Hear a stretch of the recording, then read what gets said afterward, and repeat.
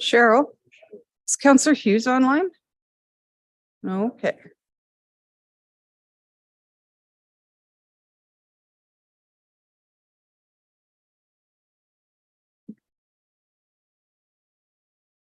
All right, everyone, it's 1 o'clock. We are still missing Councillor Hughes, but I don't want to keep the rest of you waiting. So I will call the meeting to order for Tuesday, August 15th, 2023. First meeting back after a bit of a summer break. Attendance at the beginning of the meeting is Councillor Bermansky, Broadhead, Killick, and Mackay in chambers, with Councillor Jolly virtual and Councillor Hughes absent. We have, in front of us an agenda that I will look for someone to make a motion. I don't think there's any changes to it that I know of. Councillor Mackay, you ready to go? Yeah, ready to go. That August 15th, 2023 agenda be adopted as presented. Thank you. Call for the vote.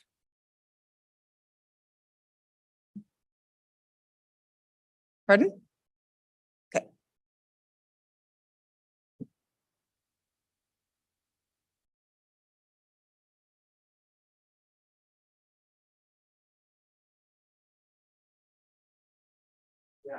Thank you, Mary. She's closing the door, Bill. Yeah. She's good at that.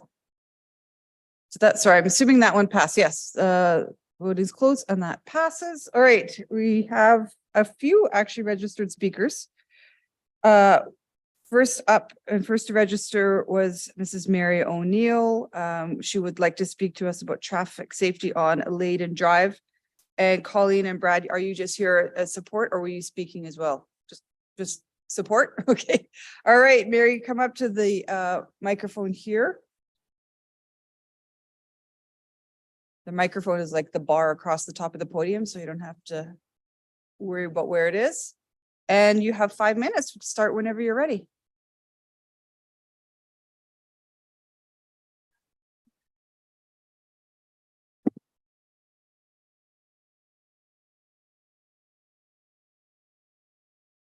Hold on for a sec, Mary. I don't think the microphone's on. No, it's not you. I just don't think.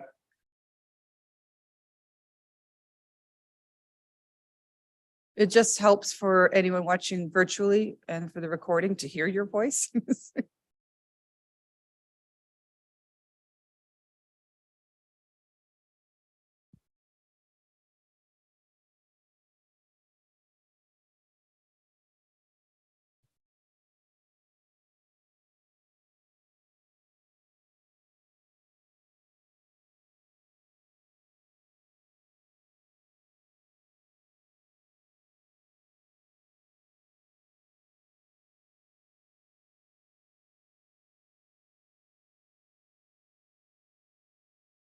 There you go. Councillor Jolly, could you hear Mary?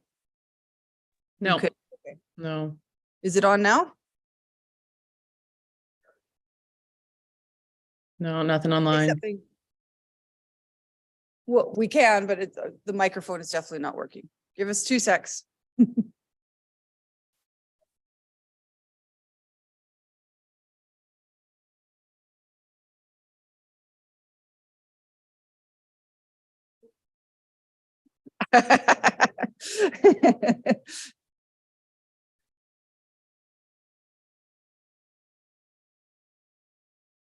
Do we have a handheld mic we could use?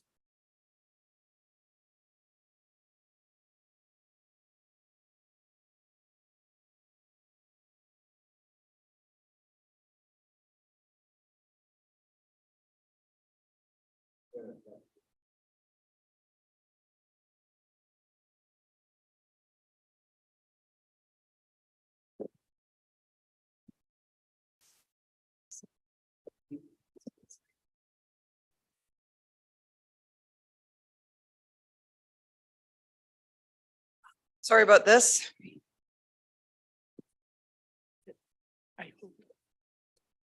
Testing. That's perfect. All right, and Councillor Jolly online can hear you, so that's good. All right, go ahead.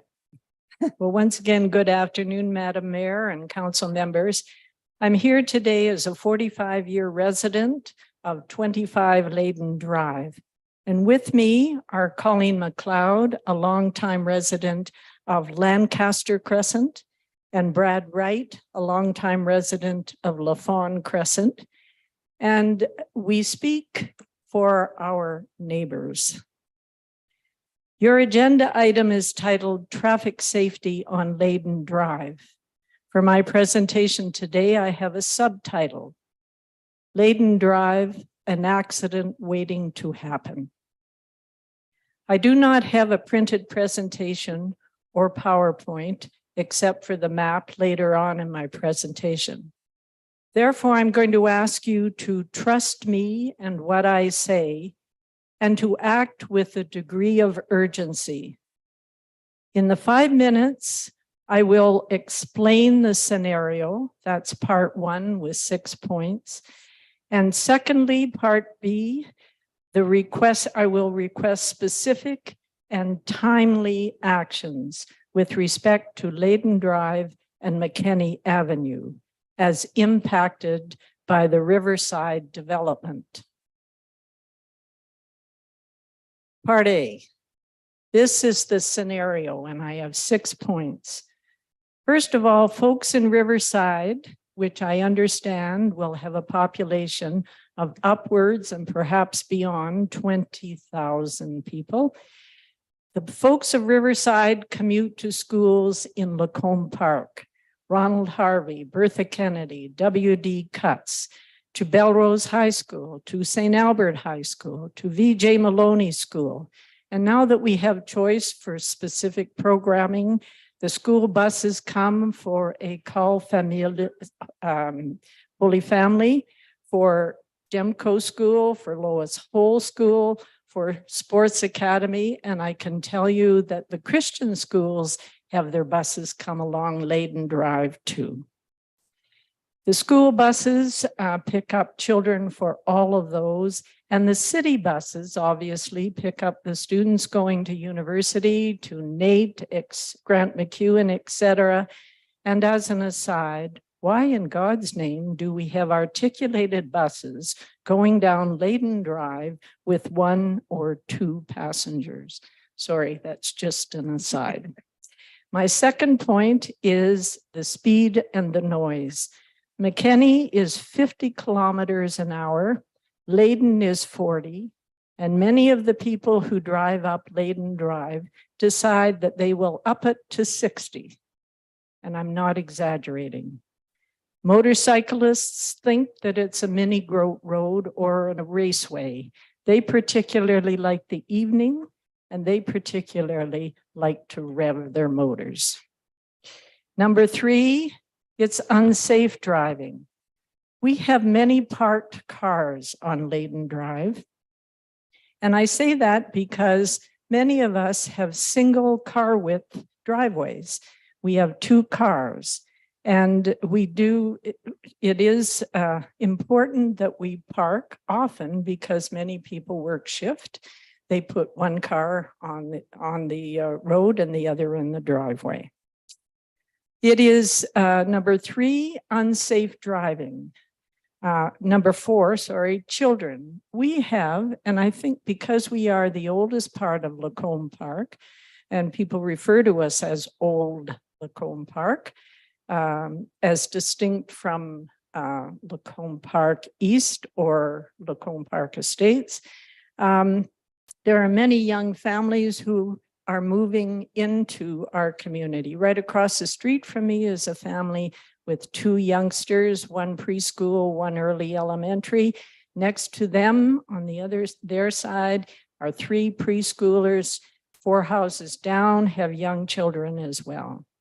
Number 5, Layden Drive has become known in the parlance of many as the shortcut route. And number 6, and this is the most important one, Layden Drive, is that am It I just old? gives you a 30-second warning, sorry. Go ahead, keep going. Yep, Okay. yep. Layden Drive South connecting to McKenney. Number 1, it is a safety issue majorly. In the wintertime, it's a inclined road. the ice there, I have seen cars with brakes on slide right into McKinney Avenue because they can't stop.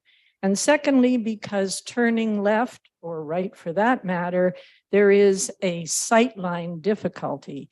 When I spoke to your staff, who were very helpful, they came and I think cut down one of the branches. However, they also told me that the ATCO utility box has been there forever. So have I.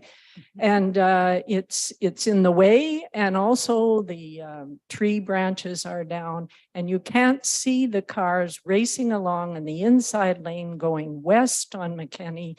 And because they are obscured by those two items, as well as the cars on the outside lane near the curb. Now we're at 5 minutes. Is there, can I ask you to just kind of summarize the last little bit, and as if they're, I'm sorry, I can't. we're at 5 minutes now. So I just, if there, can you summarize the last little bit and Yes, finish I'll up, and then summarize. maybe the go to- last- The last little bit is to give you the suggestions, which is That's part perfect. two, Yeah. which is please put traffic lights Traffic lights. Okay. at McKinney and Layden Drive. Secondly, how about thinking of what I call peninsular curves at the three crosswalks? What about speed bumps, ticketing? And I'm going to say, I did have a map that your staff were kindly put up, I think, if they could. The whole north of McKinney in Riverside does not have an access north. There is no through road from Ray Gibbon to Layden. Why they don't go when coming east on McKinney over to Dawson, which is 60 clicks an hour, and they can go with no housing backing onto it. That's my summary. Okay. And I know we have staff prepared to answer or help us through this process. And we'll get to that after all the presentations. But before we do that, is there anyone have any questions for Mrs. O'Neill about the situation on Layden and McKinney? I was actually trying to struggle and find out what the actual population of Riverside is supposed to be. 20,000. 10? Okay. 20 sounded high, but it is a big subdivision. So, and you're right, when I think about it, there's nothing heading north after Layden to get to, what would that be? Giroux on the other side. Yeah. But you If have they to could just cross the railway tracks. Yes. Talk to Wes about crossing railway tracks. Yeah. Yeah. Okay. So I don't see any questions. Oh, Mike, go ahead. Sorry. Yeah, thank you, Mary, for coming and talking to council today. I am painfully aware of the Layden McKinney intersection, and I hate to admit it, I cut through from Dorchester West.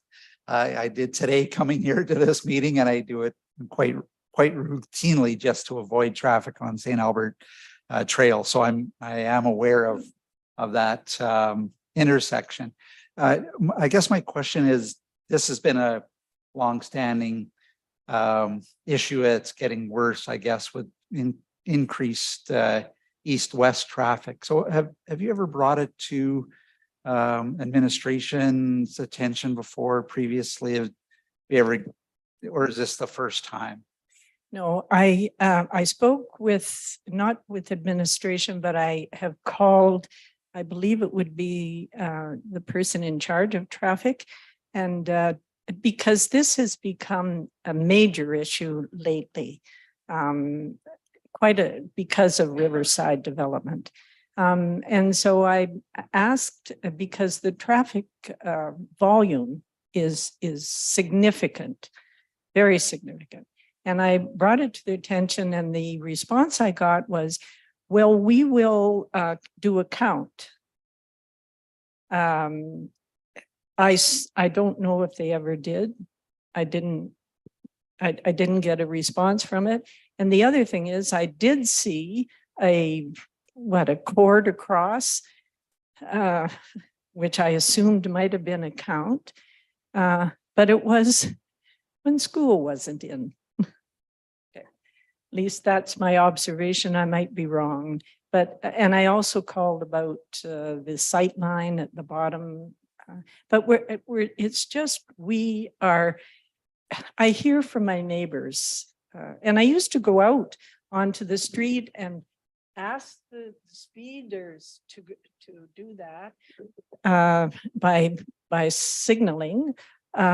I didn't mind all of the middle fingers that I got until I read an article of a town in Ontario that where the fellow was doing exactly the same thing. The car sped by him, they reversed, and the fellow passenger in the car shot him. So Oh. I've stopped doing that on behalf of the city. Is that all you had? Okay, Councillor Kelly? thank you. I just wondered if this was the first time I didn't come forward or, Here, yes. Yeah. Okay. and. So I was trying to take notes. So the request is for lights, improved sight lines, potentially speed bumps. I think I missed one, and then ticketing. Yeah, maybe that was it. And so, And it would truly help if there was a north access to North St. Albert from Riverside. There Yeah. is none from. and that Leyden. one might be super difficult because of the. Or railway a sign tracks. that says at the bottom of Leyden, local traffic only Yeah, that here. would- yeah. But you're welcome, Mike, anyway. And I Except too will for- now stop using. I'll the get a middle special finger. pass. When we get to this, so what the staff was referring to is called a warrant study, and so they do counts. And then when it's warranted time for an upgrade, they will sometimes put in pedestrian crossings, or they'll put in lights, or whatever the traffic engineers deem appropriate. So when we get to that part of the agenda, when we can talk to the staff, we'll ask that question, what was the last count? Is it on your radar to continue to do counts, and was it done during school or not? Because that's a good point. So we'll ask that question. But when you get that, if I may, Madam Mayor, could I also remind you that winter's coming Mhm. and also that school's starting Yeah. in 2 weeks. Right. Okay. And you're going to stick around to hear all that, I assume? You're going to stay to hear our questions to administration, We're, like 20 minutes maybe? okay, Okay. yes. All right, thank you. Okay, next on our list of registered speakers was Colleen or Peter speaking to this. You're both registered, so come on down. And while you guys are getting ready, can I just make a comment to you both? You don't need to send this, just email it. Everyone at council got one of these. We're trying our best to go paperless. And you know, there was $2 in postage when you guys are down there and we're up here.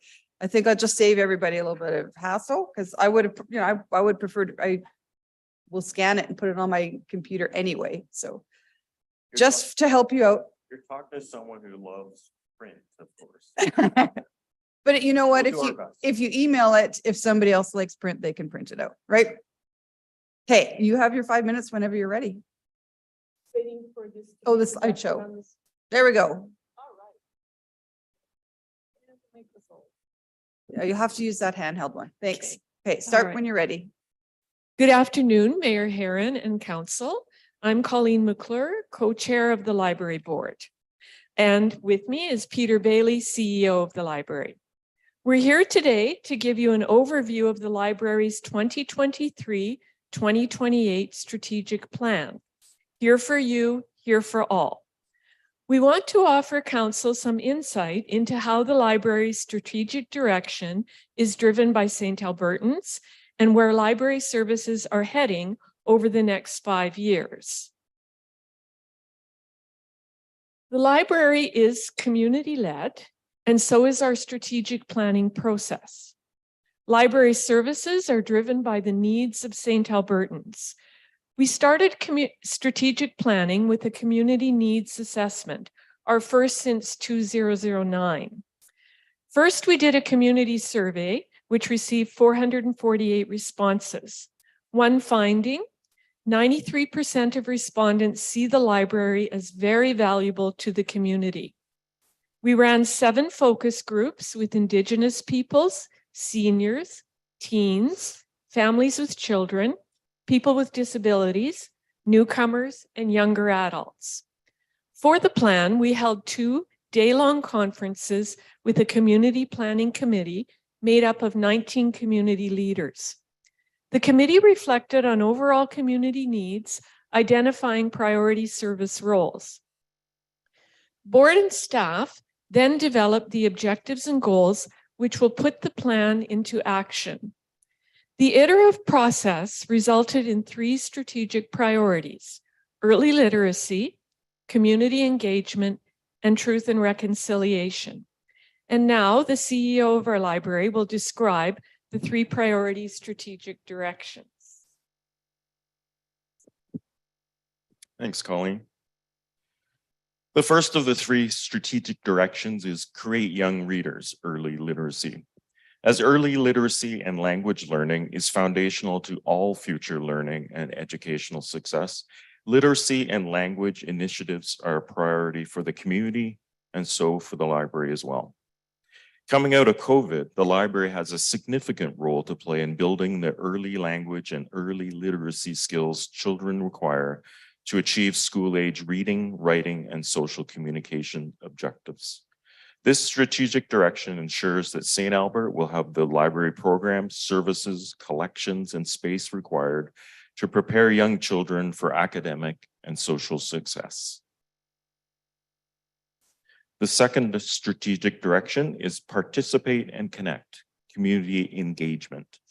The library, as you know, is a vital community gathering place. It's that third place beyond home, work, or school where people can come together, thrive, learn, and be engaged in the community. Coming out of the pandemic, it's more important than ever that community members have a place to be together face to face. The third strategic focus is pursue truth and reconciliation. Reconciliation came out again and again from the community committee and from our own staff during this process.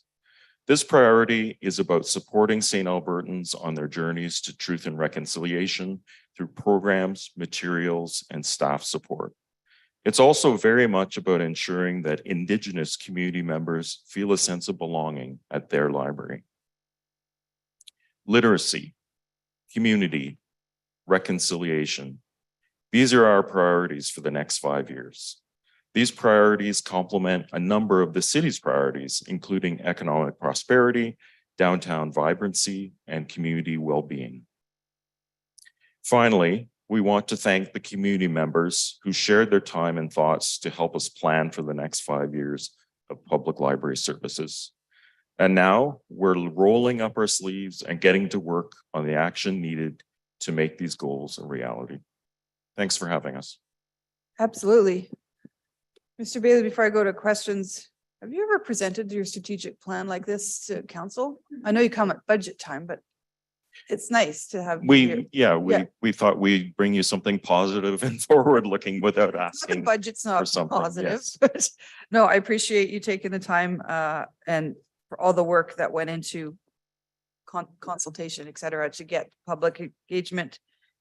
Super happy to see, well, all 3 of the strategic priorities in there, but pursue truth and reconciliation was nice to have in there for sure. So I'm going to open it up to members of council for questions. Go ahead, Councillor Killick. Thanks, Colleen and Peter, for coming and talking to us today.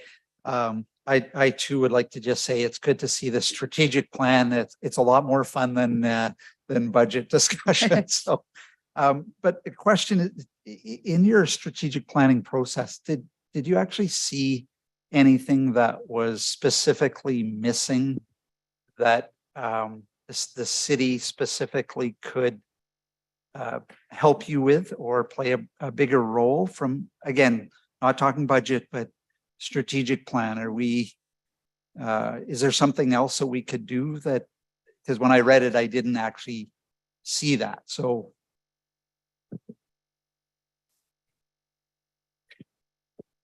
I don't think so. I mean, the interesting thing about our process is we start with the community committee who are 19 community leaders. You know, we get them in a room all day, and they start out talking about broad community needs from like any sector. Seniors transportation was one of the needs that came out that day. Not much the library can do about it, but it's sort of good to know that these other things are around in the community. So our process sort of says we can't do something about that, but you know, we gradually focus more and more on what things the library can do. So, yeah. So nothing specific that you're asking of the city today? No, Was FCSS staff at your community engagement? Somewhere, we sorry. we community did support have development? 2 FCSS Yeah. staff members who were, yeah, very helpful. Okay. In the 2 community planning days. Yes. Perfect. Thank you. Councillor Broadhead has a question as well. Thank you very much, both of you, for coming and a wonderful presentation. I know the library is a forward-looking organization and serves our community well. My question is around just so we have the main library here and you've got the branch library up in Jensen Lakes. So you talk about youth programming and stuff like that. And is that happening in both locations, or how does that play? Jensen Lakes had a difficult birth. We opened it in January of 2020 and immediately Right. had to close it. Yeah. So the last 2 years, the last year especially, this year, Jensen Lakes has really found its feet, and we have been providing programming up there. It's a pretty small place. Yeah. So if there's a program going on, not much else can happen in that location. Right. But it is happening. A good example is the summer reading game this summer. Last year we started having an element, so kids could play the game up at Jensen Lakes. Okay. It was very successful, even more successful this year. So staff put in like a full-fledged, one of our summer reading rooms. It's right inside the door of Jensen Lakes, and the comments coming back from kids and parents, it's been really great. Just those Northsiders are very appreciative of being considered for all sorts of library programs like that.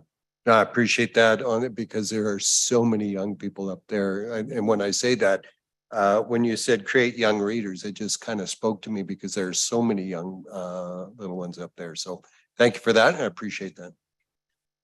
We should mention too that we have over 2,500 children and youth registered for the early reading program, which is just about 2019 levels. So that is very positive.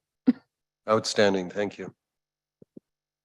Councillor Jolly, do you have any questions? Can't see her anymore. No questions. Oh, I can't hear you, but I saw you shake your head, so you're good.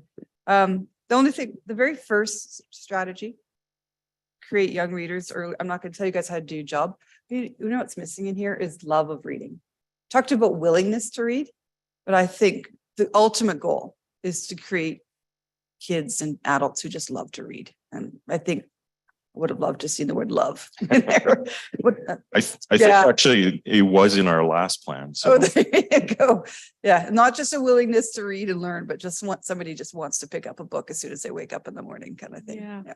One thing I might add to that, though, is that we know a lot more now about brain development and language development than we used to, thanks to functional MRIs.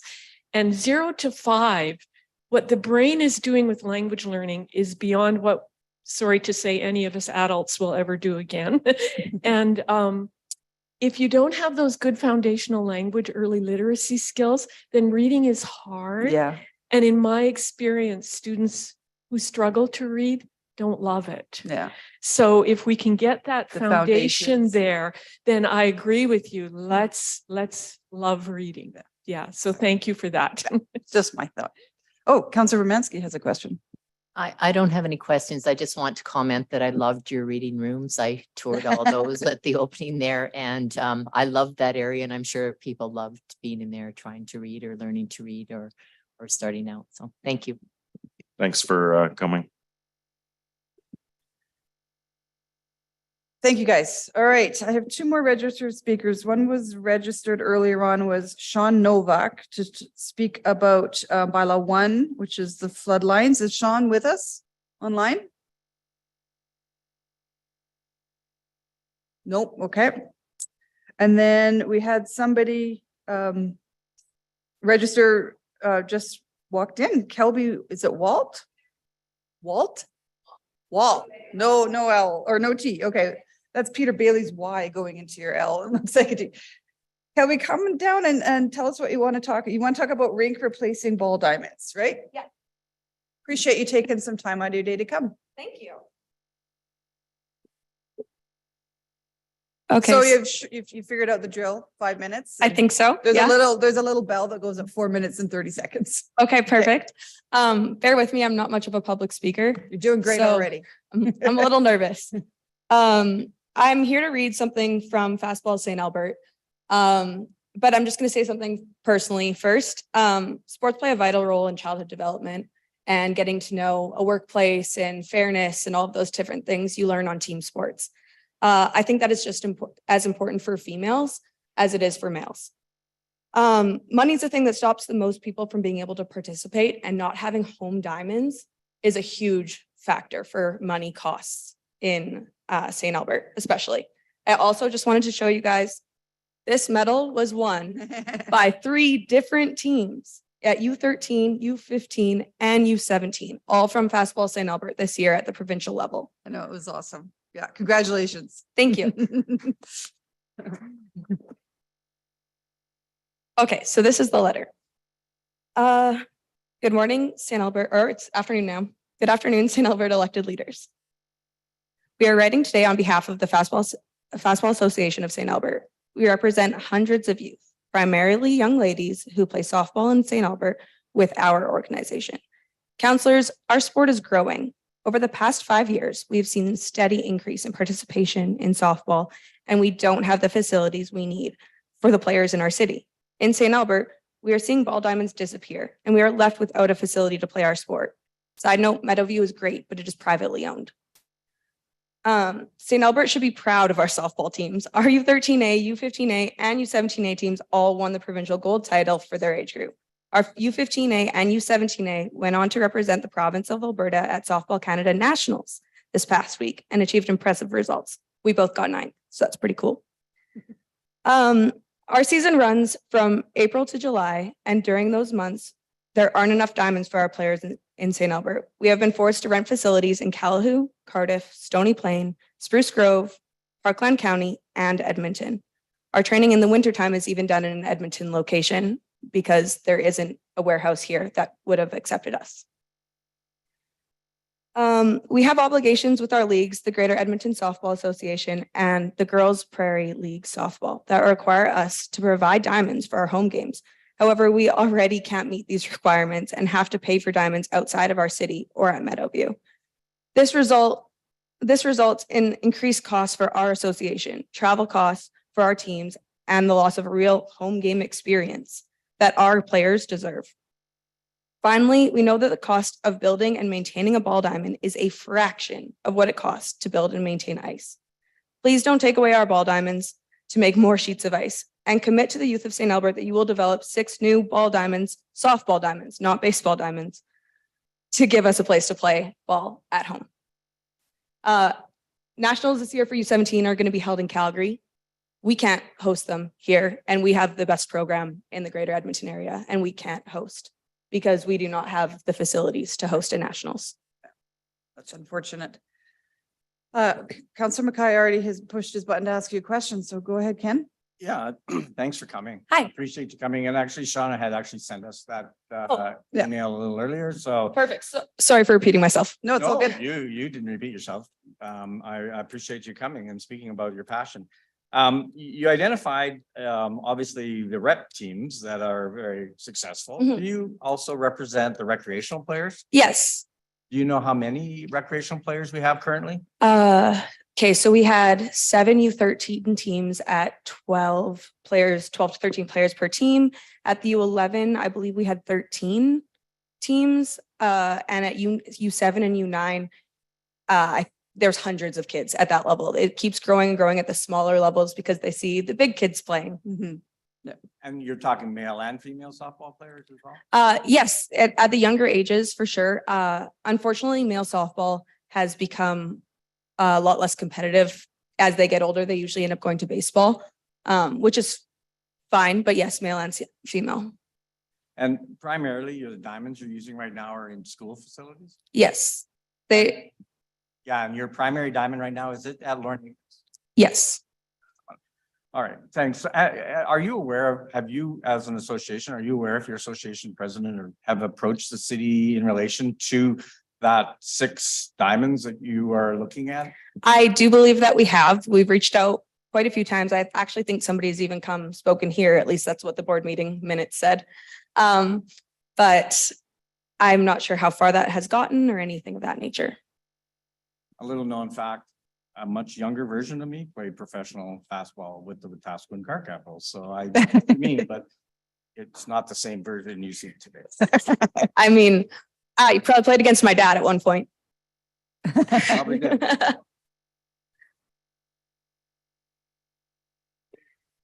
I'm older than I look.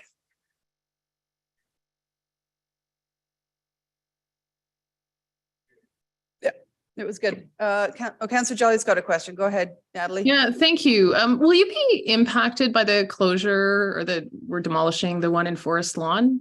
Does that impact your groups? Any demolishment of diamonds right now is affecting our group. We, like, especially for our older girls, some of the diamonds that we play at, they don't even have long enough fields for us to play, so we can't host games there. For our younger players, every single diamond counts because we have so many coming into the sport. Okay, thank you. And I'm not going to claim to know the difference between baseball, softball, fastball, what the diamonds need to be. That's our administration's job. But I'm assuming you're here today because there's a potential motion on the floor. So that probably won't get to the debate on that one for an hour or two, but I Okay. appreciate you coming. There might, and if you hang around now, because we're going to go to the staff to ask questions, there might be some questions on Layden or the library or this issue. So if you want to, you're welcome to. All right, thank you very much, guys. Thank you. All right, council, you all know what's next. Business arising from those presentations. So Wes, go ahead. Oh, Thank you, Madam Mayor. So through you to administration, the question around traffic flow in and out of Riverside. There is no sort of north exit out of Riverside currently. But that doesn't mean there isn't one planned. I believe it's Rankin Drive or something that's supposed to eventually cross and go into Mission Drive there. Is there a timeline that you can give us on that, just to give some comfort to the presenter? Yeah, thank you, Councillor. We've got Donnie George, Director of Engineering online, and I will defer to her. Through the chair to Councillor Broadhead. You got the best of me and Faisal here. Dean is tied up with other activities. So Rankin Drive, we don't have anything connecting north-south right now in the planned works of the roads. One of the consideration is also the rail crossing, right? So we are limited by how many we can cross cut through the rail tracks as well. So the only thing that's planned in the future is west of Regiben Drive, nothing to my knowledge to the east of Regiben Drive. And most of development has occurred Riverside and north of McKinney as well. So yes, that's the response I have today, but I can explore when Dean is back in the office if there is any further amendments that we can consider to the plan. I do believe we approved that exit off of Rankin Drive onto, is that Mission Ave? Yeah, I think it's approved. It's approved. It just goes on the other side of the Heritage. I'm actually elevator. looking at the ASP that's on our website and I don't really see it. But Oh, you're talking about the connection to the Meadowview area. Is that correct? yeah, which would give Riverside residents a way out of Riverside without having to go on to McKinney. True, that's in the works, but again, the planning work is still underway, how that's going to come out. But I think there is an exit out of Rankin through the Mission area. You're right. Would that, sorry to interrupt you, Wes, would that be the city's responsibility to build, or would it be the developer? Good question. I need to double check that. I think the conversation has happened along that road, but we haven't concluded who's going to fund it and respond to that. Yeah. So we can get back, Madam Mayor, with the timelines and sort of the overall plan to answer the question. The reason Dean's not on today is he's knee deep in support to the evacuations that are occurring. Oh, Totally understand. And Yeah. so we'll have to come back with some of those bits. and fair pieces. enough. So yeah, if we could get like the timelines and the cost and who's responsible, because if we wanted to accelerate that, we could do that through motion. Well, I believe we earmarked some of the rail safety money to that crossing because Okay. anyway, we don't get whistle cessation at Meadowview until that one is built. And I know And it's you in know the this very plan. well, I know yes. the plan is there. Okay, all right. Councillor Killick, is that all you had, Councillor Breton? Okay, Councillor Killick. Thank you. And a question specifically around the, as the mayor mentioned, we do the warrant process, and I'm pretty sure there was traffic measurement equipment there previously. Did you just drive over it and over it and back and forth, drive the counts up? I just go and stomp on the hose. Would you know, Donnie, or have access to that info of when the last study was done? And it's always a prioritization of many intersections that we do traffic volume studies on to then determine a possible light there.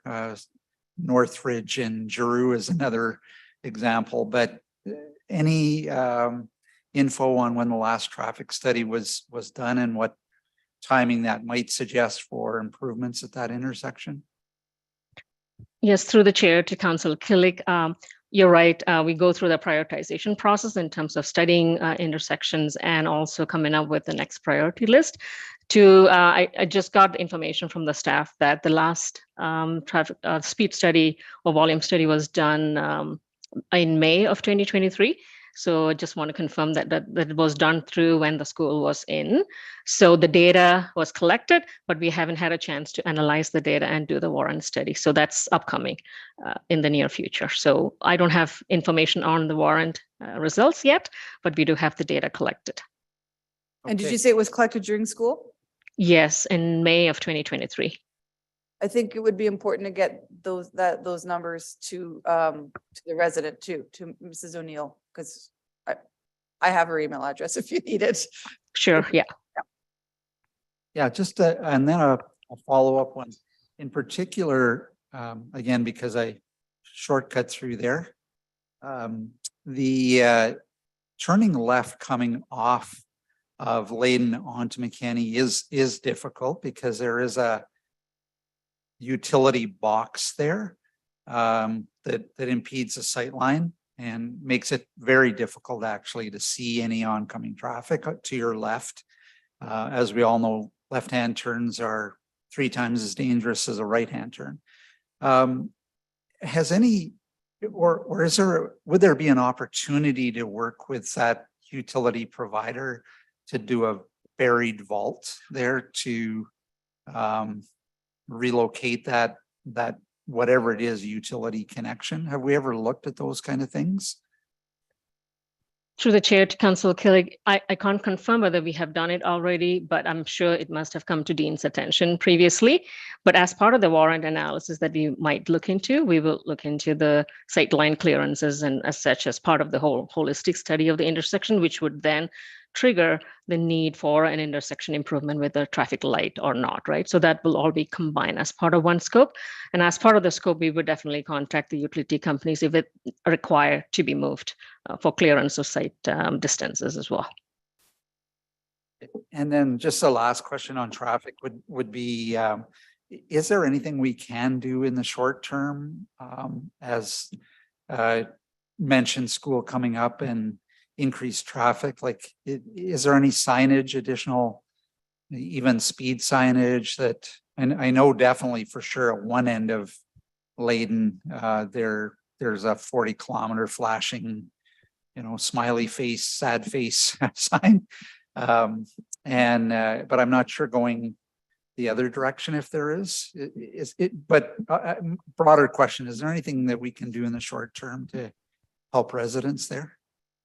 A couple of suggestions that I was put forward from the staff is that we have introduced, like you said, the countermeasures is the driver feedback sign is already in, and then the residential speed limit reduction has occurred in 2021 as well from 50 to 40. So both of those have helped. Our data collected to date, we would go back many years back, but in the last 3 to 5 years, there's not a huge increase in volume is what we have observed from the data collected. Speed, yes, there are some speeding beyond the 40 kilometers that we are observing.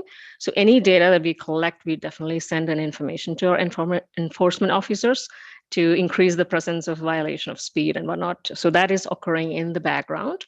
Another one that I was going to suggest is Dean and I will connect with the resident and then have them initiate a formal initiation of the traffic calming policy and measures. That's another suggestion that we can put forward. Today, we haven't received any formal request yet, so that's something that I would suggest that we can get started in the process to address some of the concerns that the resident has expressed in terms of speed bumps, requesting for a speed bumps, or raised crosswalk is another thing that we can look into, or curb extensions like we did for Erin Ridge. So those are all combined under that holistic program of the traffic calming. So that's something that we can suggest to get started with the resident support. And correct me if I'm wrong, but I think curb extensions, we actually do those start off with like temporary concrete ones that are placed fairly quickly before permanent ones are installed. So that could be potentially, leave it up to you to figure that out, but potentially a near-term solution. True, and it all has to start with the initiation of the request, and then we'll go with the temporary first. It involves a couple of steps as part of the policy. First, there's a residential consultation process, and then the temporary measures, and then the permanent one. So you're looking at probably 2 to 3 years time for not like a quick short term in the next 6 months, right? For that whole process to take over. But in the meantime, yeah, we can connect with the resident and see what other quick measures that we can initiate in the time period. Whoop. All right, Councillor Mackay, go ahead. I'm going to ask softball questions. Okay. Not easy questions, but I'm going to ask softball. I guess the first one to administration is how many diamonds do we currently have for use for recreation? Do we know that number? We've got Danielle on the line, so I would defer to her and the Rec and Parks Department. Through the chair to Councillor Mackay, we do have an updated inventory of all of our assets, so I could get you a number if you just give me a few minutes. I'll just have to pull that up. Did you want me to do that for you? Yeah, please. Okay. You want to ask another question while we're waiting? Well, Maybe probably Diane. Danielle answering it, so Maybe Diane could I don't do want to get. You go ahead and I'll see if maybe Amanda can pull that number up for me while I'm working on answering your questions. So you go ahead. The current leaseholder with Meadowview Diamonds, I mean, we own Meadowview Diamonds, we just lease it to softball or slow pitch, right? You are correct. Through the chair to Councillor Mackay, we do lease that to the Slow Pitch Association. So that is a lease parcel that is owned by the city. And so how would that, I mean, without getting into details of the lease, obviously, how does that work? I mean, is there enough in there that, I mean, they have to use it entirely on their own? Can they work? It's in exclusive, conjunction with, yeah. Is it exclusive? Hang on, Kirby. Hang on, I'll get it from administration. I'll get it from administration first. Sure. So through the chair to Councillor Mackay, that is something that is leased to the Slow Pitch Association. They then have autonomy to run that ball diamond as in alignment with their operation. We do encourage all of our sport partners to partner and to collaborate where possible. So, bridging some of those groups at times. Oftentimes, I believe that St. Albert Fastball will secure time through them through rentals. So renting to host an event or to host some games of that nature. That's typically been the operation. So like a sublet type of it. More like a rental, like they wouldn't sublet like a large portion of the time, but they would rent it for a weekend to host a tournament, or they would rent it for a series of games, would be my understanding. So in relation to that, do we have any other land available that could actually, like I'm thinking of Henry Singer on 142nd Street. Do we have anything like that available to us to look at development? Through the chair to Councillor Mackay, that's always been our biggest challenge, is the land available. So really working with our partners in terms of when requests come forward to develop assets.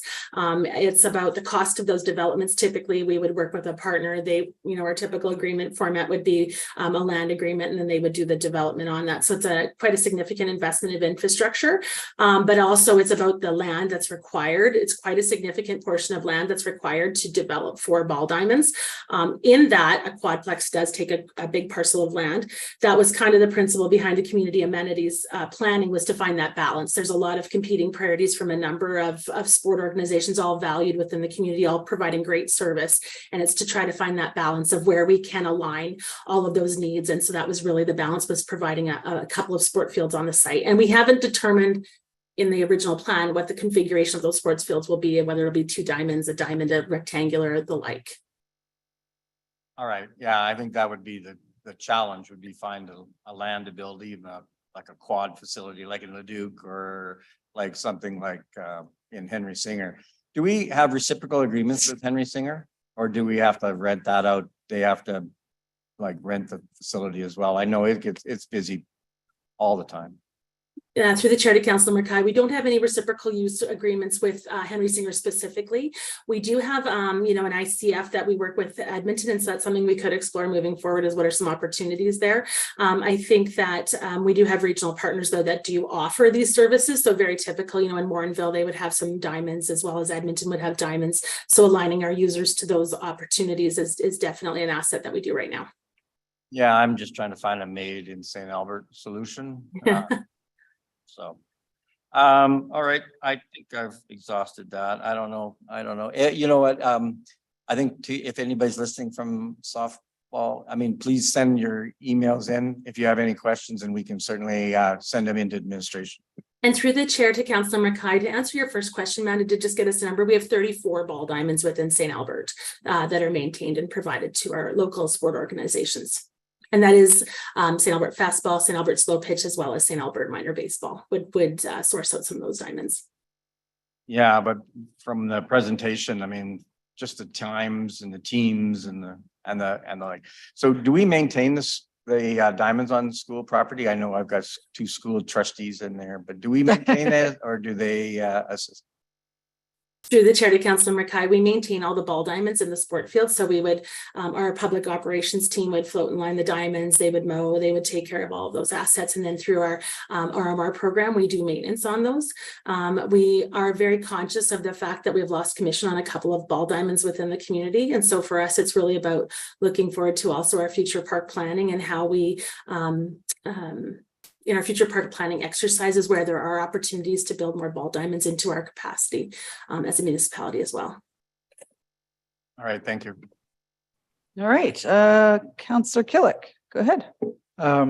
Yeah, just with that count of ball diamonds, my understanding is the U13, the U17, U15, they can hit the ball pretty far. And watch a few of those games. And of that 36, are those diamonds actually long enough or big enough that they can be used by that level of player? And my reference point is we have a diamond behind Belrose that they can't use because they'd be hitting the ball into people's backyards. My backyard specifically.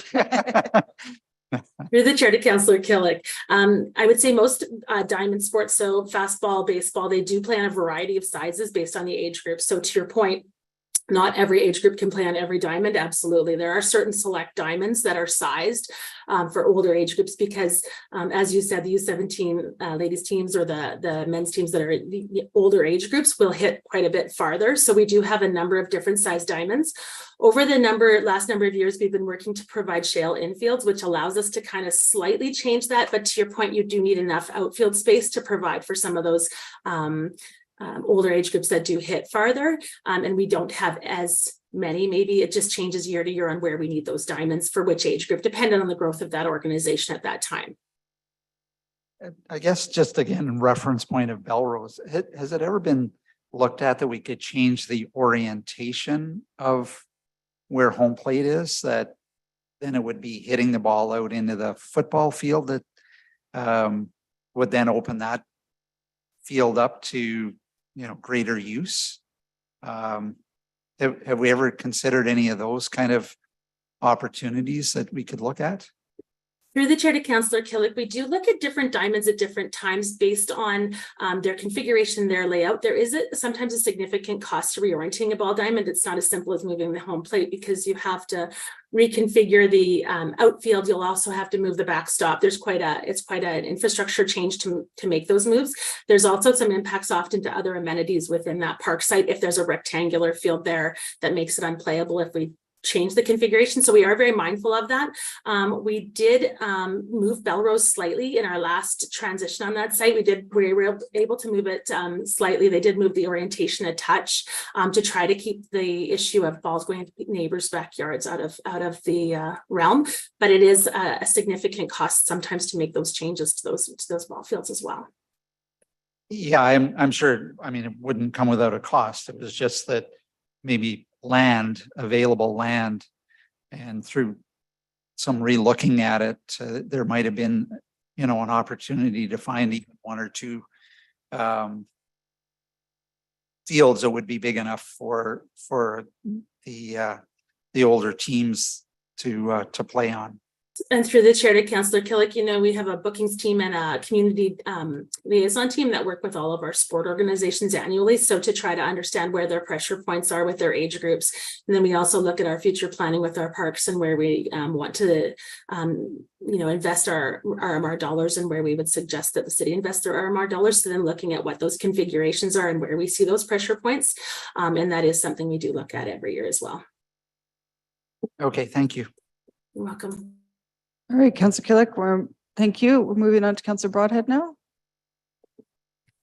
Just to thank you, Madam Mayor, through you to Diane.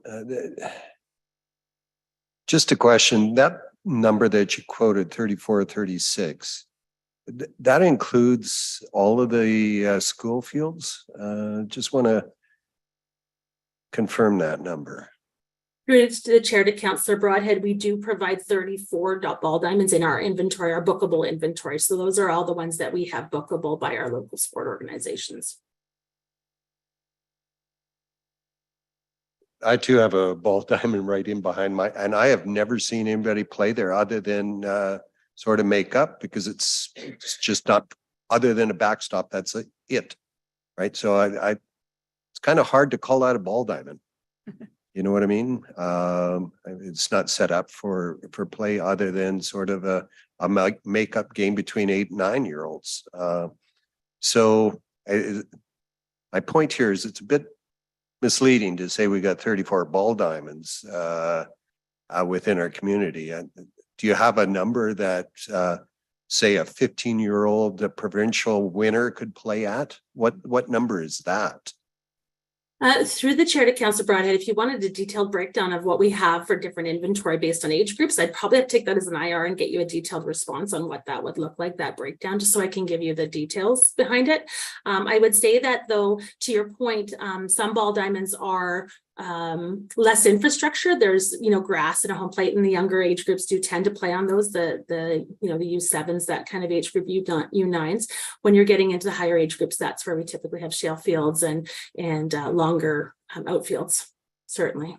So it's different age groups, different needs, different definitely have different needs on the infrastructure side with relation to ball diamonds. Yeah, fair enough. It's, but if you're running a league, you'd kind of like to have, you know, places for parents to sit and for team members to sit, those sorts of things too. That would create sort of the environment for a ball diamond that's used for league play. Anyway, I'll leave it at that, and I'll think about submitting an IR. Thank you.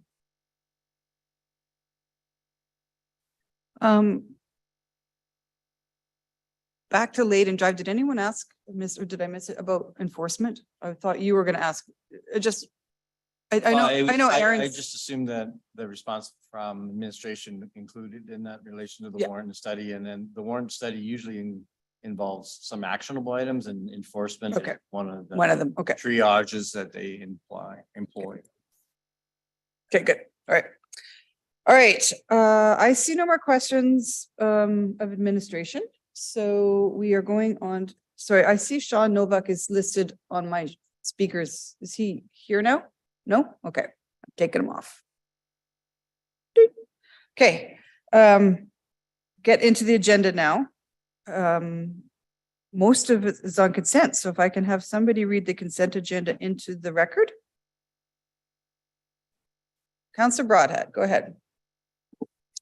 Thank you, Madam Mayor. I move that the recommendations in the following agenda reports be approved. 6.1, regular council meeting minutes of July 4th of 2023. 8.1, standing committee of the whole item, community amenity site concept plan, future indoor unboarded artificial turf facility. 8.2, standing committee of the whole item, Arts Development Advisory Committee 2022 annual report. 8.3, request for a council motion from Community Services Advisory Committee, FCSS funding. 9.1, corporate quarterly report, Q2 2023. 10.1, bylaw 11/2023, amendments to the procedure bylaw for second and third readings. 10.2, bylaw 15/2023, Fountain Park Pool renovation borrowing bylaw, second and third readings. And finally, 12.2, annual Pound Maker powwow 50th anniversary. Thank you. I'll call for the vote on those.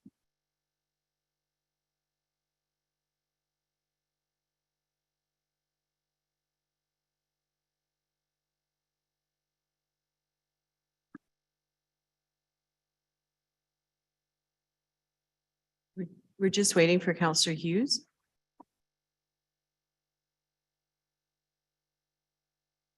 Councillor Hughes, can you register your vote? I didn't see her.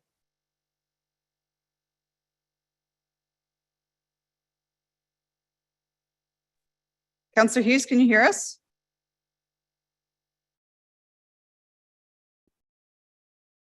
It looks like she just dropped off. Okay, so she's not on at the meeting, so absent still, and I'll close the vote. Thank you, Councillor Jolly.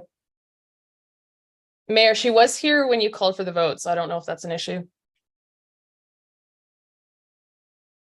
Was She was present. Well, we could see her present, but we couldn't hear her and she wasn't responding. So we would take that as not here. not here? Okay. Yeah. All right, I assume that passed unanimously. Okay, so I'll see what I can do to read some of these off. So 6.1 was the minutes from July 4th. Oh, and then the next one was not on consent.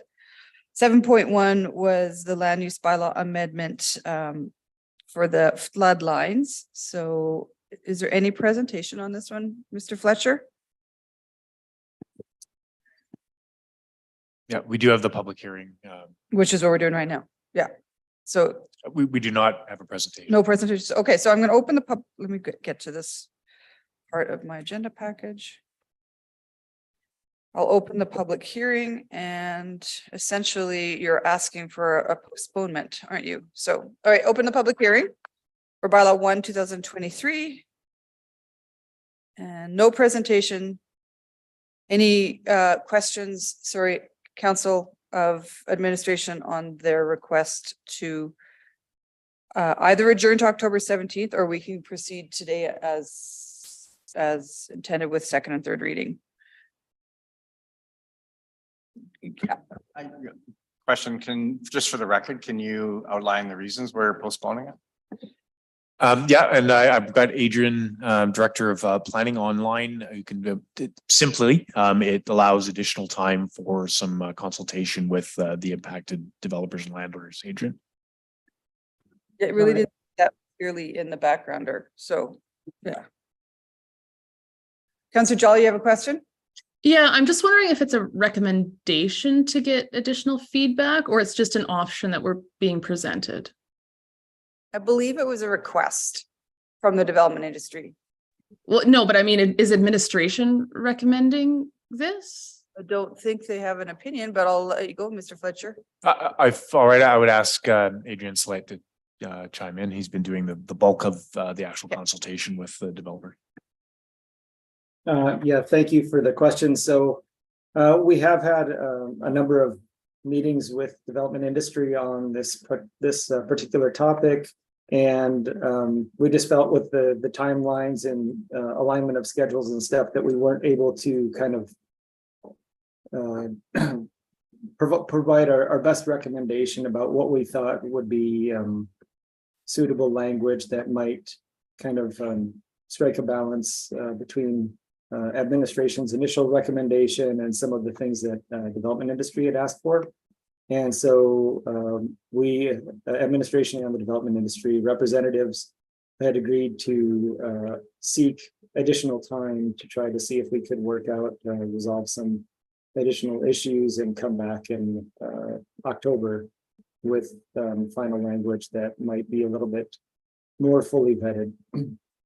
And is the intent that existing property owners who would be kind of put at more risk if development does happen in this area, would they be consulted as well, or just new development? So I guess through the public hearing process, everybody has the opportunity to provide input. The discussions that have been occurring have been specifically with the development industry, particularly on those larger parcels in the Chiro area. Administration is paying particular attention to, I would say, the long-term impact to residents of the city beyond just the development industry. And we're happy to, take input from the public if they do so have some thoughts on floodplain regulation and others. But there's no plan to kind of explain that to them. Like, it's just kind of if they've read the Gazette and understand what that means. Is that? That's correct. Yeah. Okay, thank you. Councillor McKay? Yeah, just a quick question, maybe to Ledge. I was going to ask legal, but in relation to the process, so if we adjourn the public hearing, we've opened the public hearing, just from access to information provided to councilors now, what are the ramifications, obligations? Just like we did in July when we postponed the public hearing, or June when we postponed the public hearing to adjourned it to now, council would not be able to receive any information. It would be the same way. We would do the advertising as we've done in the past, and but yeah, we would not be receiving any information until, if anything came in, it would come in based on our advertisement. But as far as council receiving information, no. You're good?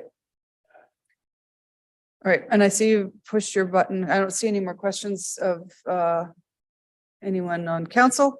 I see you pushed your request to motion. Are you going to do the adjourn motion or? Yes. Okay, go ahead. That that public hearing on bylaw 1/2023 be adjourned to October 17th, 2023, regular meeting of city council, and that bylaw 1/2023 be circulated for additional public feedback prior to resumption of the public hearing on bylaw 1/2023. Awesome. I'll accept that motion. Go ahead. Yeah, Oh, I think. Sorry, I need.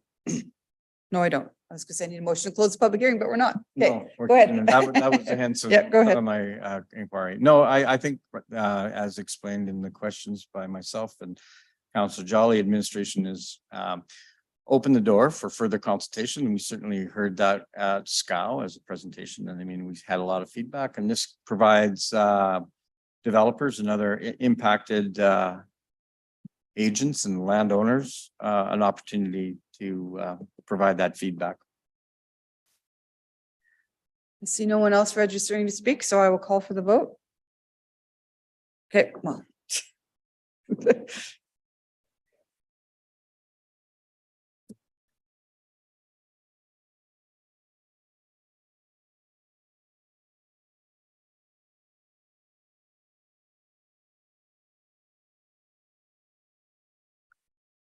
Voting's closed and that carries unanimously. Is Councillor Hughes with us?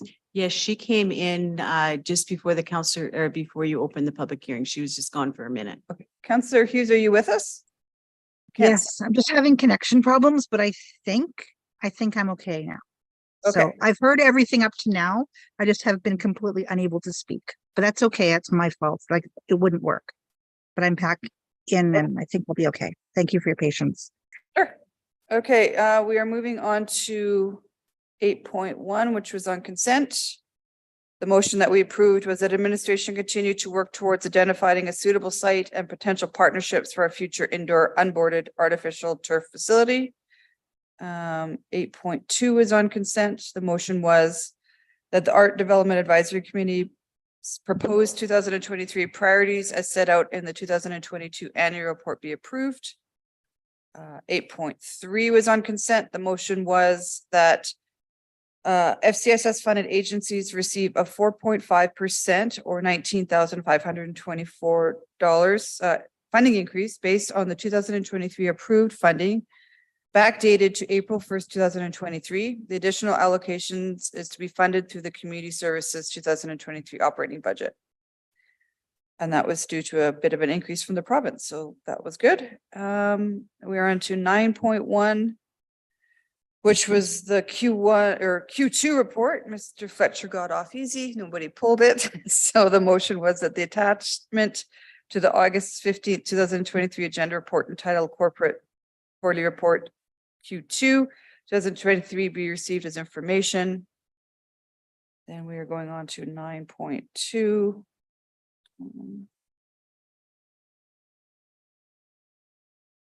The motion read, was, no, 9.2 is not on consent, was it? I was gonna just approve it. This is the Housing Accelerator Fund grant application, and do we have a presentation? Maybe Ms. Scott's with us today. Yes, we do, Mayor Yeah. Karen. Thank you. We're excited about this one. So go ahead whenever you're ready. Okay, I'll just share my screen.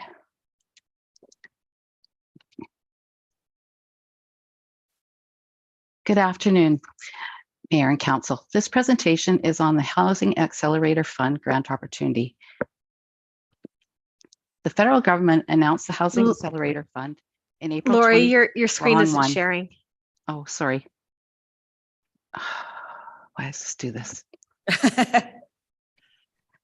Okay. Now it is, right? Yeah. Okay, sorry. We're in notes view, Lori. Now it's on the presentation. Okay, I'm sorry. Apologies. It's all good. Okay, the federal government announced the Housing Accelerator Fund in April 2022 as part of the federal budget. In March 2023, CMHC began releasing information about the application process. The program's objective is to create more housing supply at an accelerated pace over the next 3 years and beyond, also enhancing certainty in the approvals and building process. Applicants are being incented to commit to change, show progress, and be provided with funding in return. Larger centers were invited to apply in June 2023. Remaining eligible communities across Canada have until August 18th to submit their applications. The Housing Accelerator Fund is focused on the net increase of permitted residential units between September 2023 and September 2026. The city must confirm that it has authority and capacity to implement a minimum of 7 initiatives. Council endorsement of the action plan being sought prior to the application submission as it helps strengthen the application. Additional action plan details will be generated and shared with council prior to program implementation should the city's application be approved for funding.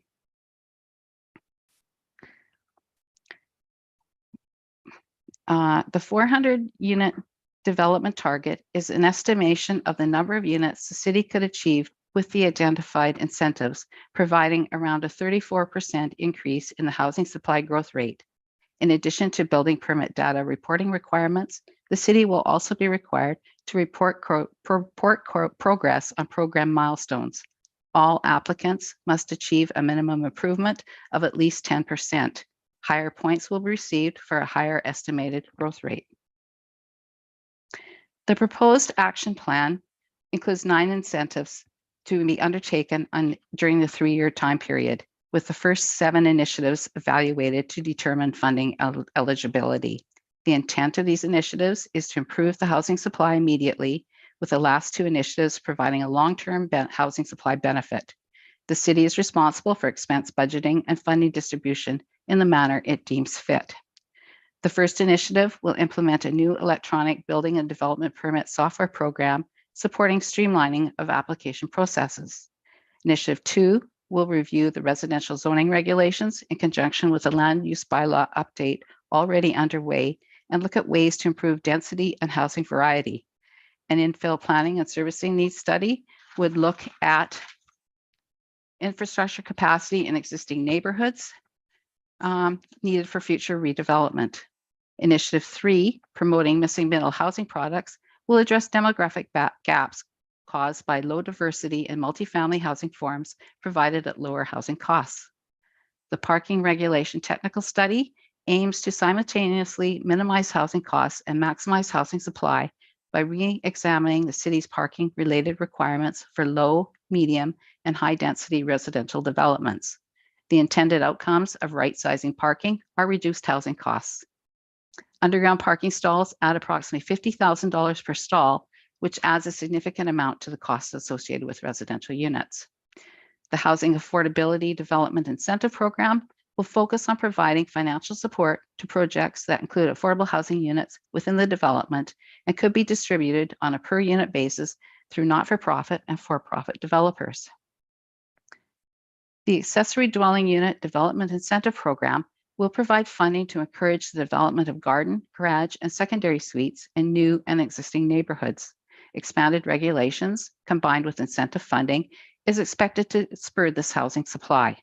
Accessory dwelling units provide affordability benefits to both the homeowner and renter, also acting as a mortgage helper. Initiative 7, Tiered Energy Code Readiness and Incentives, responds to the NDP and the HAF priorities supporting the development of low carbon and climate resilient communities. This initiative will incent builders to construct more energy efficient multifamily housing using higher levels of performance within the new tiered energy codes through funding incentives.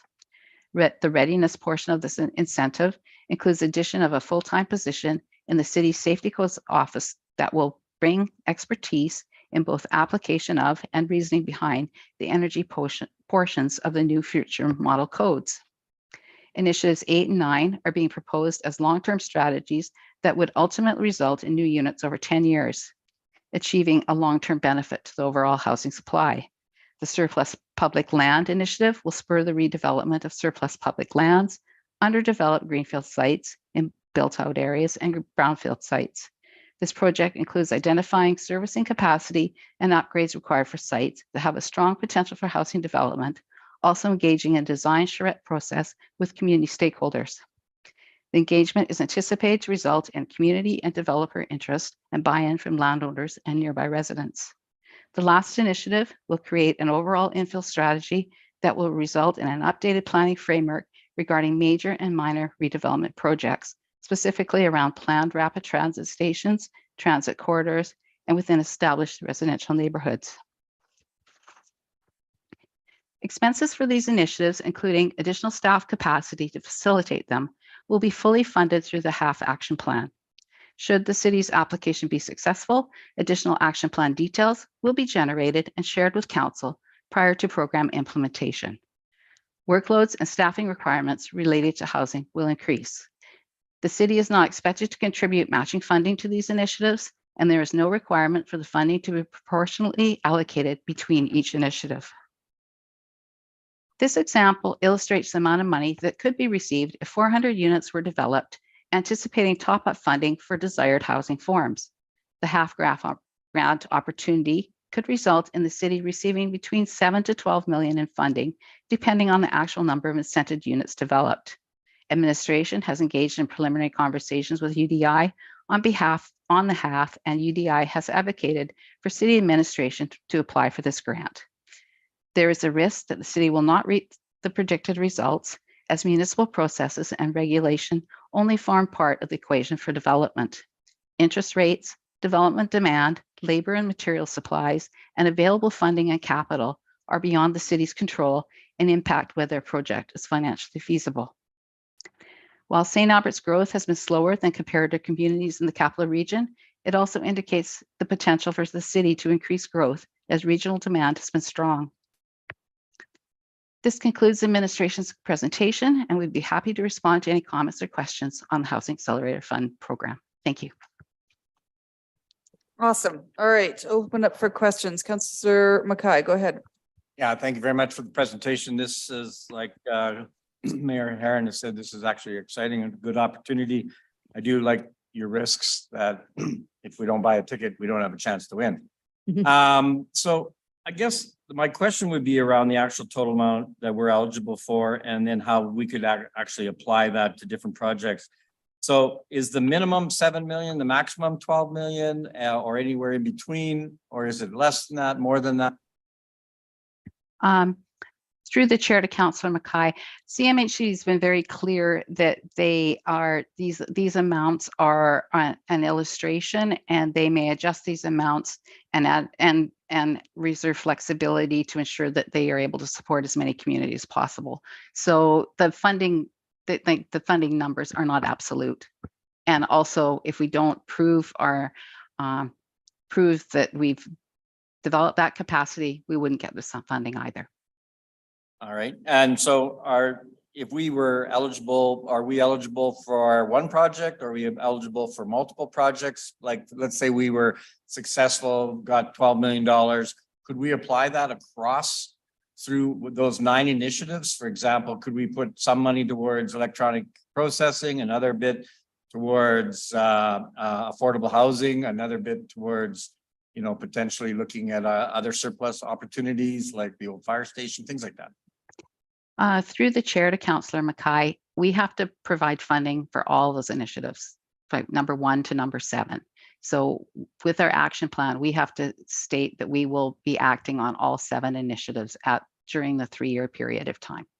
So by that very nature of the grant funding, it's really not applicable to necessarily one. You would actually have to apply it across maybe multiple projects and initiatives.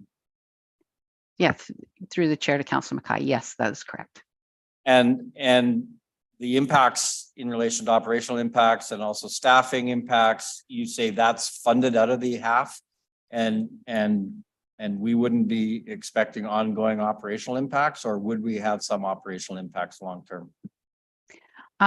Through the chair to Councillor Mackay, if the program is successful and we achieve a long-term benefit to housing supply, then some of the impacts would be seen past the 3-year term, because we would have a larger volume of applications, a larger volume of building inspections, and even planning applications for future development. So some of it may continue on, but that is the desired result.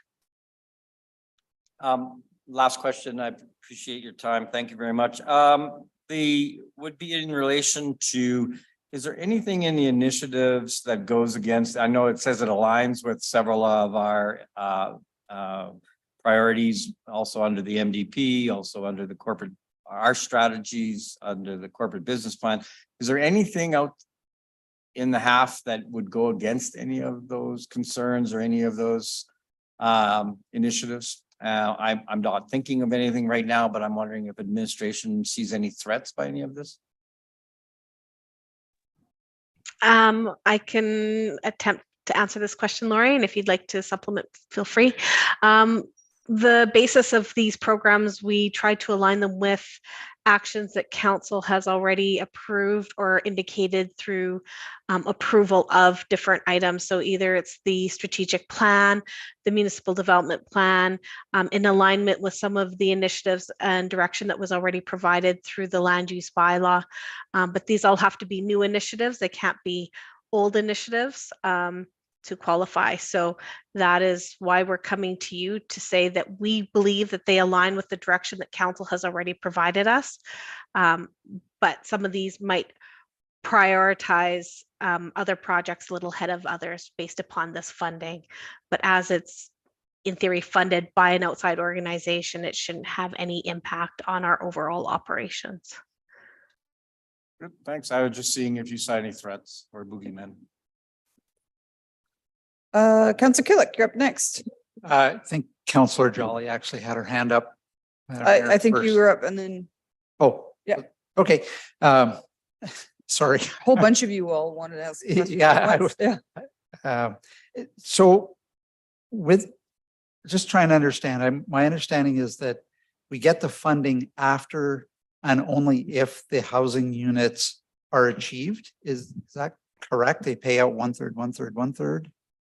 Yes, through the chair to Councillor Killick, the funding is being provided in 4 installments. So the first installment will be as soon as I guess our action plan is approved, and then it'll be annually over the next 3 years. And then so that there'll be the first installment plus 3-year other installments. Proof of the targets achieved are based on approved building permits issued.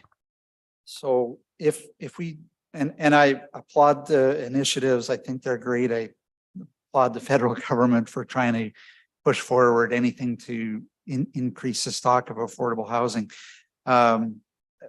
My question really is if we do all the work and the housing doesn't materialize for some weird reason, what we've already invested all this time, money, hired a person, staff, what happens then?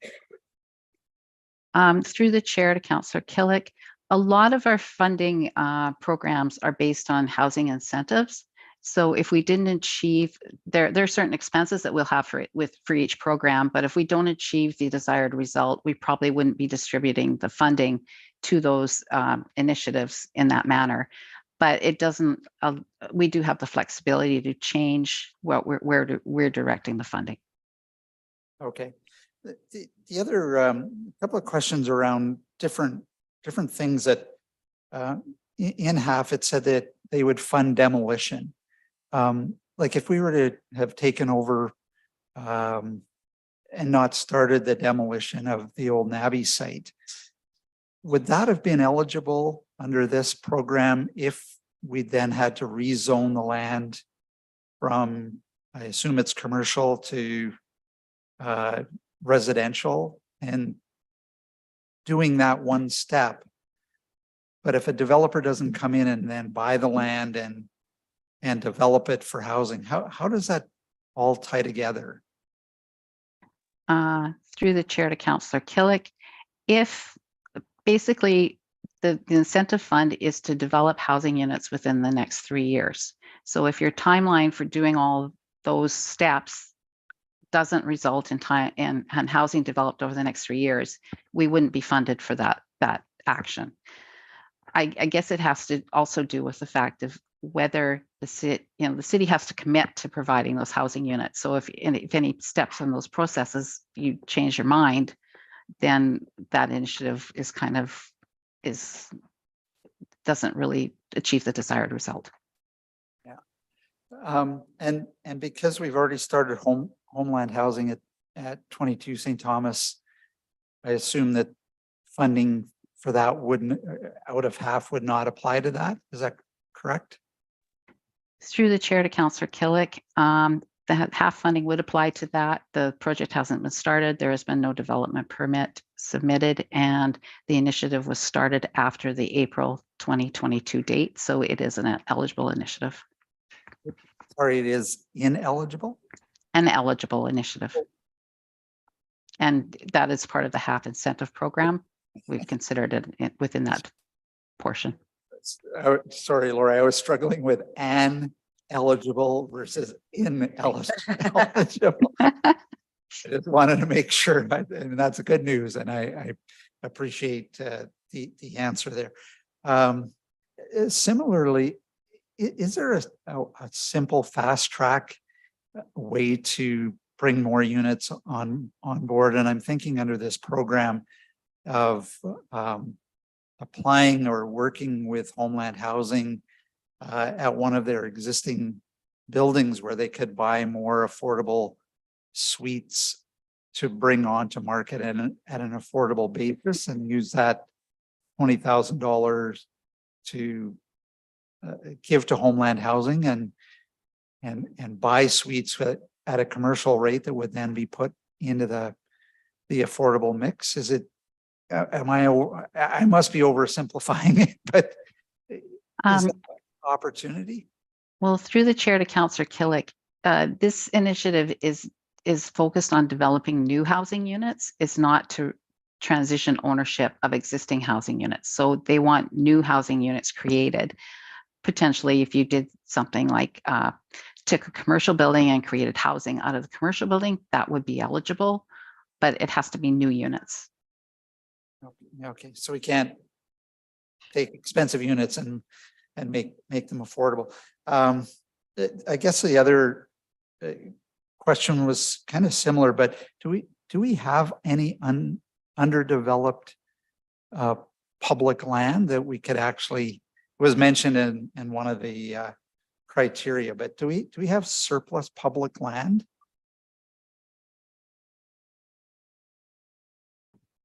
Through the chair to Councillor Killick, we do have some surplus land, and also council has dedicated some land for the fire hall, the new fire hall number 4, which has some public land. I know you were talking about NABI building. There's potential there. There's surplus schools sites. You know, there is a few portions of land, but we're also focusing on brownfield redevelopment, which is areas that could be redeveloped from what their existing uses are, and also contaminated sites. So that could be some of the old gas station sites in the city that are privately owned. Maybe if I could just jump in, just to clarify, surplus doesn't mean we've got a whole bunch of land sitting around without needs. I would offer that holistically, our needs probably outstrip our land supply. So I just be careful in terms of what surplus means. There is land we could use towards this, yes, but that comes at a cost of something else, and that's about prioritization.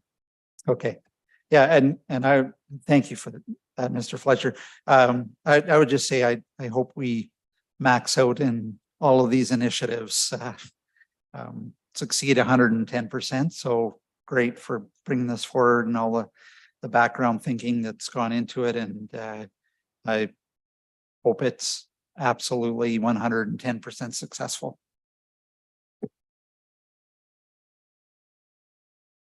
Councillor Jolly, why don't we go to you next? I was just ready to bring it forward. That's all.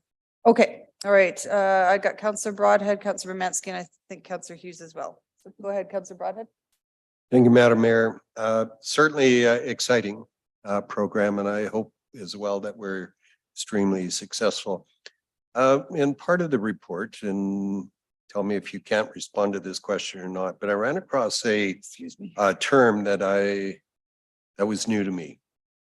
And I'm going to read it out to you, and then hopefully you can explain what that is. What is as of right zoning? What does that mean? What page is that on? I'll tell you here in a second, because I had it 2 seconds ago. Okay.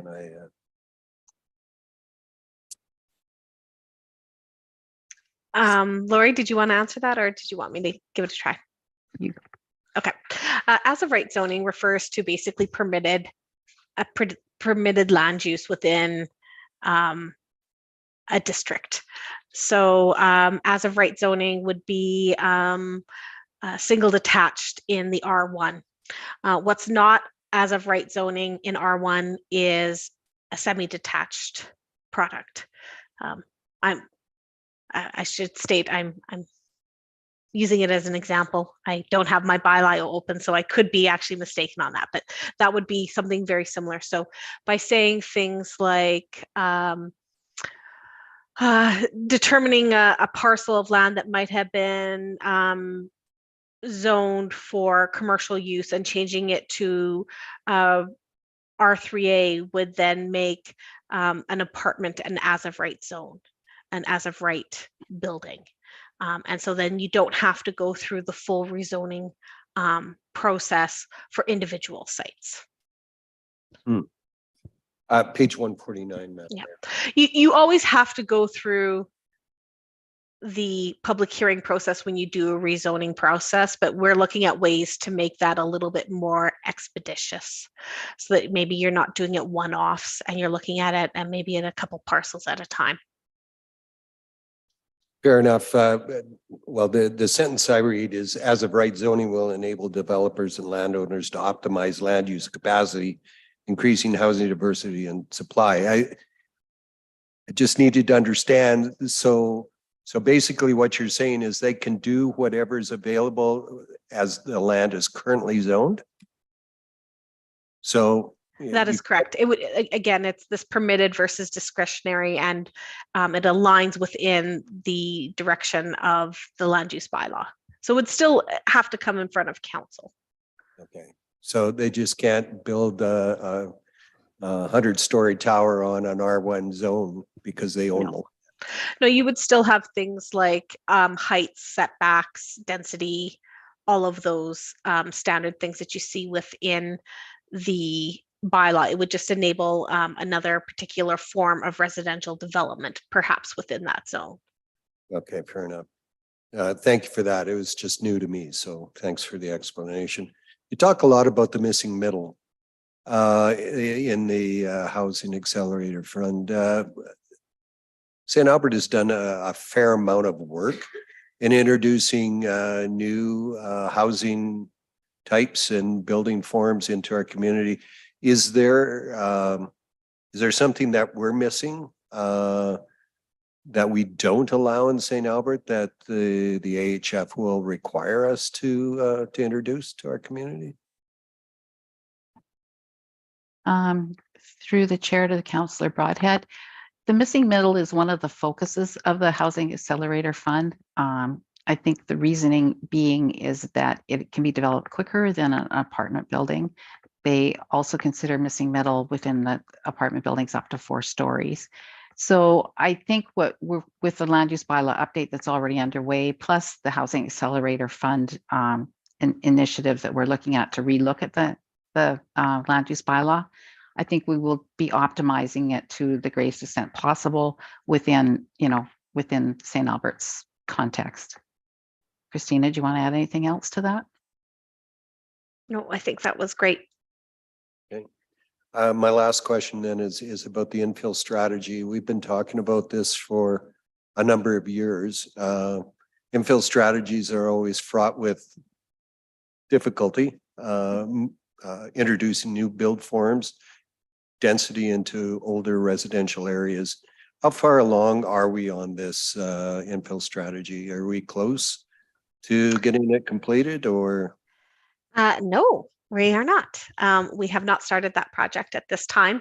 Administration has prioritized St. Albert West Area Structure Plan and the land use bylaw before we move forward with the infill strategy. So that is why it's a bit delayed, quite frankly. The Planning and Development Department would have a hard time handling another major project like that, which also provides us an opportunity to work on a project with some federal support and funding too, if we're successful, which is, let's put a sunshiny spin on this. So maybe the delay was maybe helpful, could be helpful to St. Albert. Fortuitous, to be sure. Thank you very much. Thank you, Madam Mayor. Councillor Bermansky. Thank you, Madam Mayor, and through the mayor to administration. I commend your initiative on this with those 9 priorities. It seems like a massive, administrative undertaking and, creation of a job and all the priorities at once. Do you have a I guess, order of prioritization in your 9 initiatives? Or are you just jumping in full on and planning to do them all at once? Like I see it as a lot of administrative research expense, job creation and so on, to get to the money that actually gets to the housing. So what is your strategy of tackling first things first, so to speak? Through the chair to Councillor Bermansky, we have to start all these initiatives immediately based on the point system of the grant. They award each initiative out of 20 points, and you only get 1 point if you're going to start it within 2 years, 3 points if you start it within 2 years, and then, you know, if you start it immediately the first year, you get the maximum number of points. So we're trying to initiate as many as we can starting immediately if we receive the funding. And yes, there will be staff, but it will also be covered as part of the funding provided through HAF.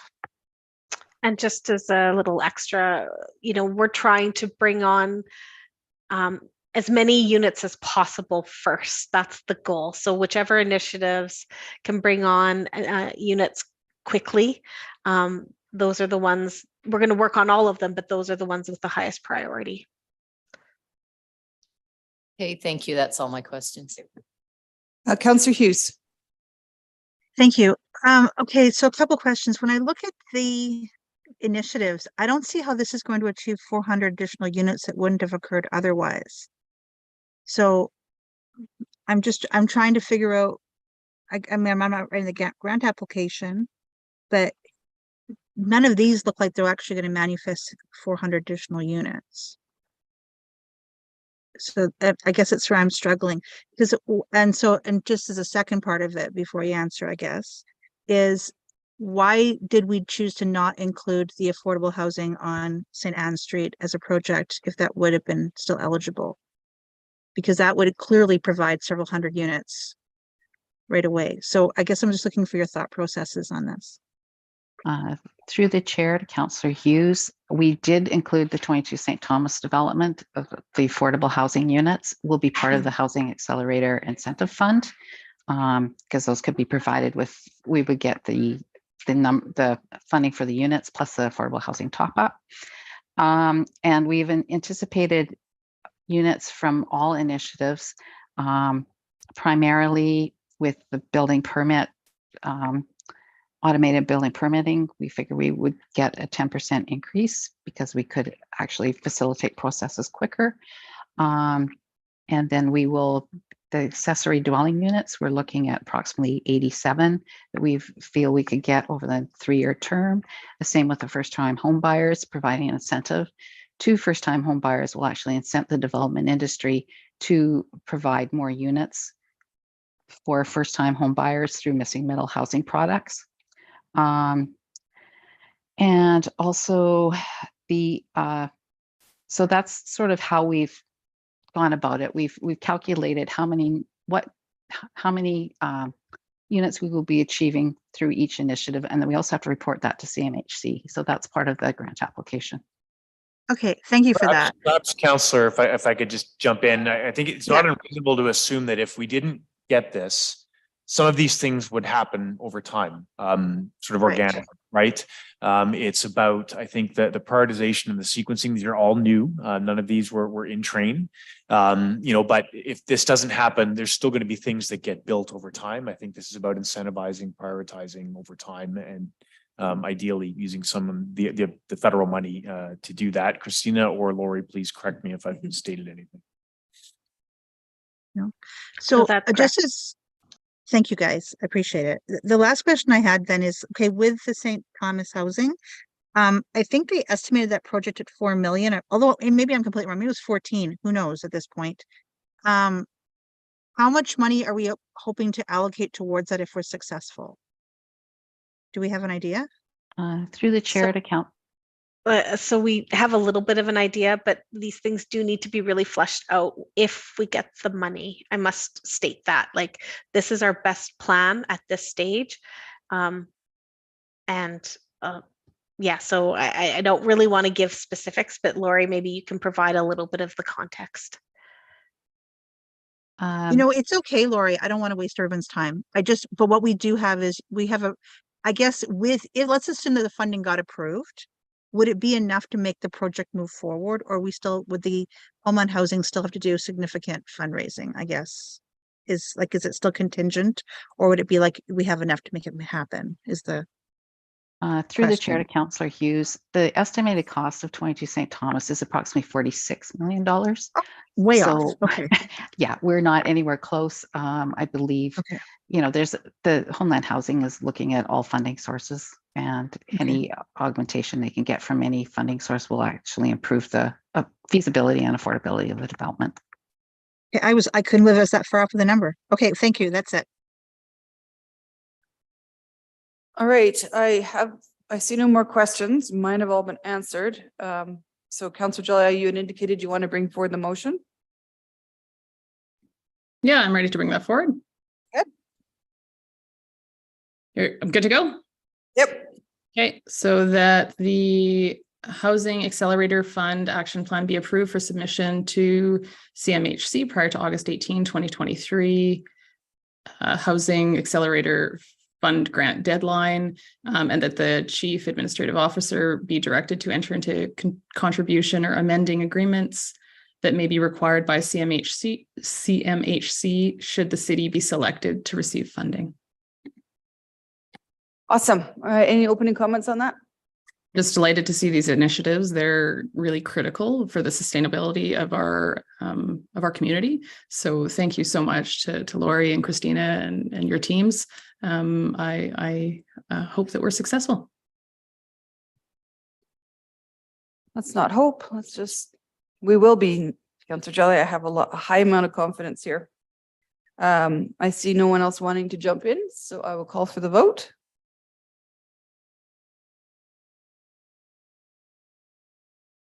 Voting's closed and that passes unanimously. So back to, do you guys want a break? It's been almost 2 hours, so it's 10 to 4.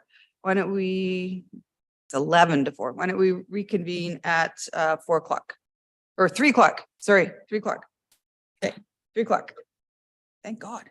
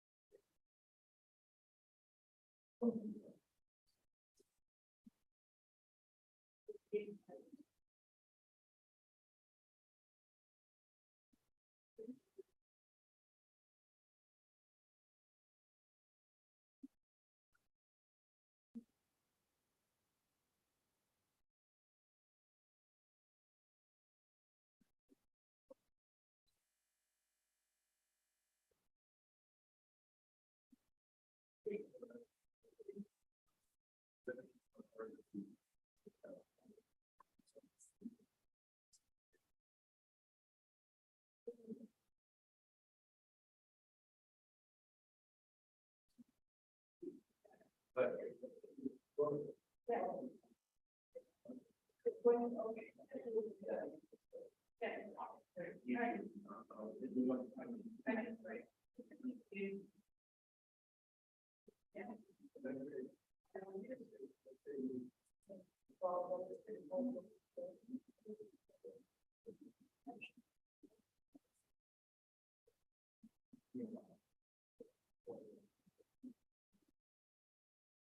that maybe you don't get yellow. That maybe we don't get it.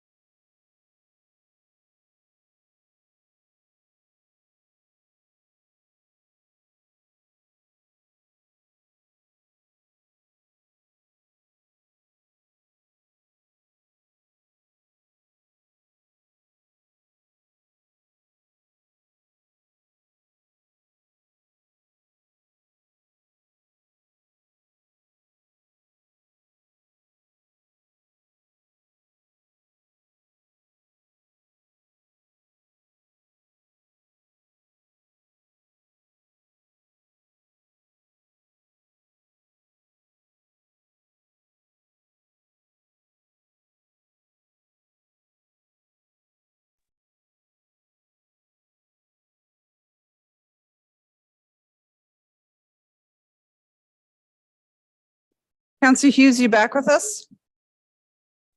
I am. All right, let's get back to this then.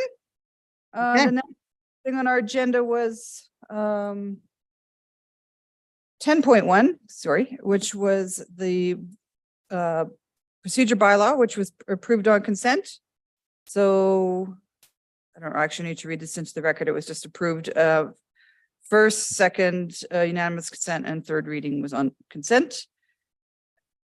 And then I'm going to go to the next thing, which was 10.2, which was Fountain Park Pool. Again, on consent, the motions were that bylaw 15, 2023, being a boring bylaw for Fountain Park Pool renovations, be read a second time and third time. So that is now finished. Now I think we're into council motions because we have no emergent items, right? Is that correct? Yes, okay. First one is on page 216. And it is, I think it's yours, Councillor Hughes. So I'm going to get you to read it into the record. Sure. I'm going to try to use video if I can for this. Mayor Herron, can I just ask a question before I read it in, because it could implement the actual motion? Just read the whole thing as is, and I'll amend it before it goes different. Just read it, so we know what we're talking about, and then I won't accept it until all the questions are done. Okay, so I'm just going to remove the end part of the annual budget as per the backgrounder for now. That administration provide to council recommended volunteer opportunity awareness initiatives and or programs to encourage increase volunteer participation. The recommended initiatives are to be spearheaded by the Youth Advisory Committee, with the Senior Advisory Committee providing additional insight and feedback, and the recommendations be implemented and championed through the committees. Okay. Before I accept that, did you have some questions before we start? I did. I had yes. Okay, go ahead. Okay, so I'm probably looking at Diane, or maybe you, Connie. I'm not sure who wrote this, but when I read the backgrounder, I got the impression that the motion would be implemented by simply doing kind of more of what we're currently doing. And the intention behind the motion was really not just so that the advisory committees could participate, but rather that they could actually be used to encourage volunteering for other people. So in my mind, which is just an idea, it would be like they could do like video shorts about various communities and saying, did you know you could volunteer here? And then providing a little bit of information about that. And then it might be edited through a third party or through the city or something of that nature. But bringing awareness of opportunities that people are not even thinking about right now for groups that are lacking. So that was the intention behind it. So with that, is that how you interpreted it? And do we still need to have $15,000 or not? Through the mayor to Councillor Hughes, I would interpret it based on what you're saying as requiring potential funding if there's going to be some social media requirements to do that, because it is definitely a little bit different than the understanding of the motion for sure. Yeah. Okay. So Mayor Herron, I'd like to actually just increase that and add it with the annual operating budget up to 15,000 per year. Because I just want to make sure everyone was clear about what the intention of the motion is, whether it passes or not. So now the motion is exactly how you submitted it. Correct. Okay. Thank you. Yeah, that's it for now. Thank you. All right. Any other questions? I think probably most of my questions will be answered during your debate or your opening comments, Councillor Hughes. So I will accept your motion. Go ahead. Okay, so this motion came apart actually from a meeting of several situations that came upon us. One of them was obviously the feedback that we got from the Youth Advisory Committee saying they wanted to be more involved in volunteer initiatives. And it also came actually from the rodeo, because when we went to the rodeo, the Kinsman Club who runs the rodeo, they were saying that their average member age is 75 years old, and that they're not even confident about how many more years they're going to be able to host the rodeo because many of their members are not really extremely mobile and able to do this. And then that spurred on to other organizations that we're realizing are also aging out of volunteers. And part of it, I think, is just because the public is just not aware of how to participate and who to contact and what are the benefits and what is the organization actually about. So that's where I realized when the youth committee said that they'd like to participate more in volunteering, that the one thing that is not the one, but definitely a thing that the youth committee would be very good at is social media, and using that to an nth degree without using a lot of money to be able to accomplish these goals. Their ability to know technology is second to none to any of us.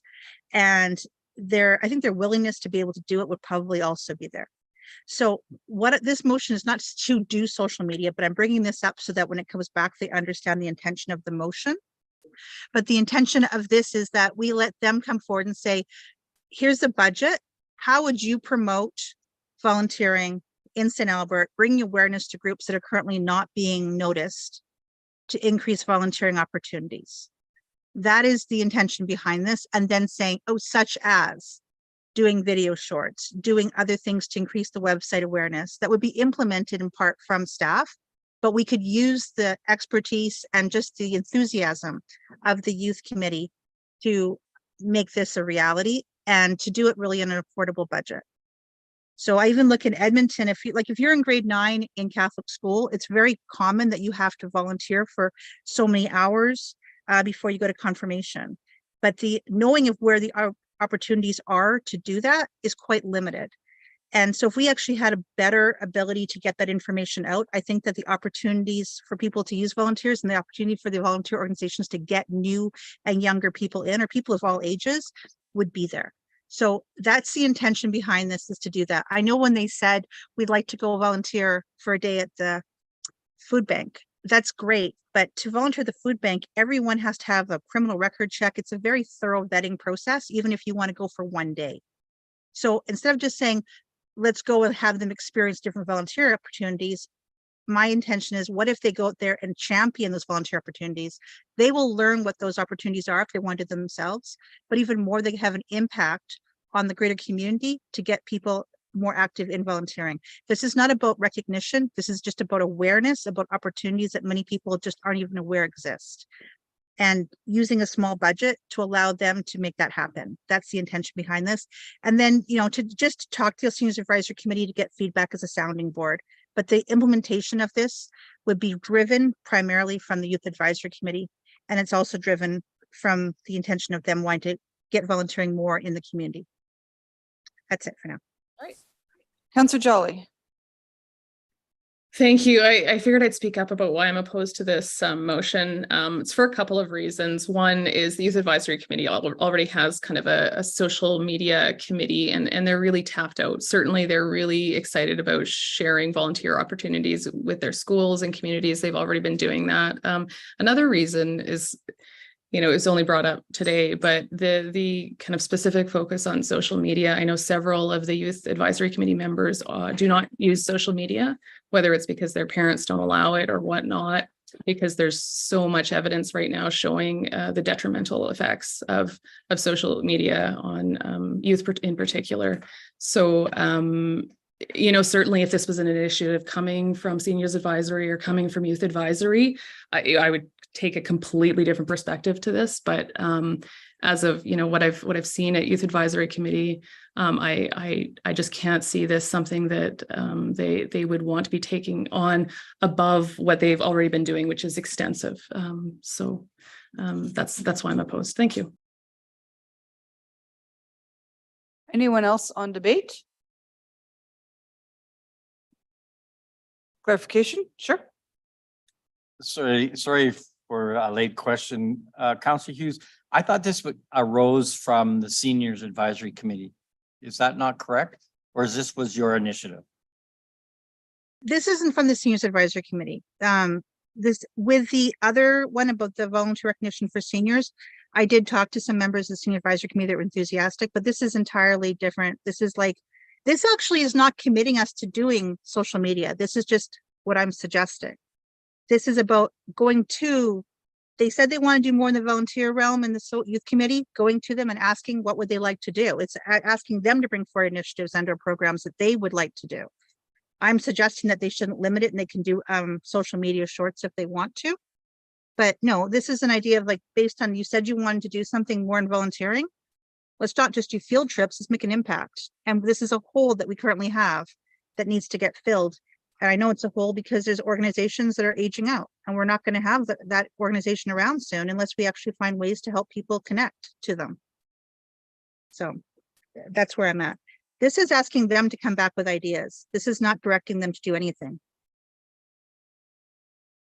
Yeah, I'll just based on that. Thank you very much, Councilor Hughes. I really appreciate your awareness, and I really see this as a significant challenge, but I'm worried.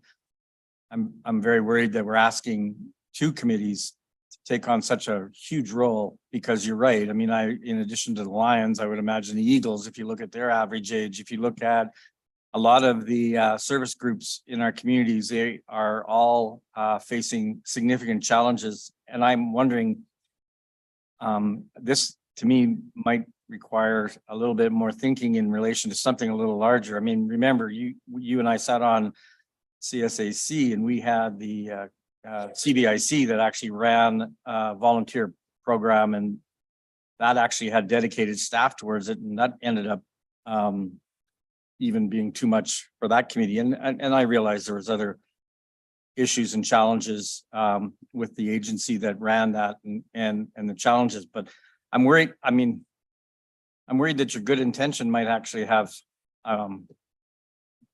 not meet the goals that you're trying to do. And I realize that anything is a little bit better than nothing, but at the same time, maybe what we need to do is take a step back and actually have administration look at what is out there in relation to other opportunities, whether it is 211 or whether it is something else that needs to look at what are some of the other agencies, both non-profit and service clubs, that we can all get involved rather than just putting it on two internal committees. So, I mean, I will wait for your closing arguments, but that's my struggle right now. Thank you, Councillor Mackay. Councillor Broadhead. Thank you, Madam Mayor. Well, thank you, Councillor Hughes, for clarity. When I first read this, I thought maybe it was a duplication, but based on your explanation and your questioning around it, it certainly, to my mind, brings added impetus to the old idea, to the whole idea of volunteer recruitment and management. And the thing actually that I did like is that you've actually put some financial wherewithal behind it. It's one thing to ask for a new program to recruit volunteers. It's another thing to say, we need to do this, and oh, by the way, here's some wherewithal to grant you the means to do something different and innovative. So from that perspective, I think the whole idea of volunteer recruitment and retention is a huge topic, but every little bit that we do helps. And to your point, Kinsman, and to your point, Councillor Mackay, the Eagles, and just name the service organizations, they've struggled with retention and recruitment. And if we can get youth involved in any way, or even the Seniors Advisory Committee to do something here, I think it'll be a benefit. So I'm willing to take a $15,000 flyer on this, and if we get some results, then it'll only be a good thing. Thank you. Councillor Bermansky, go ahead. I was thinking about this, and as a youth, it's most rewarding to volunteer. And I mean, that's how they develop their character, how they meet different, age levels, different members of community. And I think that, sometimes we're putting youth on a committee and then we're not really, taking a strong idea hold or opinion from them. So if they can get really creative, and if all we get out of it is some great ideas, then it's a success at the end of the day. And I think that, the youth would probably feel rewarded in being able to contribute with their own ideas and new initiatives that perhaps someone hasn't thought of to this point in time. So I see it as positive, is my opinion. Thanks. Thank you. Councillor Killick. Yeah, I think a couple of things that come to mind was even the soapbox derby came off without a hitch, but that was like 2 or 3 days before the event. They were still asking or looking for volunteers just to do simple things like traffic management or um, talking and arranging the actual starting area, simple things, but they were very close to having a real challenge and not getting enough volunteers.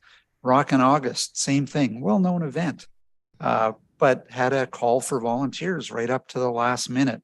So if we can find a way, and I'm thinking beyond just service organizations, but I think if we can find a way to advertise and promote and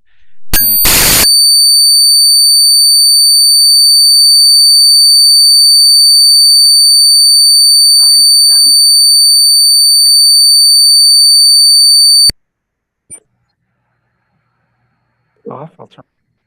Okay. I think there's just an opportunity to communicate some of the events that make St. Albert great. When even the Children's Festival, always looking for a huge number of volunteers.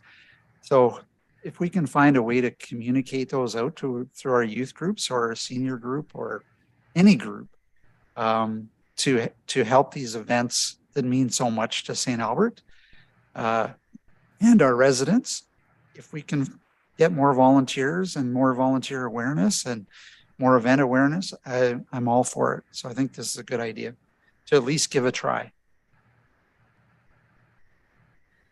All right, thank you everyone for your comments. And I love the passion behind this, but I'm going to tell you right now, we're not going to solve the volunteer crisis with this motion.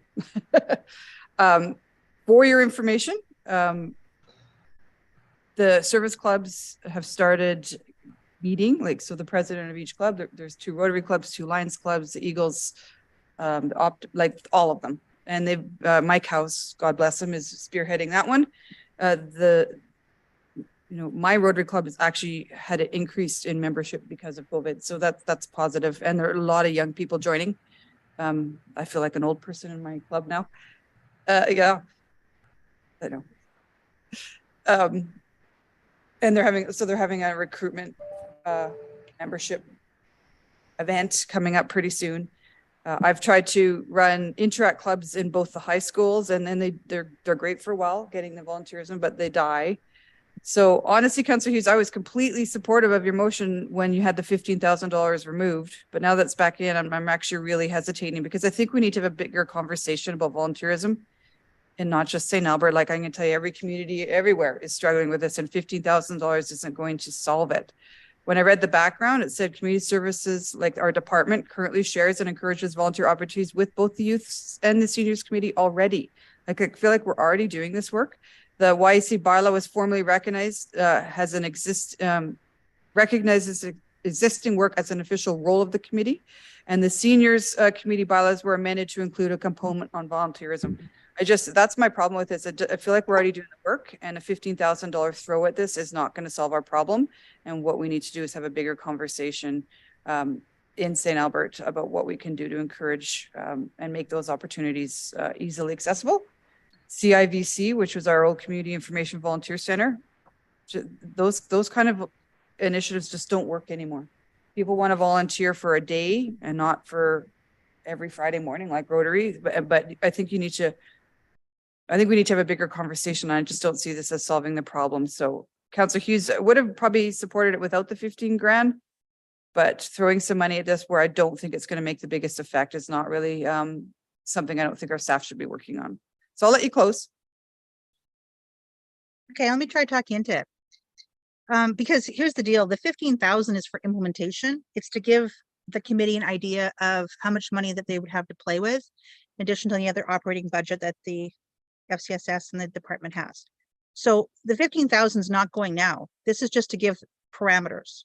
If they come forward and have ideas that we don't like, we say no. If they can do it without the 15 grand, even better. This is just so that we understand it's not an enormous campaign project. It's just simply that we would like to go to them and say, what do you think would work based on just being youth in our community? What do you think you'd like to do? And commit to that. And then understanding that this is the budget. If it does work out, that would be implemented. I don't expect to solve the volunteering crisis with it either. However, I probably are not going to solve the housing crisis, the last motion we passed either. is about just trying to find a way to find a solution, right? Now, if there was not a need for this, then we would not have had a year-long review about the Youth and Seniors Committee about their purposes. They've come forward and said, we want to do, specifically the youth has come forward and said, we want to do more in volunteering. Okay, this is an opportunity for you to do it and actually have an impact and have some say also in what you'd like to do. I'm not telling you what to do. I'm telling, go back, discuss it for as long as you like, and come back and say, this is what we recommend that would be achievable in our group.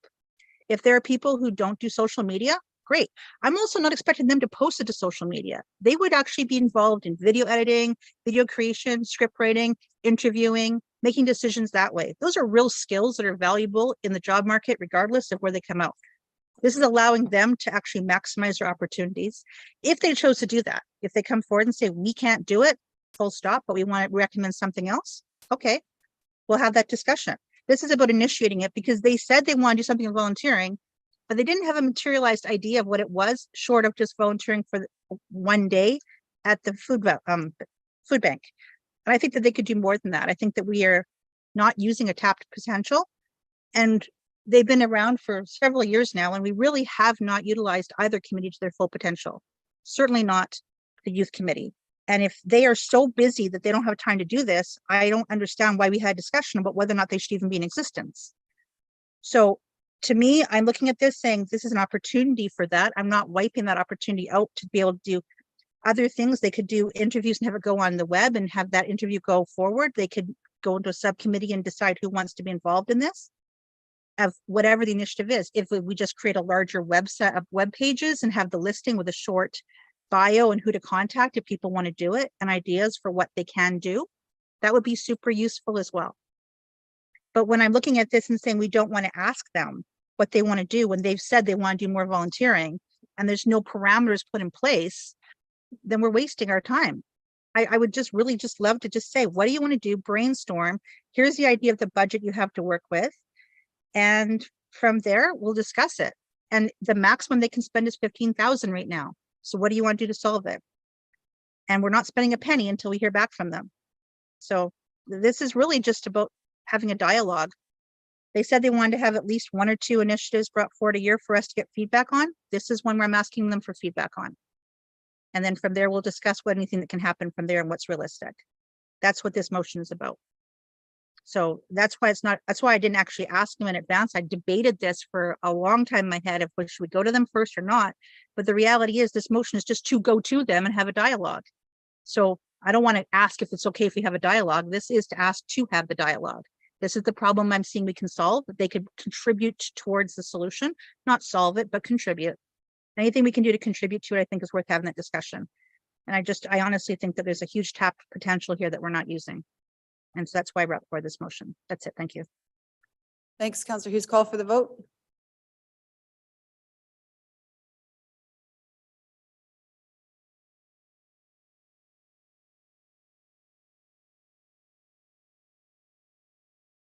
That voting is closed and that passes by majority with Councillor Jolly and Mayor Herron opposed. We are on to 12.2, which was on consent. The motion read that the City of St. Albert sponsor the 50th anniversary annual Poundmaker powwow for $5,000, and the funding source is $1,500 from the Councillor Sponsorship Fund and $3,500 from the Council Contingency Fund. So hope to see many of you at the powwow this weekend, I think. Yeah. All right, the next motion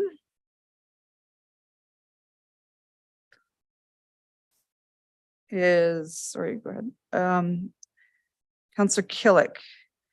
Councillor Killick, I'm just, both the next 2 motions are both about gravel parking lots. And I know there's slight differences, but if you're okay, we'll go through some questions on both. And then I'll let you go into your arguments on both. We'll have to have 2 separate motions, obviously, but because it's so similar, I feel like that might save us some time. Would that be okay? All right.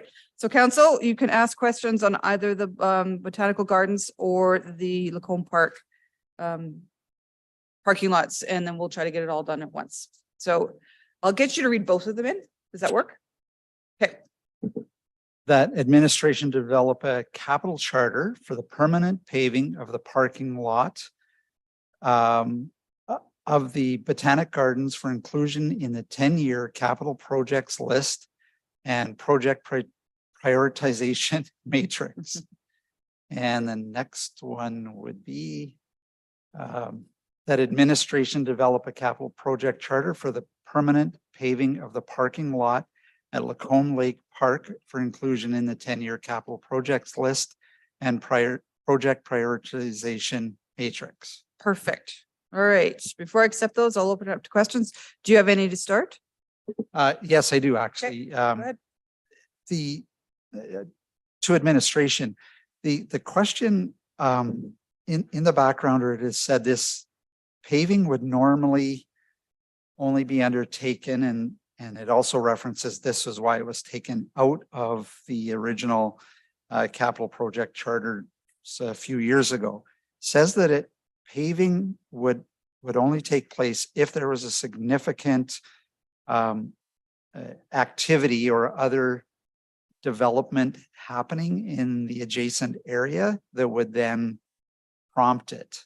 And I'm struggling to understand. I'll look at Lacombe Park Dog Park first. We've done the upgrades to the building. We've done the upgrades to the dog park.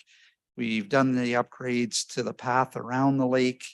We've done the upgrades to the shoreline around the lake. We've built the trail system that connects into that area. We've added picnic benches. We've added a viewing point. We've done all of these other capital projects. So I'm wondering what would be the remaining activity that might ever in the future trigger paving of Lacombe Lake Dog Park, or I guess it's more than the dog park, but the parking lot there. Like what else would it take to actually trigger that? I'll ask Donnie George perhaps to comment, and then I may follow up. Thank you. Through the chair to Councillor Killick, there's no record of any particular activity that would trigger it, but what I understand from the background information that was collected was that Lacombe Park was high on the priority if all 13 of the parking lots that we have on gravel right now were to be paved. Lacombe Park scored high enough to get triggered to be funded, right? So that's the information that I have right now. To your point, yes, activities around Lacombe Park parking lot has occurred in the past, but anything new that may occur, I don't have that information right now that could trigger the park to get paved automatically. Again, this just as a background, in the background, it was provided that the 13 parking lots that was evaluated was also presented in the 10-year capital plan then in 2019 onwards, but it was never funded because it didn't score high enough to get qualified against any other projects that we had in the 10-year capital plan. So those were the reasons why. And I think the reference to the developer, any other event that could contribute, it's development around the park. And to your point, in this particular case, I think development has occurred. What more are we waiting for? I just need to get more information on that. That would add trigger point to this lots. And perhaps if I could, Councillor, I would just say, I think that's more of a holding statement, right? That says, at the current time, wasn't scoring high enough, but things could always change that could change that calculus. I think it's more probably easier to read that as a generality than tied to a specific development criteria that doesn't exist for the parking lot. So I would say simplistically, this is about money and prioritization. And are they good enough with all the other things that are going on from an administrative perspective, which is why the scoring is kind of fleshed out the way it has. I was going to ask a similar question about the Botanic Park. Everything around there is developed. I don't see anything else new coming, and so I was just wondering what other trigger there might have been that would have driven separate, and that's why I'm bringing separate requests forward to look at these individually as standalone, because I can't see any other. They'll remain unpaved, muddy, dusty, dirty parking lots forever unless we bring a specific item forward to address it. So that's the basis of asking that question. If there were other triggers, then I could wait. but I don't see them and I haven't heard any mentioned at this stage. If I may add, Councillor Killick, through the mayor, Botanic Park is under a tenancy agreement. It's not city owned, city not managed by city directly. So it's under the tenancy agreement. So as part of the agreement, any upgrade to the system would have to come through through the tenancy improvement plan. In that particular case, they could use community grant, I believe, but that's the source that we have identified in the report that could trigger additional support for such initiatives, in this particular case for the Botanic parking lot. Yeah, I think the Botanic parking lot at 1.3 million, the whole capital funding envelope is $500,000. So, and we can only allocate 1/3 of a capital project. So this is way outside the scope of what could be funded through a capital grant project.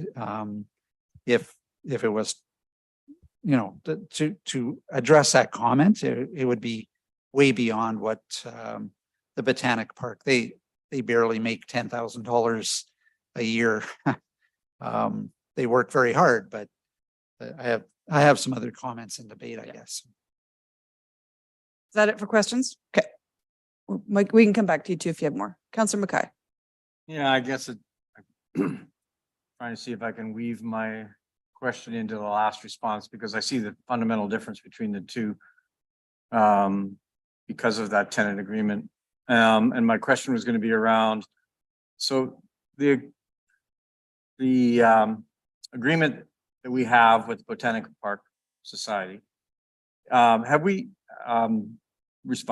repaired any of their buildings? Like, I mean, I know with the curling rink, we repair the curling rink a little bit if there's I think there was a little bit of an abnormal cost as it related to a safety issue around replacing their plant because of potential hazards. So that was a little bit more of a one-off. But what about Red Willow and then the Botanical Park? Have we ever assisted them with some other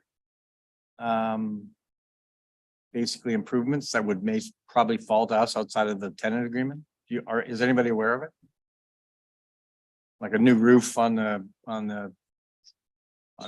Yeah, I think in this instance, I'll ask Danielle Podlubny to start. I'm not aware.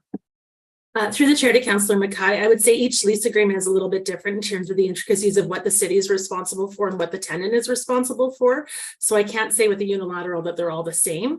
I would say when the responsibilities are laid upon the tenant, then it's typically our responsibility. We work with them, we liaise, we provide grant opportunities, we'll help them apply for permits and do that work, but it's typically upon the leaseholder to manage those expectations. But as I said, every agreement's a little bit different, and there's different nuance to each agreement.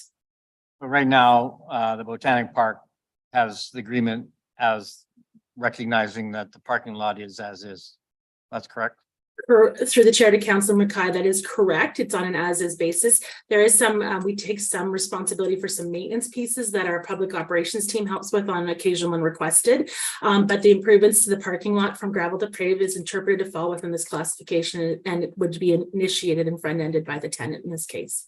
So, I mean, if there were large holes after some sort of an event or something like that, they would notify city staff would go out, analyze, and then repair as required or as needed? Through the chair to Councillor Mackay, that's correct. That it's very specific to which areas of the parking lot. The agreement gets specific in terms of what our role is, but we would respond to any issues of gravel, some issues of gravel and grading, and be able to provide and spread some gravel for them. And it's on an as needed basis as they do their assessments. And then we'd work with our public operations team to implement that. What about, does that include the approach as well? Because you're coming off of Sturgeon Road and it's a kind of I mean, the whole aspect of Sturgeon Road has to get revisited at some point in time anyways. I mean, there's no sidewalk, there's no, I mean, I think we just put in a sidewalk partly from Woodlands Road, but is there any responsibility on the city to maintain the approach into the Botanic Park? Through the chair to Councilor McKay, I'm not sure, Donnie, if you would have that information from Dean in terms of our responsibility from a transportation angle. I could check it deeper into the agreement. I don't have the specifics on that in front of me. Typically on any driveway apron, city won't get involved. It's the responsibility of the property owner at that point, but I could check into the RMR budget that we have and see if it's been included for any future refurbishment of Sturgeon Road, if that's curb and gutter and apron is included. I don't have that information right in front of me, sorry. Boy, when Dean's away. Eh? Anyway, I'm teasing you, Donnie. Okay, thank you. I think, it's, yeah, I'll leave it at that. Okay. Councilor Bermansky. Thank you. Through the mayor to administration. A couple questions probably for Donnie again is, say it's decided that you're paving Lacombe Park parking lot. How long would that parking lot be shut down for that process? That's a great question. I think I can have Tim answer that. I think he's online compared to other parking lots that we have done. I would say typically through one construction season, but it may linger on for another construction season if the landscaping pieces around it is not addressed, right? So I don't know, Tim, if you have any timelines available. Yeah, it would probably be on the order of about a month and a half, I think, all inclusive. And we would obviously, because the seasons in both cases, the use is at the highest during the construction season, we would really stage the work so that it would be as accelerated as we could possibly make the contractor adhere to while maintaining the quality. So, as a high level estimate, I would say on the order of a month. Okay, and the second question is, if in a paved area, how often does that have to be redone?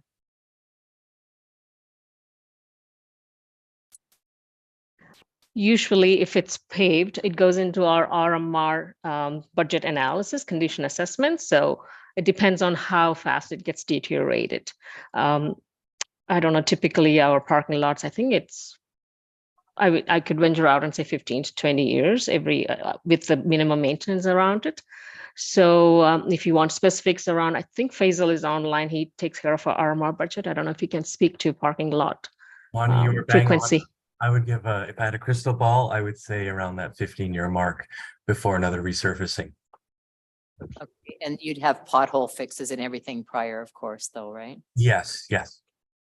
Okay, and then the other question is, I know that it's common around park spaces to have the gravel entryways because it's an idea of keeping traffic moving a little bit slower in the area, because in a parking lot, you do have, often people racing around in the area doing higher speeds and they find it safer in parks. I've read that somewhere. So I don't know if that's a consideration ever in park spaces or not from administration. That would typically something that we would look at as part of the design, Councillor Mansky, and then we'll include that as part of the capital budget process. So if I look at any of the existing paved parking lots, I think we have paved accesses as well. Okay, I just was just trying to determine if it's intentional at some spaces. So that's all. Okay, thank you. That's all the questions. All right, Councillor Broadhead. Thank you, Madam Mayor. So the Lacombe Park Lake parking lot, Botanic parking lot, those are not the only gravel parking lots in the community. Is that correct? That's correct. We have 17 on our list of unpaved parking lots or gravel parking lots. Some are leased, some are not. Right. So to the best of my understanding, one of the biggest issues around paved versus unpaved is just the facility that a paved lot gives to those that are mobility challenged. Is that a truism, or is that just something that I've heard? That is definitely a benefit from going from gravel to paving, and it's been identified in the report that was provided. Right. So to my question then, how many, do we have a listing of how many complaints or suggestions that we've had for the 17 parking lots, or however many we got from people that are in wheelchairs saying, that I just cannot use this facility because I can't access it? I can't speak to all 17 of them, but as part of the research that we did for the Botanic and the Lacombe Park, there has been no recorded request from the residents to the administration or any departments, except on the Botanic one, there was one anecdotal reference in passing that, oh, wish it could be paved, but no formal requests have been received to date on both of them. Okay, fair enough. Appreciate that. So I guess to you, Mr. Fletcher, this was removed from the 10-year capital plan. And the request is to put it back on the capital plan. And, you know, altruistically, I guess, love to have it there. However, my question to you is, would the current priority matrix change as a result of this going onto the parking lot or onto the 10-year capital plan? Yeah, thank you, Councillor. Not likely. Okay, fair enough. Thank you. And that was kind of one of my questions, maybe to you, Councillor Killick. You know, both of these it's clear that we tried, because there was project charters and you've taken 2 out of the bigger charter and asked them to be specifically there. My thinking, and not 100% confirmed by Mr. Fletcher, was even if their project charters exist as per your request, they probably would still not float to the funded side. Is your intention to then, like, as a supplement, like, make sure they're funded? Okay. Because it's easy to, well, this is debate, but yeah, okay. Yeah, from there, I'll leave that. I see no more questions. Councillor Jolly, Councillor Hughes, are you okay? All right, speak. I can see Councillor Jolly nodding. She's okay, but I'm assuming you I'm are. good. Thank you. Okay, perfect. So I'll accept the motions. I'll let you do debate separately if you want on them. Yeah, probably. So why don't you go with the first one was Botanic Park. So thank you, Madam Mayor.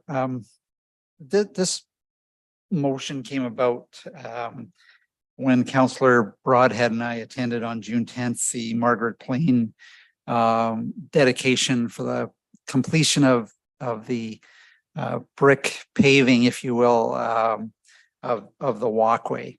And at that event, it was pointed out that the whole idea of paving or putting those paving stones in along the walkway was to improve mobility and access for all residents. Not only seniors, but many of the volunteers that work there, as well as they mentioned mums and children in wagons and strollers, and also just the number of park users that they have, even for weddings, that they mentioned that, you know, a bride gets out of a limo, and it actually happened as we were there. And she had to walk across this dusty old pothole. And I mean, it was hot and dry when Councillor Broadhead and I were there. And it was a dust bowl that this beautiful young bride with all of her entourage comes in and walks with her wedding dress across a pothole, dusty parking lot. It just seemed bizarre to me that we would have had all these volunteers fundraise and build a pathway that is all about access and mobility. And when I say mobility, I don't mean seniors or disabilities. I mean mobility all the way down to the mums with strollers, etc. So as we all know, the Botanic Park's been around for 30 years. And by the way, although there hasn't been a direct request, I did meet follow up with Lynn Reynolds, the president, and Lynn Rusnak as well, to make sure that I wasn't asking just on my behalf. I wanted to make sure that it was something that their board would also support. So as I mentioned, they've been in business for 30 years, or maybe even more. And they get almost 10,000 visitors annually. And that's not only from St. Albert residents, but from a lot of out of town residents as well. It's interesting that Botanic Gardens is actually listed on the city website as one of the top 5 attractions in the city as must see. It's number 4 as must see attractions. So we're promoting it. And it also fits very much with our Botanic Art Cities designation. And to leave that parking lot unpaved, as I said, I can't see any other triggers other than a standalone motion to fund it in 1.3 million approximately. It's interesting to note that the operating budget of Botanic Park is approximately 130,000 a year, barely breaks even with all of their costs, their rental that they bring in, their sales of goods, primarily donations, their gift shop. So we're talking an order of magnitude of just immensely different numbers to say what it would take to pave that parking lot. So I understand that there were, previous large bucket of parking lots, so we're on the list to pave. Things I'm sure like the Meadowview Ball Diamonds could be paved. The Ball Diamonds that we lease out to the St. Albert Fastball Baseball Association, probably a big parking lot, but I don't see those people with mobility challenged. We paved the parking lot at the bottom of Liberton Hill. Toboggan, it took us 2 years. We worked on that last year and this year. We paved that parking lot. I've actually never seen a car park in there, but that's beside the point. But I don't think anybody that's parking in that parking lot is mobility challenged to go tobogganing. So when I looked at Botanic Park, and on behalf of the Botanic Park board, and I understand Councillor Broadhead saying, have we ever had any complaints? They don't complain. They just get on and do it. Interestingly, the maintenance, when I asked, is the city dumps gravel there. They dump road crush in the corner of that parking lot, and the volunteers fill up wheelbarrows and take it over and fill in the potholes. So when we talk about, yes, we maintain it, we do, but in a very, very, very basic way. So for $1.3 million, it's a gem in our city. And I think to get rid of that dusty potholed, and when the potholes are full of rain and muddy parking lot, this would be a great opportunity to develop a separate project charter that we could review and then prioritize for funding in the coming year. All right. Councillor Jolly on debate. Yeah, thank you. So, I absolutely support the thought behind both of these motions. It would be absolutely wonderful to pave these lots. I agree about the dust, especially. But at the end of the day, the process that we went through to make our unfunded capital charter list somewhat more manageable, it was excruciating, but it was thoughtful. A lot of thought went into what to leave on and what to leave off. And although it feels good to create new capital charters, it makes you feel like you're doing something. It actually takes away time from the city when it's just not going to get funded because it's not ever going to hit the top of that priority list. It's expensive to keep these project charters up to date. It's expensive to create the project charters. And for a project that, through this really thoughtful process, we determined is just not going to get funded in the next 10 years. We've had this discussion, and so I won't be supporting these motions. Thank you. Thank you, Councillor Jolly. Councillor Broadhead. Thank you, Madam Mayor, and thank you both Councillor Killigan and Councillor Jolly. Both of you raised good points, and yeah, I was there, and it was very dusty, and it'd be wonderful to pave the parking lot, to be sure. The issue is when you're looking at 1 odd million in the context of everything else. And to Councillor Jolly's point, we sat as a council back in the day and there wasn't anything we wanted to take off the list, but we needed to take something off the list. And so this is what happened. And we could put it back on the list, but the reality of it is it probably won't get funded. So I'll listen to your closing arguments, Councillor Killick, I will. But as it stands, that's my dilemma. Thank you. Thank you for that, Councillor Broadhead. Anyone else on debate? Councillor Hughes? No, I'm good. Thank you. Okay. I'll just throw in similar comments. I'll call you Mike because I hate voting against you, but we'll make it better. It's hard for us that did go through that process. I can't remember what our capital budget was, $300-ish million, and we chopped it down by, I think we're pretty damn proud of us, almost 100 million going through this process. And you know, the Botanic Gardens, as you said, is a must-see attraction with a lot of visitors, and it does that with a gravel parking lot. So I think, I don't think we're getting in the way of their success.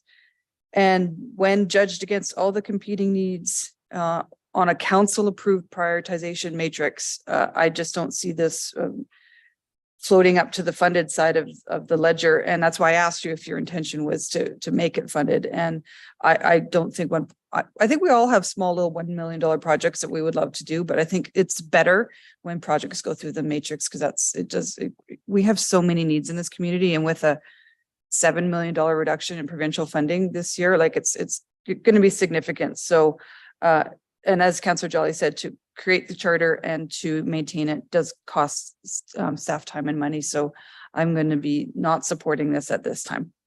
I'll let you close. Yeah, thank you. When this was taken out in March 2021, the city parking lot budget charter, it included many things. I think it was $5 million. I'm just looking at the notes here. Might have been around $6 million in total. So it wasn't in the big scheme of things. I guess it was hard to cut at that time. But again, I'm looking at saying here we have a gem of a facility, and yet in spite, rather than we're not, I guess, in spite of that ugly parking lot, people are still going there. We could make it so much better for both of our residents and our visitors and the volunteers that give so generously of their help and their hours. Over 12,000 hours of work a year go into maintaining that on behalf of the city. So there's 12,000 hours given selfishly for making that park beautiful. I think 1.3 million estimate to have it looked at to be paved and funded is a small ask. And I'd also note that one of the questions was the access into the parking lot. It's actually a heavily traveled access because there's a temporary paved, interesting note, paved bus pullout there for a bus stop. And that bus drives over the access into Botanic Park on a regular basis. So we have a temporary bus parking pad that is paved, and yet a full-time facility that is used by many residents isn't paved. Just doesn't make sense to me. Paving it would also give the Botanical Society the opportunity to generate more revenue. They have a nice little building there that they could rent out. And currently when people come and look at it and they look at the parking lot and they say, ooh, doesn't look very nice. I'm not going to have my wedding reception here. I'm going to have to take my pictures here, but I'm not going to have my wedding reception here. So we're actually preventing them from being more sustainable and being able to raise more money. Now, I admit that that is through conversation with the president and vice president. It's not something that they have calculated, but certainly they expressed that it would be a much more attractive facility to rent out and allow them to raise money to be more sustainable than if it's left the way it is. And like I said, they maintain it themselves with wheelbarrows full of gravel to fill in the potholes when they occur. So I think when I look at something that is such a high profile item in our community, we would never have an unpaved parking lot for a curling rink or a hockey arena or service place, or I can't think of any other one of our major facilities that we would have, even if recognizing that this is a tenant agreement, that we would say, well, this muddy old, dusty old parking lot is up to you to maintain. That's the best we can do for you. And $1.3 million is a small ask. So hope that my fellow council members support this. Thank you, Councillor Killick. Call for the vote.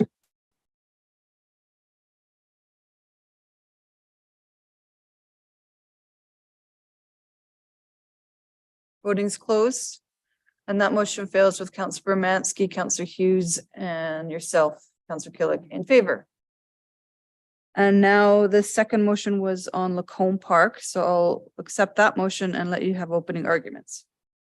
Yeah, again, it's very similar to what I just mentioned, that the dog park, well used many times. I've gone there and the parking lot is full, but people are spaced apart because they don't want to park in an area where there's a big pothole full of muddy water. So they park 4 feet away from the next car. Not enough room to let another car park there, but so basically taking up 2 parking spots. The parking lot looks full. In fact, people park down the road, the access road into it, because the parking lot is not paved.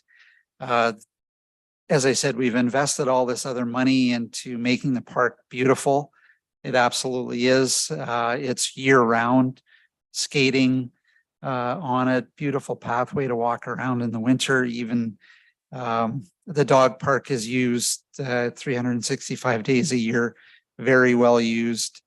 And yet we spent all this money paving the trails, building reinforcing the shoreline, adding a water service there so that we can actually, I think, flood the skating area in the winter rather than using lake water. We've upgraded the washroom building.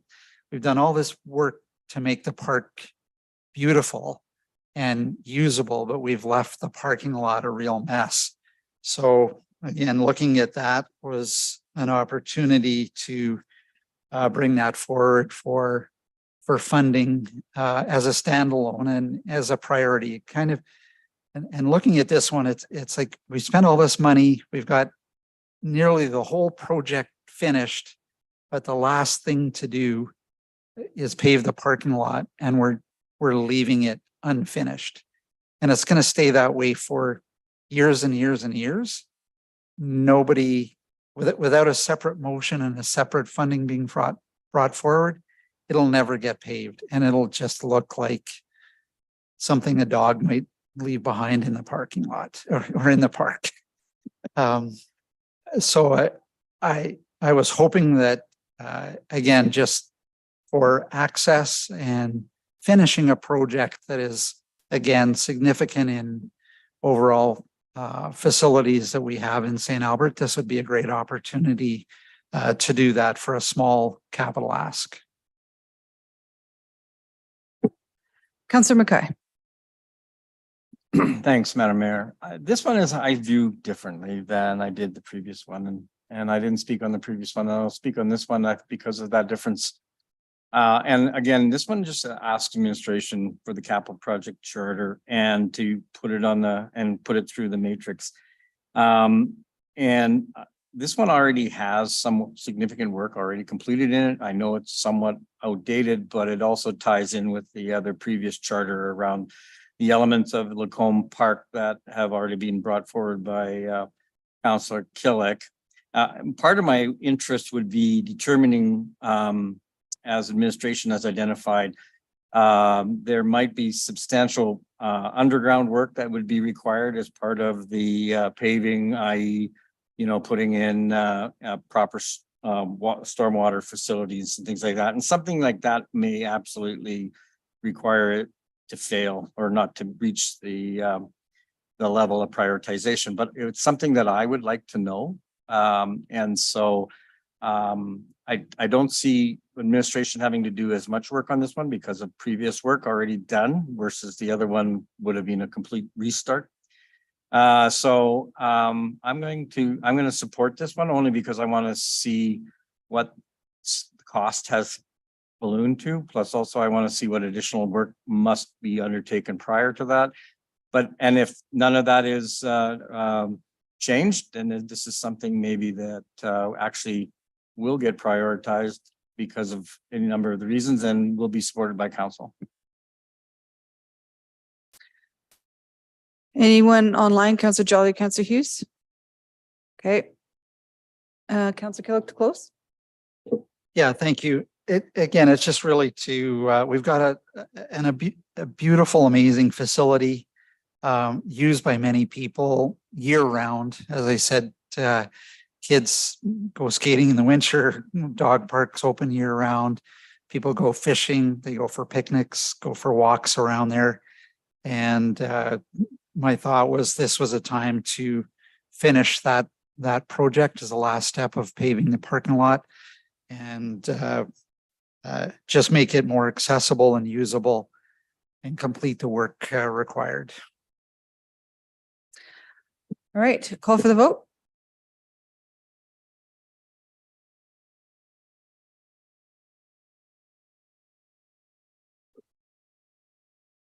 Voting's closed.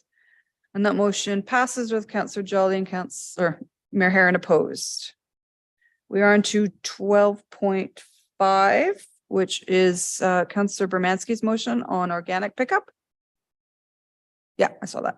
So I'll have you read in what you want it to say, and then before I accept it, we'll go to questions. Okay, thank you, Madam Mayor. That effective January 2024, 2 spring organics pickups are added to the current schedule, and that the fall organics pickup is changed from 4 to 2. All right, before we get into the debate, I'll open it up for questions. Anyone?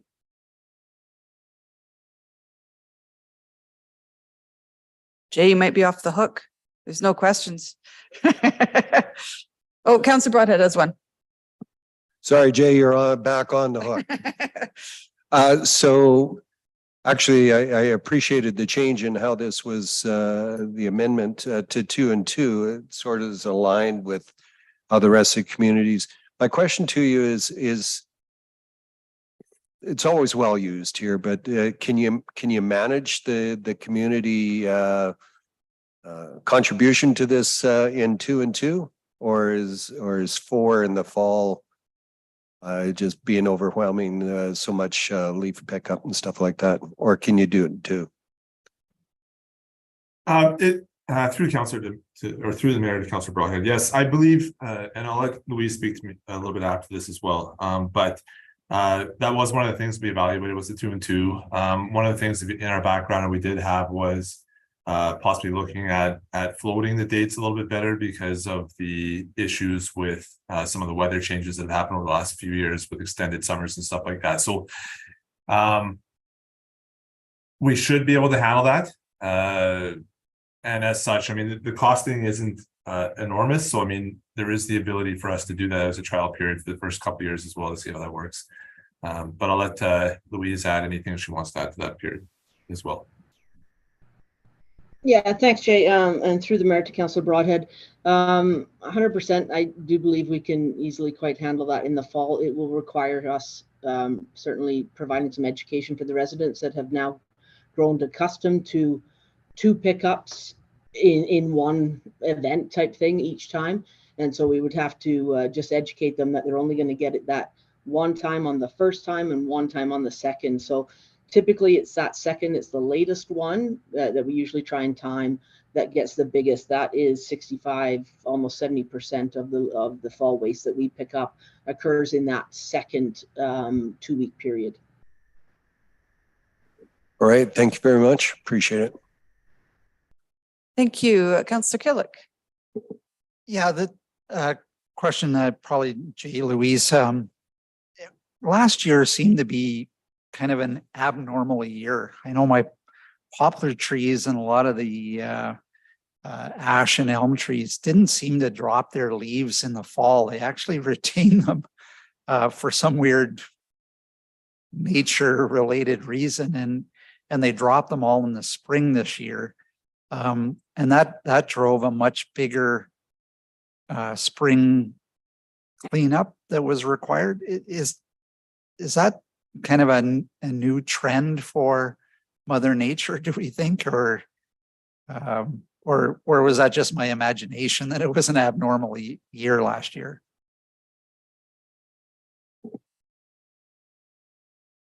Through the chair to Councillor Killick, I'll let Louise, our resident tree expert, dive on that one.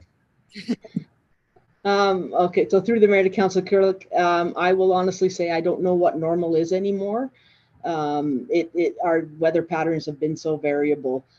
What happened last year is we had a slightly, the leaves did stay on a bit longer, and then we had snow, and then that knocked a bunch of the leaves off, and then they continued to fall, and then we had more snow. So the residents didn't actually have a lot of time to try and capture a lot of their leaves, and that's why there's a significant portion that was there in the spring.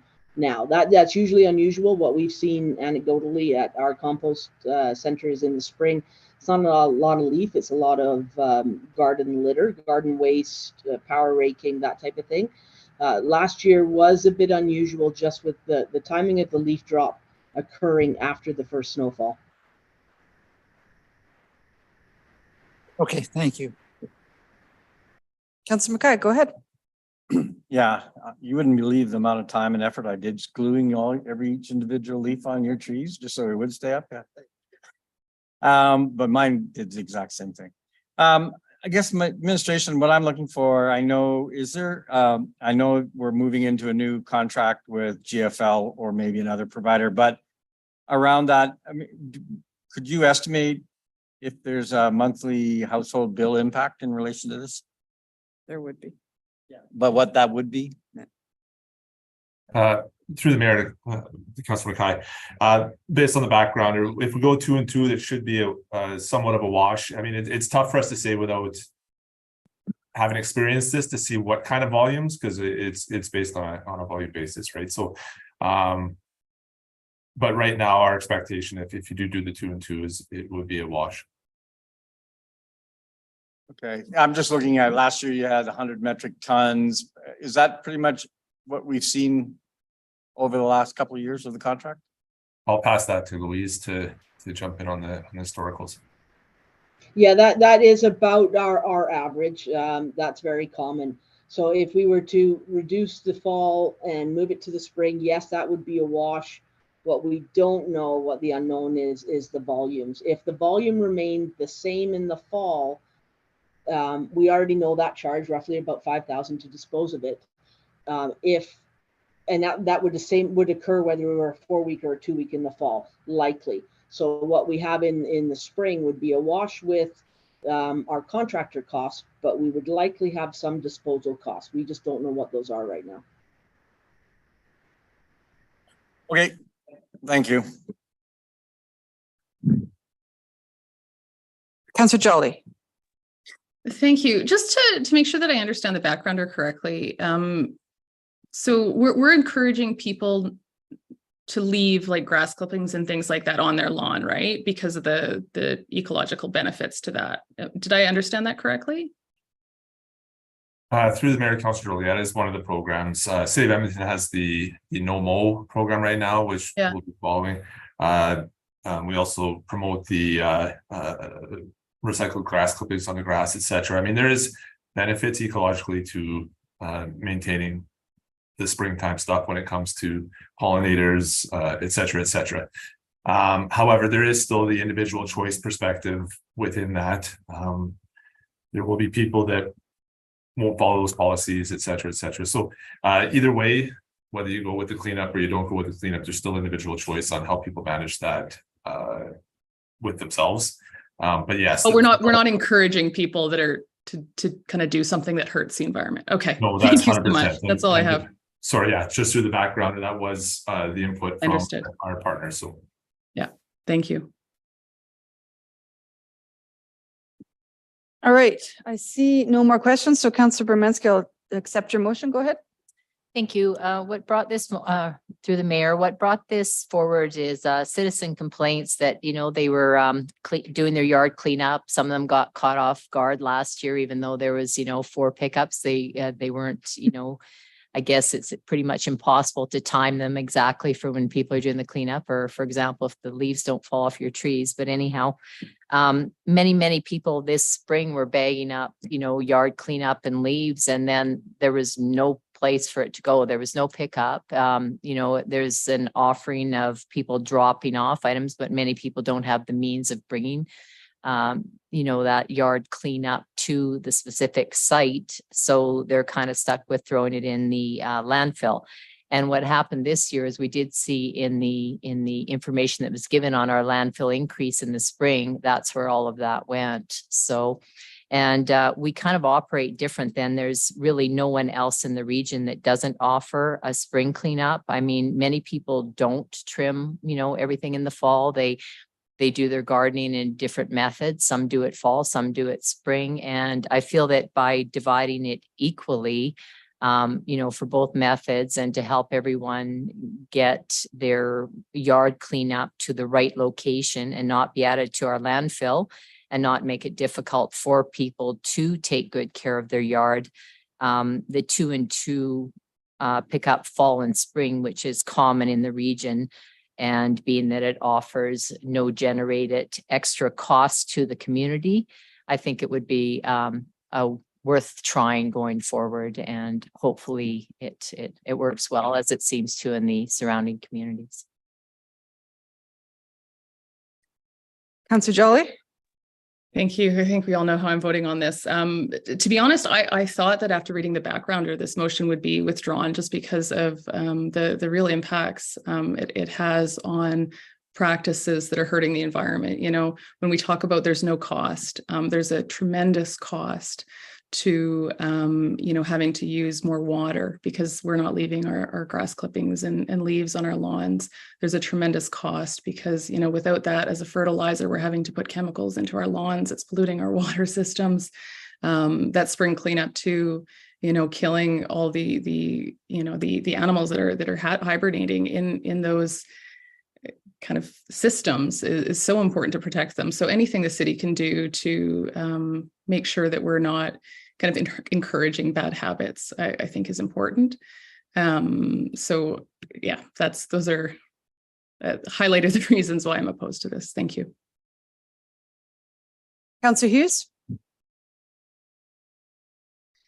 Thank you. I'm not sure if I'm confused or not, but I don't see us picking up the leaf clippings that have been rotting over the winter and then really making it unpleasant to be around, quite frankly, in the spring, an issue with the environment. This isn't about grass clippings. This is about the leaves that fall off the trees late and don't fall before the snow falls and are wet and they're not attractive, and they are going to get picked up one way or another. It's just about whether or not we're going to provide that level of service so that they can be easily addressed.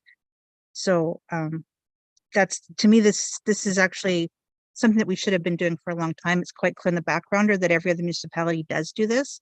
that was checked. So this is just really putting us up to the same standards as other municipalities and recognizing the fact that all the leaves don't always fall off the trees before the snow falls. And I have one of those that do it as well, that it's a dogwood and it falls half the time, it falls after the snow falls, and the spring you come up and it's not a pleasant environment for it to be there, but you do have to address it. Just like you have to address any other yard cleanup that happens in the spring. So, I mean, the yard cleanup and the companies that do yard cleanup every year, they do it because there's a demand, and there's a demand for virtually every single yard. And so facilitating this and allowing people to dispose of it without putting it in the landfill, I think is actually an improvement to our system. That's it. Thank you. Anyone else on debate? I'll join in and I'll let you close, Councillor Romansky. Honestly, I think the change in your motion has made it even more difficult to support, because the effort should be trying to get people to pick up their leaves in the fall. And now we've gone down from 4 to 2, which will make it harder, and they will definitely be caught off guard. And I'm almost just going to read right out of the background. It said, if residents participate in the fall program, there should be minimal yard waste in the spring. Much of the spring yard waste comes from power raking of lawns, and that is where our campaign is. So I feel like this motion is sort of counter to what the city is trying to do, and trying to encourage people to leave their clippings on the lawn. And what was the other one? No mow May. So it is very clearly in the background that this is harmful for the environment to try to pick it up in the spring, because that is where the pollinators hibernate in leaf and yard debris over the winter, including the hollow stems, piles, wood leaves, everything. So there's a whole campaign out there to try to encourage people not to do anything in May, to try to encourage the issue we have with pollinators. And there was said that there was going to be no cost. There will be a cost. We just don't know what it is yet. It's going to take a year or two to figure out how much the contractor is going to charge us, and that will be absorbed into our utility rates eventually. So, or into rates eventually. So I kind of agree that this is counterintuitive to what the city is trying to do. And yes, some people in the region do offer spring, but Leduc doesn't, Stony Plain doesn't, Devon doesn't, Mourneville doesn't. So, and none of the counties do, obviously. So it's a mixed bag on what we do in the region.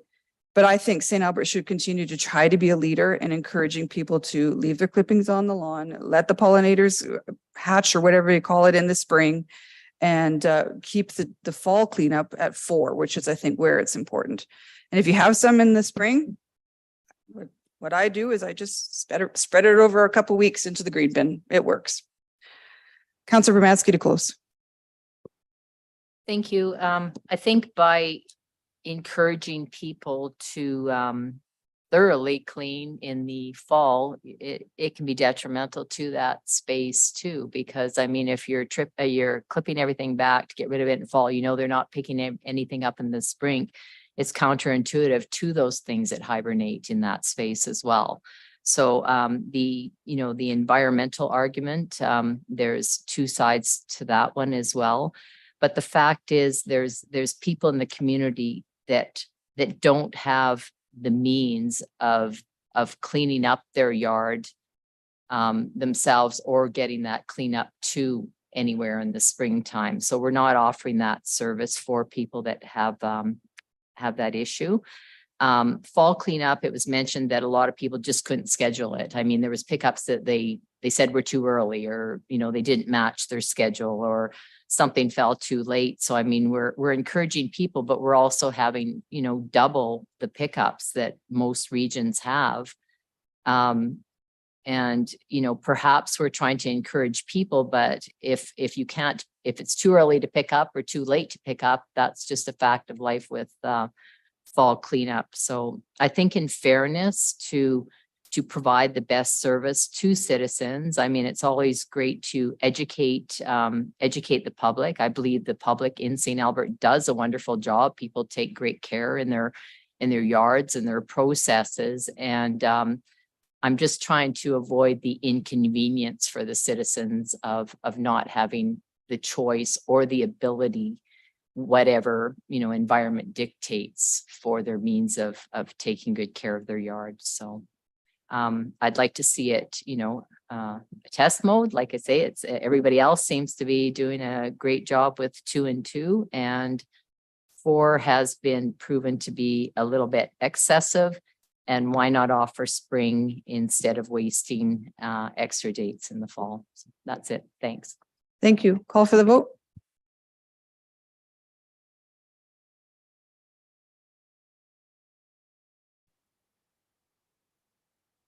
Voting's closed.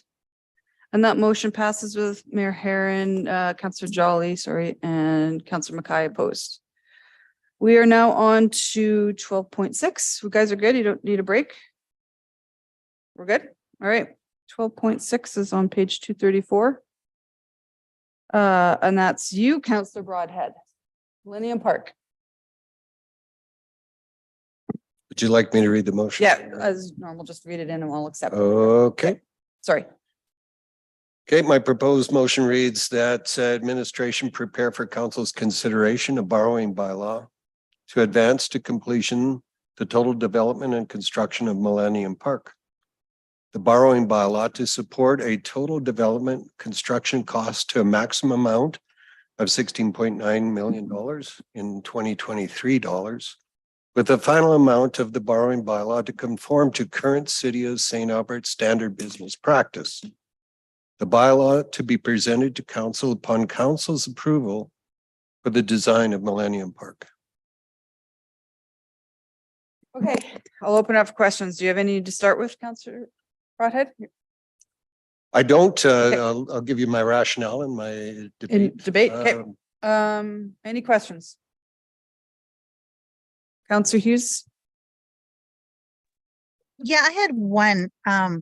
It's just, Councillor Broadhead, it says here like, once something is approved, that they would be bringing back a bylaw. So I'm just not sure why it's necessary. I'm guessing you're going to just discuss this during debate.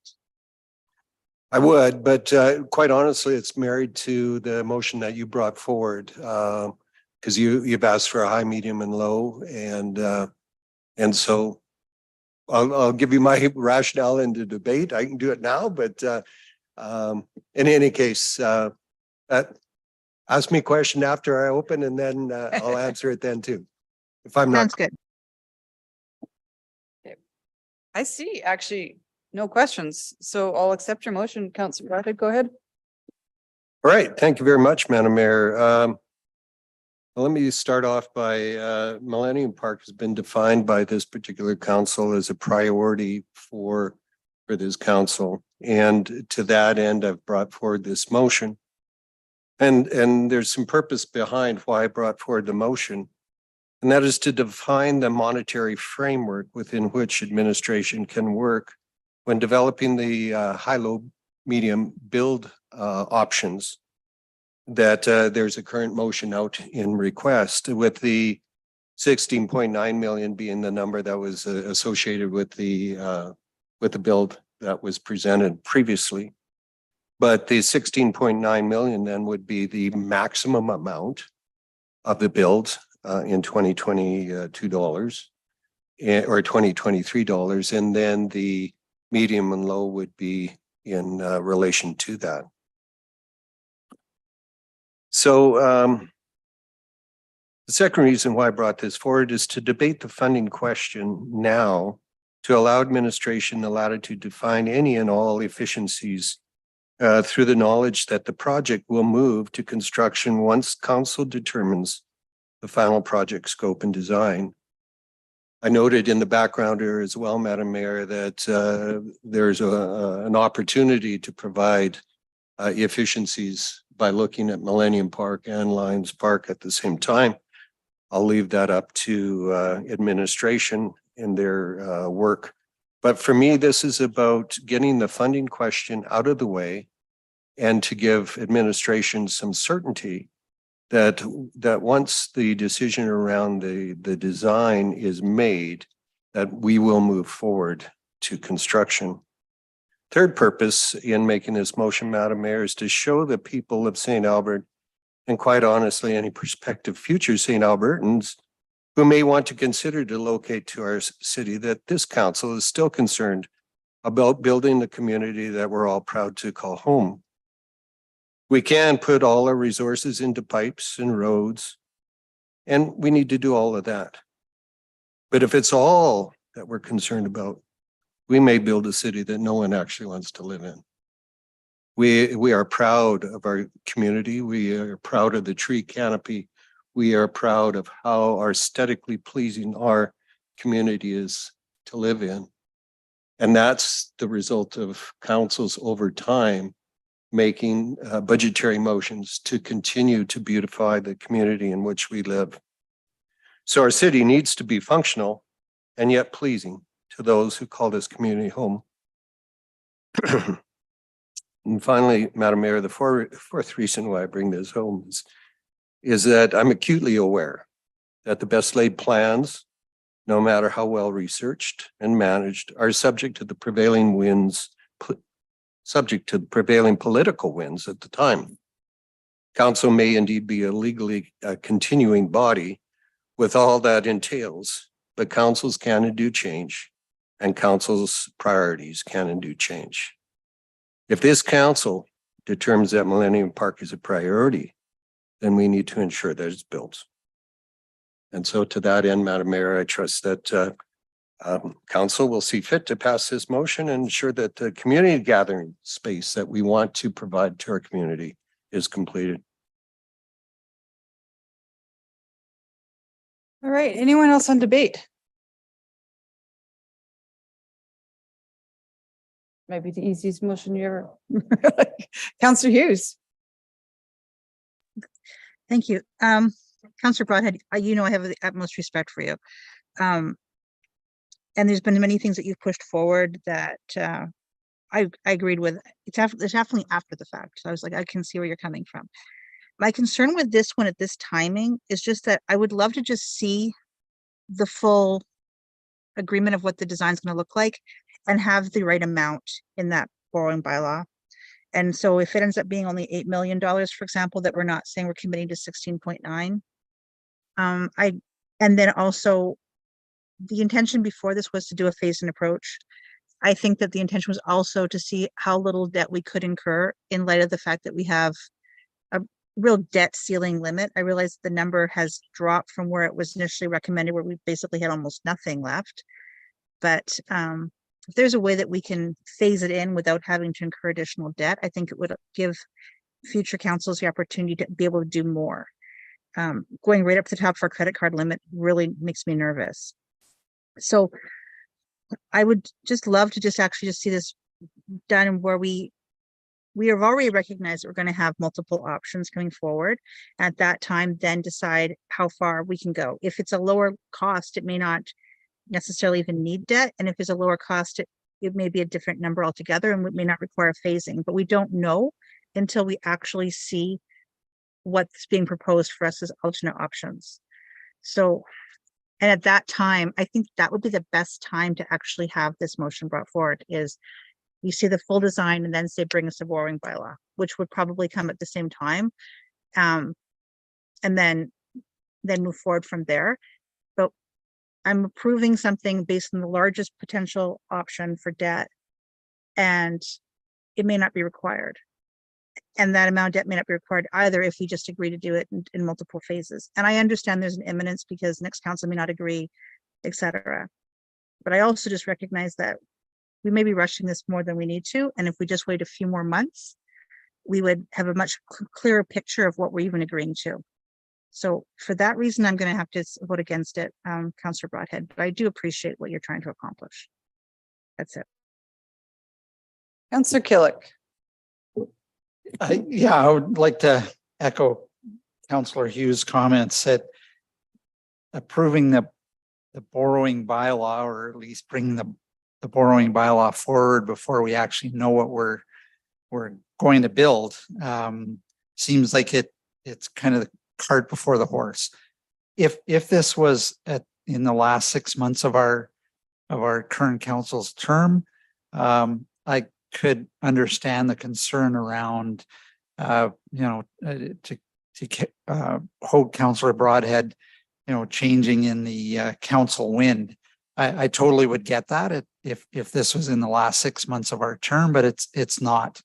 We'll have time to look at the options, debate them, select them. And as the backgrounder has said, once one is selected, then the next step that administration would do by natural progression would be to bring forward a borrowing bylaw for the amount, whatever that is, based on the option that we select. So I wouldn't be supporting this at this time. I just hope that the parking lot gets paved when we build it.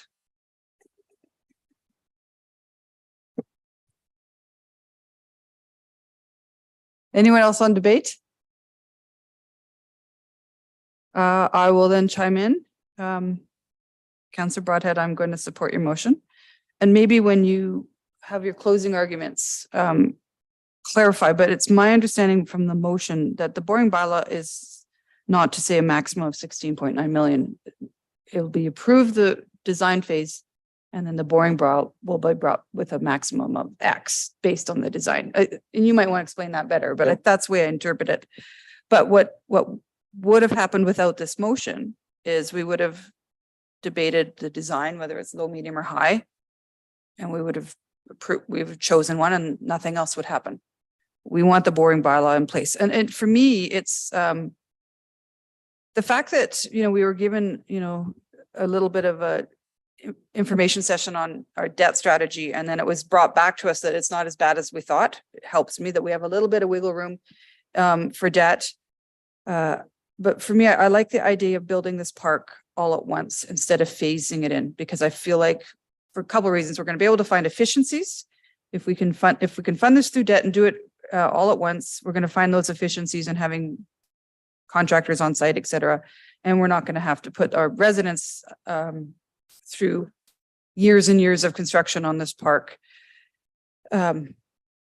Council has identified Millennium Park as a priority, not just for a community gathering space, but also as a catalyst for the economic development in our downtown. The Power of the Park session that some of us attended really, really reinforced the need for a catalyst in your downtown, a place other than Saturdays when we have the most wonderful farmers market in the world. But other than Saturdays, we need something to draw people into the downtown core. And I do believe Millennium Park will be that space. I was traveling around Alberta just last week, looking at different communities, and I had to stop in Edson, and they have what they call Centennial Park. It's got an amphitheater. It's got a giant squirrel. It's got I got a great museum there, and it's not much bigger than what we've identified for Millennium Park. It had a paid parking lot too. Little museum, little gift shop, and it's a place for people to stop. It's their tourist information center, and it's so I see the possibilities in Millennium Park just endless. And I feel I've been looking around this council because downtown was such a priority for us. It's in our strategic plan that we have the will this term to get this park built. So I'm hoping that we can just skip a bunch of steps, and as soon as we choose the design, staff would be given direction through this motion to bring forward a borrowing bylaw. You can close if I got that right, hopefully. Thank you, Madam Mayor. Well, you sort of made my closing comments for me. I certainly couldn't make them any better, but to the point that you asked around the 16.9, that was intended to be the ceiling for the high build, and then the medium and low would be commensurate with that by number. The borrowing bylaw would then in fact be married to the design that council chooses at the time that they are presented. So it's not necessarily 16.9. If the high is 16.9, the medium is 12 and the low is 8, and council chooses the 8, well, then the borrowing bylaw would be for 8. If council chooses the 12, then it would be 12. And if it was 16.9, then it would be 16.9. That was the intent behind it, is to give, I use the word monetary framework. That's what I meant by it in any case. So just to conclude, I too believe that that Millennium Park is a strategic motivator or development that will truly spur our community to invest in our downtown core. So to that end, Madam Mayor, I'll wait the vote of my council colleagues. Thank you. All right, call for the vote.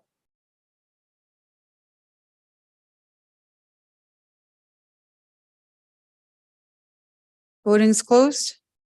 And that motion passes with Councillor Hughes opposed.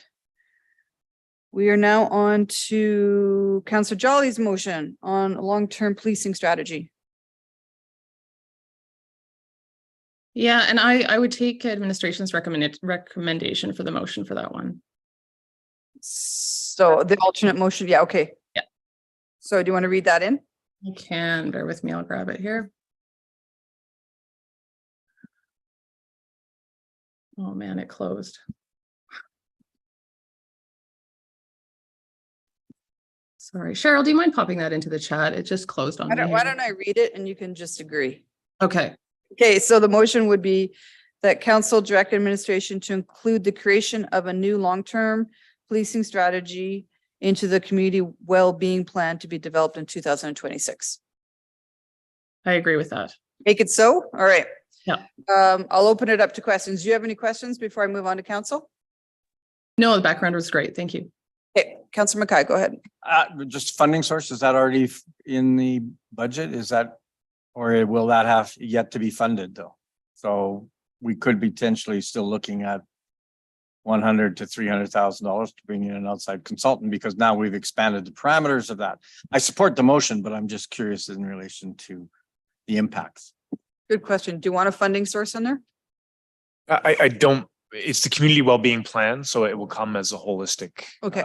component to it. This will be, yes, additive to a certain degree, but ultimately we'd be looking for the funding in support of the plan writ large, which is part of our ongoing strategic planning process. Okay. All right.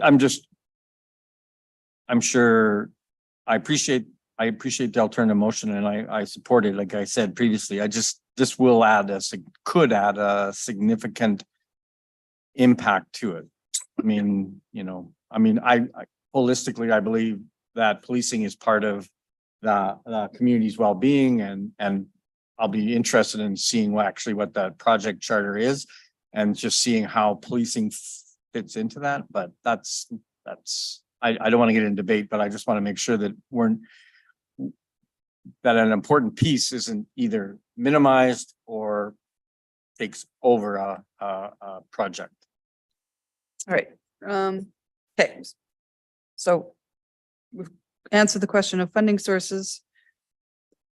I see no more questions. Councillor Hughes, I can't see you. Do you have any questions? No, I'm good. Thank you. All right, then I will accept the motion. Councillor Jolly, go ahead. Thank you. So I think, as everyone here knows, this came about after a discussion about how dated our current kind of strategy plan is in terms of policing. I really appreciate the recommendation from administration, because it really goes to the point of what I found was missing in terms of desired outcomes. So right now, our plan says we want, X number of officers for X number of residents, but it doesn't consider what outcomes we're trying to achieve in the way that we staff policing or deal with supports for people in St. Albert, because as especially Councillor Mackay knows, it's very complex, and it's not just about having police officers walking around to deal with infractions or whatnot. It's a very complex social situation, and I believe that it should be included in a larger plan. Kind of sad that we're really not prepared to do that until 2026. But at the end of the day, I'd like us to do this well, because it's going to impact the health of our community for years to come, and I'm excited to do it right. Councillor Mackay? Yeah, I support the motion, as I've said previously in questions. I appreciate administration moving it into the community well-being, because as Councillor Jolly just said, it truly is about outcomes, cop to pop. is a bad way of determining how you should police, because it just doesn't take in the demographics of the community. It doesn't talk about outcomes, as we just mentioned, but it doesn't talk about the individual characteristics of the community. We're different than Grand Prairie because of our demographics. We're different than Edmonton because of our suburban nature. So, I mean, if we can actually have a strong community well-being plan that integrates policing in with other social agencies and community groups, I think we get better outcomes. So I appreciate it, administration. All right, I see no one else weighing into debates. So anything to close, Councillor Jolly? No? Okay, call for the Further, vote. thank you.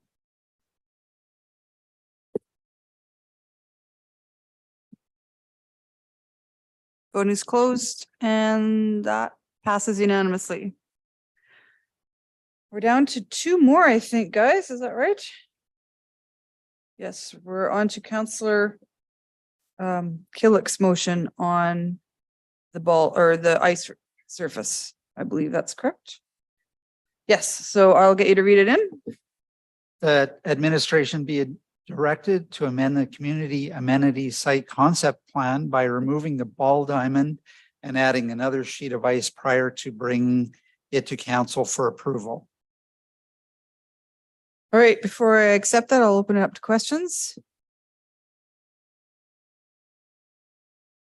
Go ahead, Councillor Mackay. Just clarity in administration in relation to timing. I know the backgrounder identified that this could impact cost, but also would impact timing because you would have to potentially do a little bit more detailed planning as it related to adding a second sheet of ice, or is that not true?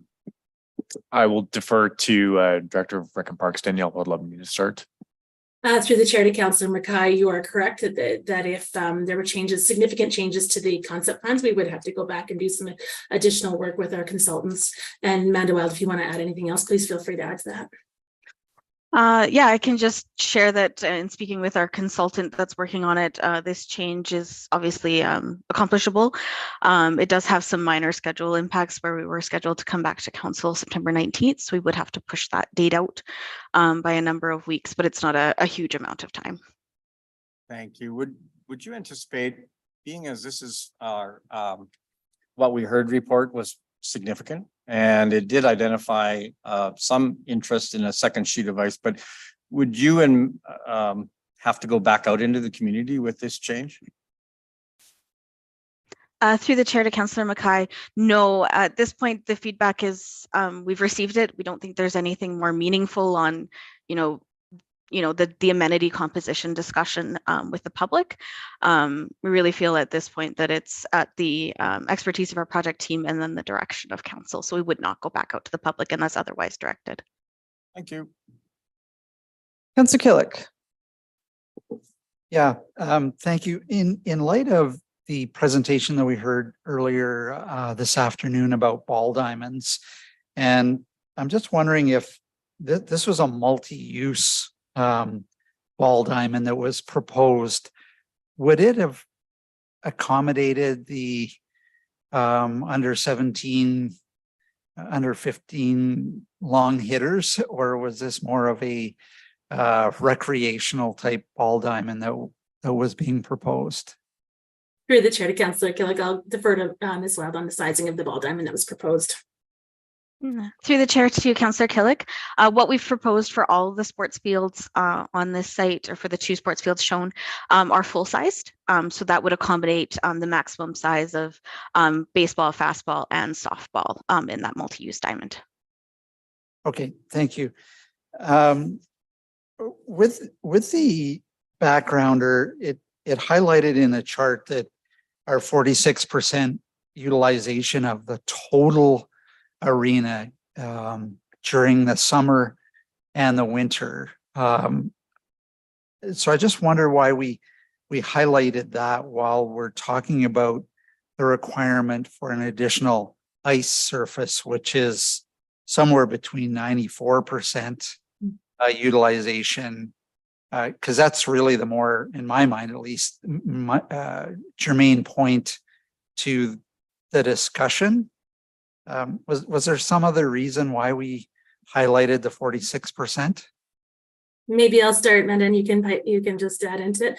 Through the chair to Councillor Killick, I guess our intention with that statistic was to provide some information to council to understand that there is a real crunch for ice space at the prime use, and that is an absolute an awareness to have. However, there is other time within that facility we would look to ensure high utilization of. So when there's no ice in that space, as well as daytime use or when it's off prime. So we just wanted to make sure that we were being fully transparent that there is other times within that facility that you would want to be aware of that we wouldn't have high utilization of potentially for community use.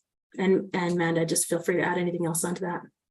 Yeah, to supplement Ms. Podlebny's point, we just wanted to share the reality that all indoor facilities need to be operated all year round. So when our ice isn't in, there are still operating costs. Obviously, there's still capital costs associated with the construction. There's still bookable space.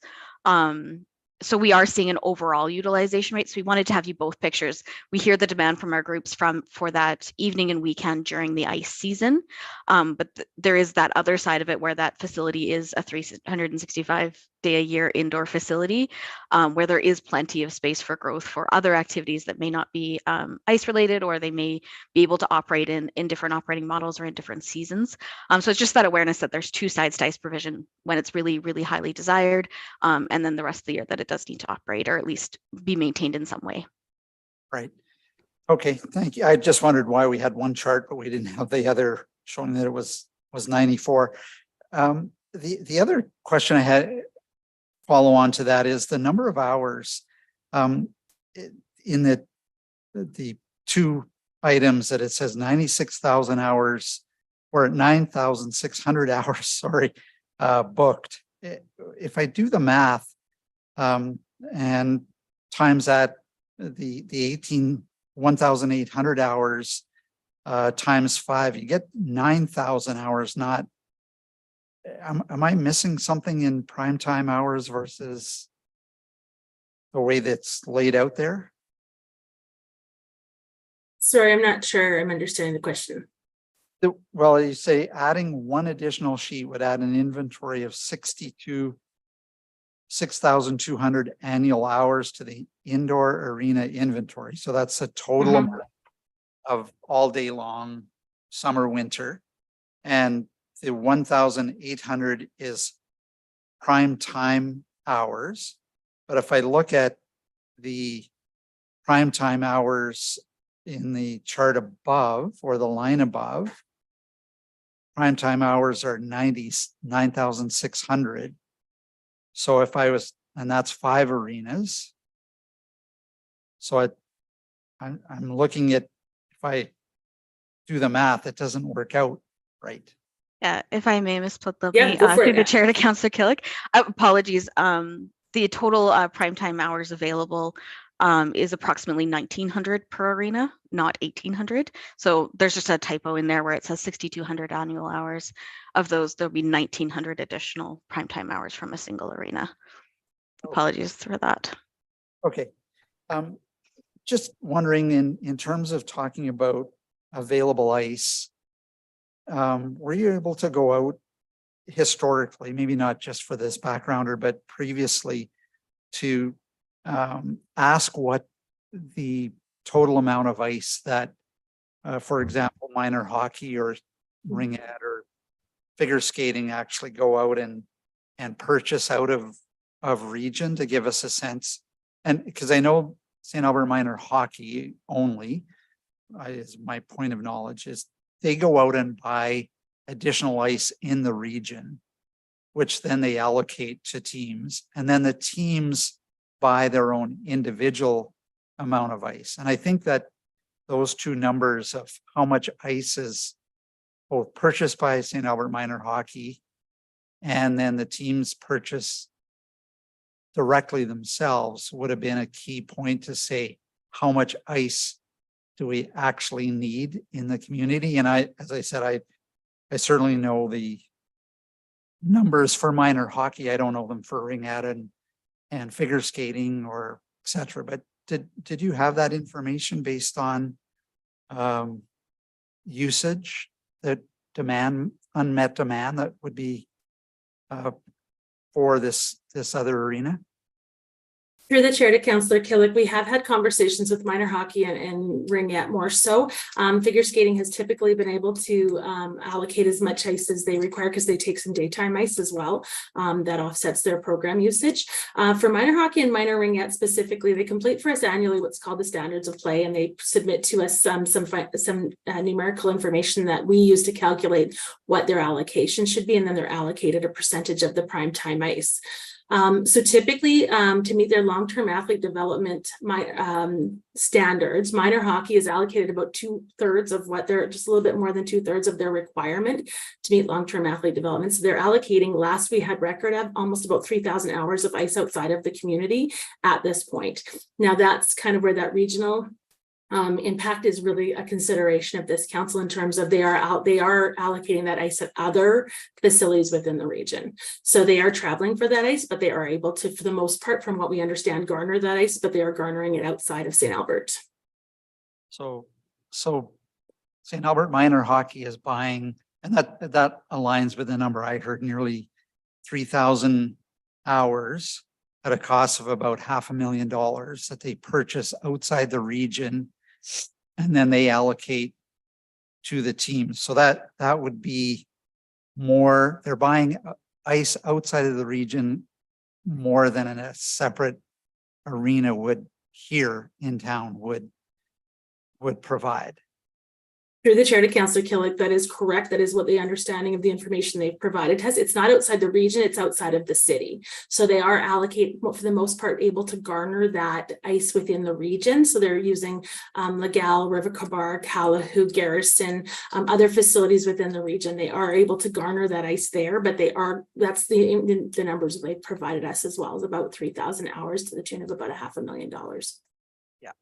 So, and then on top of that, the teams, my understanding from St. Albert minor hockey, again, just hockey. And so this means we're going to add in more ice for ringette and figure skating, etc. The teams go out and buy over and above what St. Albert Minor Hockey Association buys. Teams buy another 3,000 hours, and they actually pay a premium price for it. So they're actually spending nearly $600,000 on more ice over and above that. So that, sorry, has that also been shared in the analysis?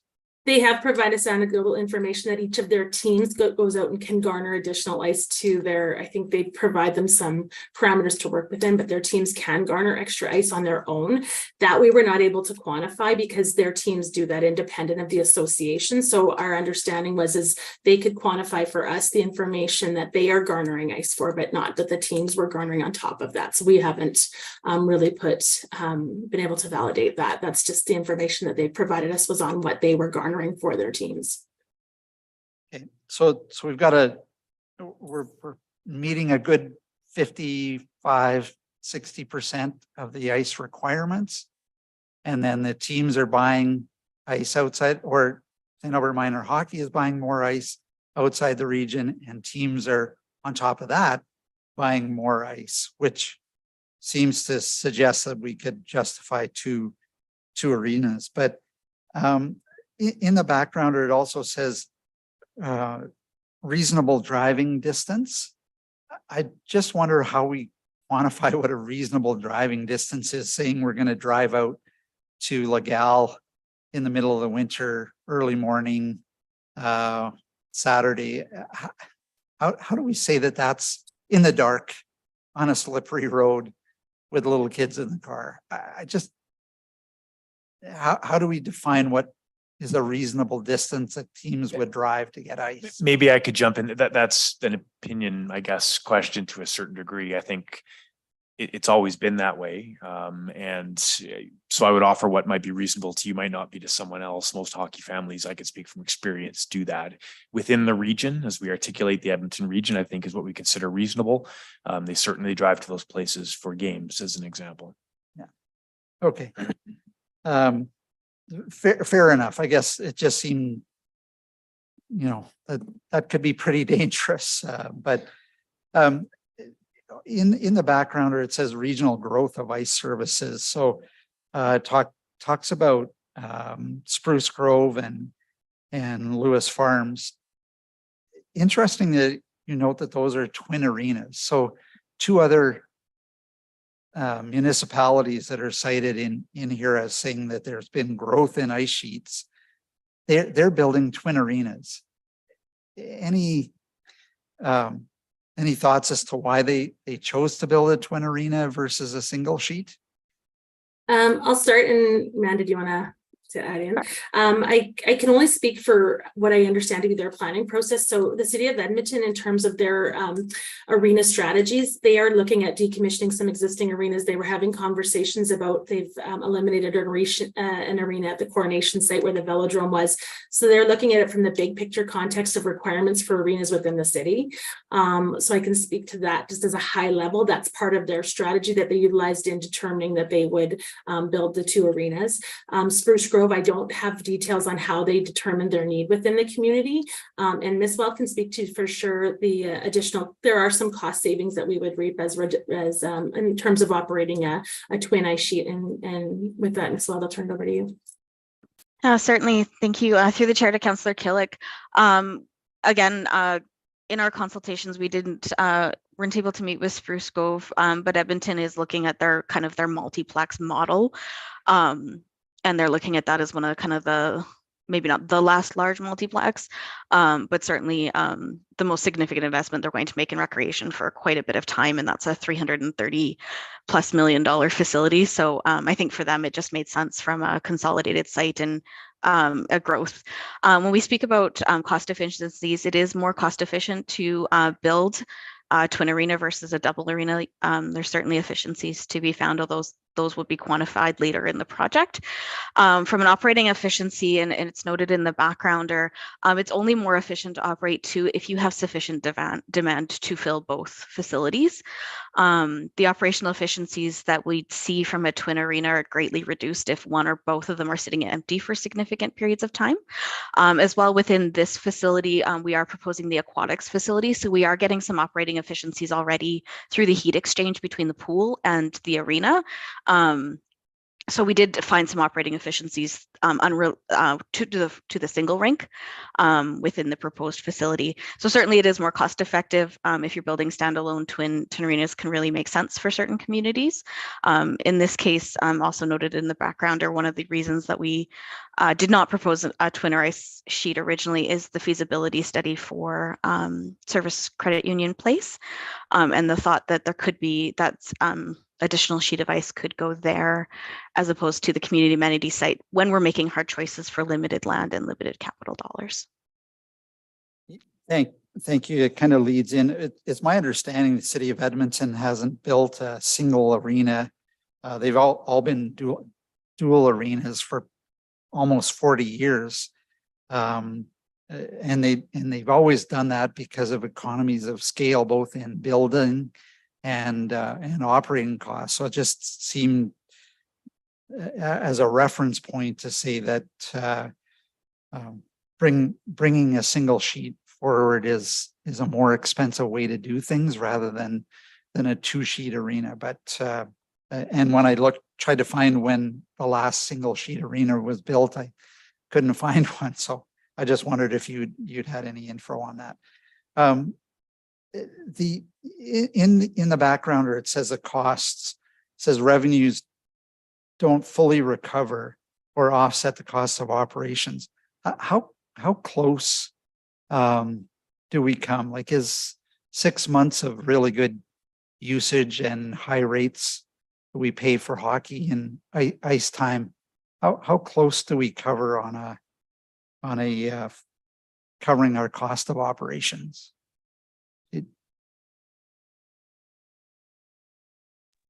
Thank you for the question. Through the chair to Councillor Killick, at our current 94% prime time utilization and the overall 40 I'm going to get it's either 46 or 44, and I'm going to get it wrong.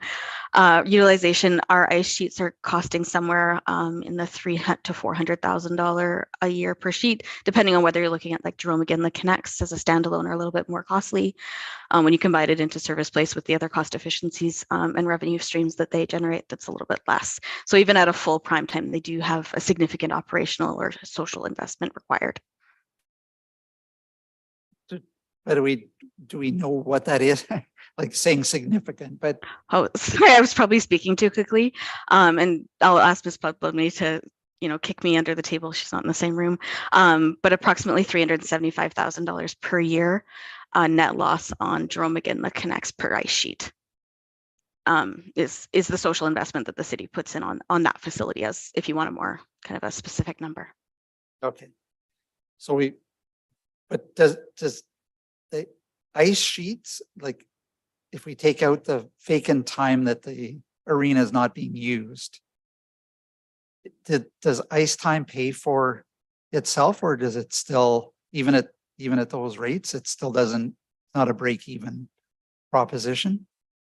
No, there is That's Danielle, okay. go ahead. You know the numbers way better. No, than I no, do. no. I would just say through the chair to Councillor Killick, there is a social investment to running ice surfaces. Typically, when ice surfaces are running as revenue generating facilities, you're looking at extremely different price structures, similar to a River Cree or a more private industry kind of perspective. We do offer, the social investment, understand the investment that it has in our community. So certainly for our minor sport partners, ensuring that they have, feasible rates to utilize those facilities at. But it is an investment in the community to run ice sheets and ice arenas. Yeah, and I think a good investment, by the way. So, Absolutely, without judgment, all of our rec facilities have great value to our community, but it is just in a recognition of that. absolutely, all of our rec facilities are the same. They're a good investment for the community. The other one in the backgrounder, it said public and community feedback. It said the community groups reporting demand between 2 and 4 additional sheets of ice.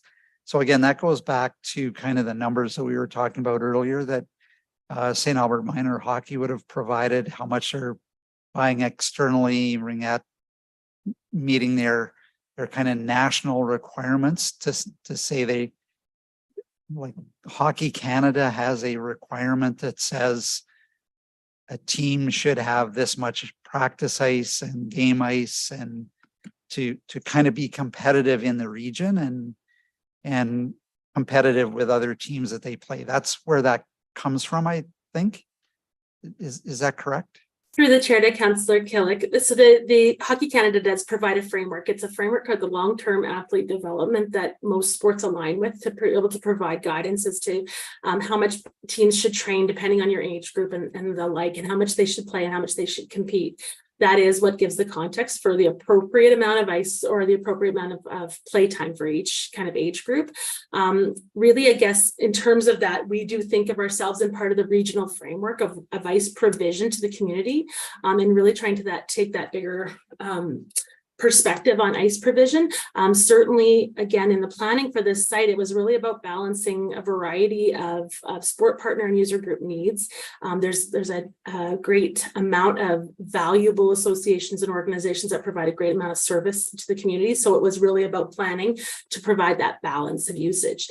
And as Ms. Wild indicated, it was really as another opportunity for us to look at Service Credit Union Place and how we have alignments there for additional ice, possibly in the future, as another opportunity for us to investigate another ice sheet should council want to direct us to complete that work. We are going to tackle that as well. Yeah. Okay. And Amanda, you had brought up the point about potentially another sheet of ice at Service Place. And my understanding, we've did a feasibility study back in 2017. So I went back and looked at that, and it was the kind of a sheet of ice either on the north side of Service or the south parking lot. Those were both, we're going to rip up a paved parking lot. Oh my gosh. Always comes back to paved parking lot. But my understanding, those were like $18 to $20 million projects back in 2017. So they would be, and essentially it's building, although there's some economies of scale of operations, we've lost the economy of scale of construction because we're now going back and doing a separate standalone build of one sheet again. Is that my understanding? And I guess the other thing was that 6 sheet of ice, again, in the projects were taken out of the capital project prioritization back in 2021. It had, interestingly, when we took out the paving, we took out that because we were going to build it in an amenity site, but the budget was $23 million for that line item. So I'm just trying to get a reference point as to saying if we've been talking about it for a long time, it's still a big if we were to go back to Service Place and add another sheet of ice. $23 million back in 2017, $28 would be, do we even know what it might be with inflation? Through the chair to Councillor Killick, I couldn't give you a current number. That would be part of our future work that we would look at in alignment with the future plans for Service Place. What I would say is there is some, to your point about development, this is a secondary development to this facility. There are operational efficiencies that do come from adding the ice sheet at Service Place. The other thing is we consider Service Place more of our event or our tournament hosting facility, I guess, for lack of a better word, because it does host multiple ice sheets, and there is some value to having those ice sheets all housed together in terms of operating larger tournaments, larger events, and things of that nature. So there are some benefits to having additional ice sheets there, as well as within the region to again mechanics. It makes it kind of a quick pathway for operating it more as an event host, whereas community amenities, we really visioned it as a community hub and more of a recreational and kind of amenity that had a variety and really that ability to have a variety of activities happening in that location. Ms. Wild, do you have anything to add to that? Feel free. Yeah, I would share that through the chair to Councillor Killick. One thing that we did consider in kind of playing with that idea of expansion, because obviously you're completely correct. It is more expensive to build, particularly onto an existing building, as opposed to a brand new site and doing everything at once. One of the things that we considered, though, is we are concerned that building 2 arenas, together, we may not have sufficient demand, particularly in kind of the early years of operation, whereas allowing the delay to potentially align to Service Place upgrading or RMR work may actually allow us to align demand more closely with building timelines. So we do lose some construction efficiency, but it does increase phasing and when that debt would be incurred, as well as allow us to maximize use of facilities as they're needed. Okay, thank you. I appreciate the answers and clarity around that. I think there's some other questions in the queue here. There is, so I will go to Councillor Mackay. Mine will be really quick because a lot of them were answered. Do we know do we have any update in relation to ACA's Twin Ring facility?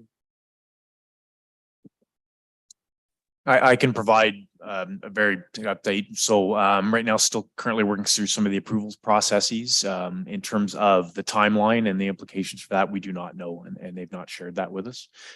Still a project. They still intend on seeing it to fruition, but I can't tell you what the timelines are related to that. So when we were factoring in all of this, did we factor in them in the regional context or local context in relation to them still coming online eventually? Through the chair to Councillor Mackay and Ms. Wild, add on, please. We definitely factored them in as a provider in the community. Should that development, as that development progresses, we'll keep that on the radar, as well as one of the provisions within the community. And Amanda, feel free to add on. No, that's correct. Thank you. Good. Councillor Broadhead, we're on to you. And thank you, Madam Mayor. You did note in the regional growth advice sheets, the ACA. How would this impact them if we added another ice sheet? So do you see the ACA as being a complementary service to the city of St. Albert, or would this be a competitive thing for ACA? Through the chair to Councillor Broadhead, I think that unboarded refrigerated ice is really a new kind of offering within the region, within the community. So we don't have full context on exactly what this is going to look like. I know that the ACA has a strong business plan that they want to implement within the community. We do think there is a need for additional covered indoor ice that will be garnered by the community and well absorbed. I do think there is possibility that the active communities could supplement that ice offering within the community, certainly, and especially at the recreational level and at maybe the more introductory levels of hockey. I think there's some good opportunities there. There were some limitations on outdoor ice for some of the other ice users, but even for some of the off-season use of pickleball and the like, Ringette was also suggesting that there could be some usage there. I think through our public engagement, we've gotten some mixed feedback as well as to the how much this will offset the ice needs of our local sport partners. So it kind of remains to be seen until the development comes to fruition, I would suggest. Yeah, I think it's fair to say, without knowing the operating model, I would hesitate to say that it is competitive. I don't believe that would be the case. I think especially at peak hours, right, it provides other options. And as we've heard, there are folks sourcing those options. So I would not quantify it as competitive.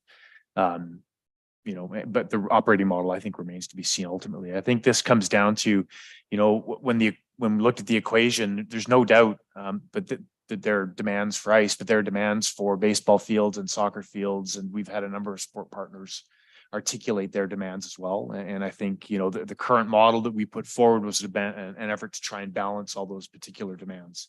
And so fundamentally, this is, I think, a question about, you know, are we kind of doing our best to do all of those things, or do you want to focus a little bit more? And I would just quantify it that way. I think, you know, looking at ice in isolation of all the other demands is not the calculus that we use to come up with the recommendation that was made for the amenities site. It looked to try and balance all the sport partner needs. And please, Danielle or Amanda, correct me if I'm wrong. Through the chair, absolutely, Mr. Fletcher. We were looking at balance, and it was really about that provision of that community hub within the community. So really trying to find balance of use, outdoor, indoor, spontaneous, recreational, and the myriad in between. Fair enough. Thank you very much. Councillor Jolly or Councillor Hughes, do you have any questions? No, I don't. Thank you. Nothing for me, no. Great. See no more questions. So Councillor Kill, go ahead. Yeah, just to kind of try and wrap up, I think the key points are I understand trying to find the balance, and this is always tough. But I think we've heard that there is a significant unmet demand for, not demand, that's a tough word, an unmet requirement to meet our minor hockey needs. And I'm thinking about hockey, ringette, skating, fun skate, learn to skate, ice time, a significant unmet requirement for more ice time.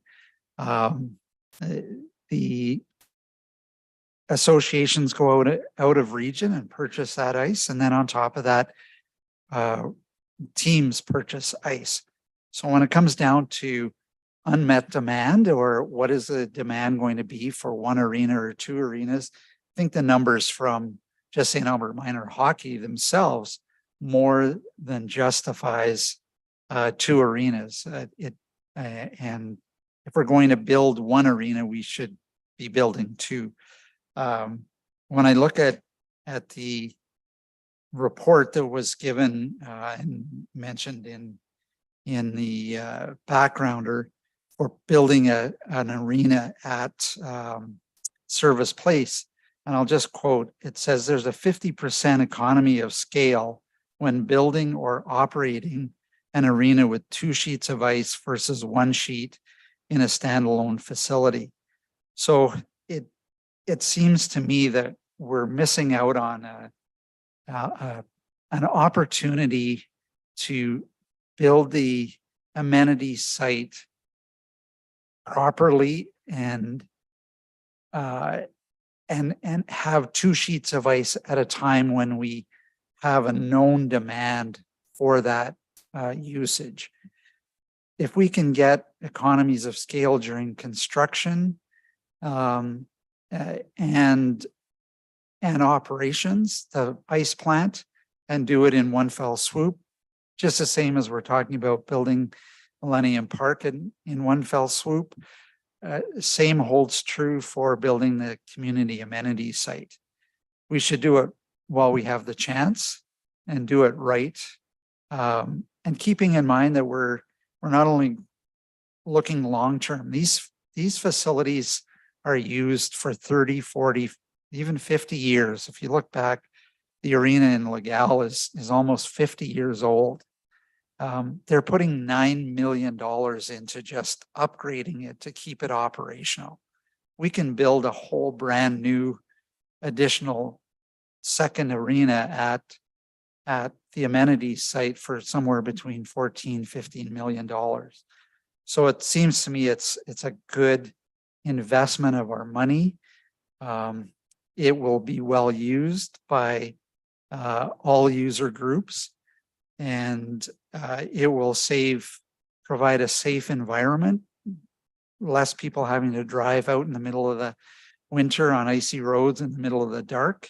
So there's a resident safety factor, and it's investing money that will stay in our community on renting that ice from St. Albert rather than going out and renting it from outside of our community. I'm not sure that Edmonton, buying ice time in Edmonton or Sherwood Park, that they absolutely need our support to fund their arenas. So from all those perspectives, we know we have the demand. We know that there are economies of scale in building it in one fell swoop. We've even discussed, well, we may not, if we don't build 2 sheets at the amenity site, we may come back and look at building it at Service Place later on, but it's a more expensive option, anywhere from 18 to $23 million based on documentation that we've got already. So it seems to me that this is an opportunity to get the concept plan right, add in that extra sheet of ice. We know it'll be used. We know it's cheaper to design and build it in one fell swoop. We know that there are operating economies for ice, and we should take advantage of those, both from a financial perspective for the residents and use of their tax dollars, as well as for the payback and community benefit that we'll get from having this second ice surface at the amenity site. I'd also suggest that we don't ever want to, play one sport off against the other. That's not my intention here. And in fact, I'm kind of surprised that we've heard from the ball association saying that they need anywhere from 6 to 8 additional ball diamonds. So having one at the amenity site really doesn't it barely begins to meet their needs. The other thing is in all of our discussions about the amenity site and why are we building it where we're building it over in the west side of town, is solely, it comes back to saying that we didn't want to build it at Service Place and concentrate all of our sports facilities all in one quadrant of the city. We actually made the argument quite eloquently that we wanted to move them away from Service Place and spread them out around for more equal access by our residents. So thinking that we would say, well, we may need an additional sheet of ice later, and where would we build it? We'd build it back at Service Place. Kind of flies in the whole face of saying, why are we building the amenities site on the west side of town? We should build it with 2 sheets of ice and build it right from concept design get those economies of scale, both from construction and operation, and move forward with it as soon as possible. Councillor Mackay. Thank you. Yeah, I agree with everything you said in relation to it. And there's no doubt that an extra sheet of ice would be ideal. Certainly when this initially came forward, I almost assumed that there would be, and probably would have been even if we wouldn't have gotten the total amount, and Rohit wouldn't have actually taken back some of the land that we had. And I think we probably wouldn't even be having this discussion if that was what it was. You know, but I mean, I'm just gonna say that unfortunately, I mean, we do have to put a little bit more weight in relation to balance and balancing community needs and expectations. I mean, to maybe your last point, I mean, yeah, you know what, when we were looking at developing a community amenity site, the feedback that we got was, let's go where our growth is. And certainly there was a lot of discussion when we had put this out for SOP or our expressions of interest rather, that it should actually be in the north east. And certainly the schools have identified that as a priority location for them as well for a high school, because that's where they see growth. But now we only have to look at what's happening in Riverside. We only have to look at what's happening in Jensen Lakes, Nouveau, the rest of the build out in relation to Northridge to see that there's a high demand by our community residents to have an amenity site there. Yeah. Could we have 2 arenas? Yes. But the idea is, you know, we have a community amenity site that meets the needs of all community members. And I think that's an important fundamental principle that we have when we're looking at a community amenity site. We may not be able to reach a gold standard for everything that we have. And I'm not saying that we shouldn't try to attain that, but we also have to realize this is what the limitations of the actual space has, unless we take something away from another community group or potential partner. So, I mean, the question around Service Place is very interesting because, I mean, I supported the 2017 site. I said, we have economies of scale for all those arguments that you've identified. We should have been building it there. The whole concept though, as a tournament destination, as a hub in relation to sports tourism, that appeals to me. And I see that as being a more advantageous in the sense of adding another one there. And I'm very interested in actually how that rolls out when this all comes few. We're still years away, still a long way away. But I mean, I'm looking at the disadvantage. I mean, it's in our background, or it just the site and the budget, we just can't support all the needs of the members of the community. And so it was identified as important to have a well-balanced suite of amenities that met the greatest number of needs. And, you know, we even saw that today in the earlier presentation by Ms. Wall. I mean, she came, I mean, yeah, you're right. I would love to be able to say, let's find a piece of land. As a matter of fact, I'm going to actually encourage administration to continue to work on that. Let's find a piece of land where we can actually build a quality facility that supports a very growing sport, fastball. I mean, and this is not to pit, like you said, I'm not pitting one group against another, and I know that's not your intention. But I mean, if the addition of the arena, and I'm going to continue, reduces the ability to meet other needs of the community, it just reduces the amount and diversity of the outdoor amenities. So we've come a long way. We're at a point now where if we look at the What We Heard report, it's probably the most detailed and most involved report. And yes, the sports groups all got a chance to provide input. Our community members all got a chance to provide input. And yes, did everybody get what they wanted? No. We have swim groups that wanted a 50-meter pool, and they wanted access just solely to that. And matter of fact, I met with a resident who wants a 50-meter pool attached to Service Place, and because we can build it faster because of all of those reasons, the economies of scale. We have another motion on the floor a little later in relation to a partner potentially moving, but this is this is what we have in front of us, and this is what gets us to what I think is the goal of the community amenity site, and that is our having a location that meets the needs of the greatest number of community members. And that means whether it's swimming, outdoor bike facility, maybe another disc golf facility.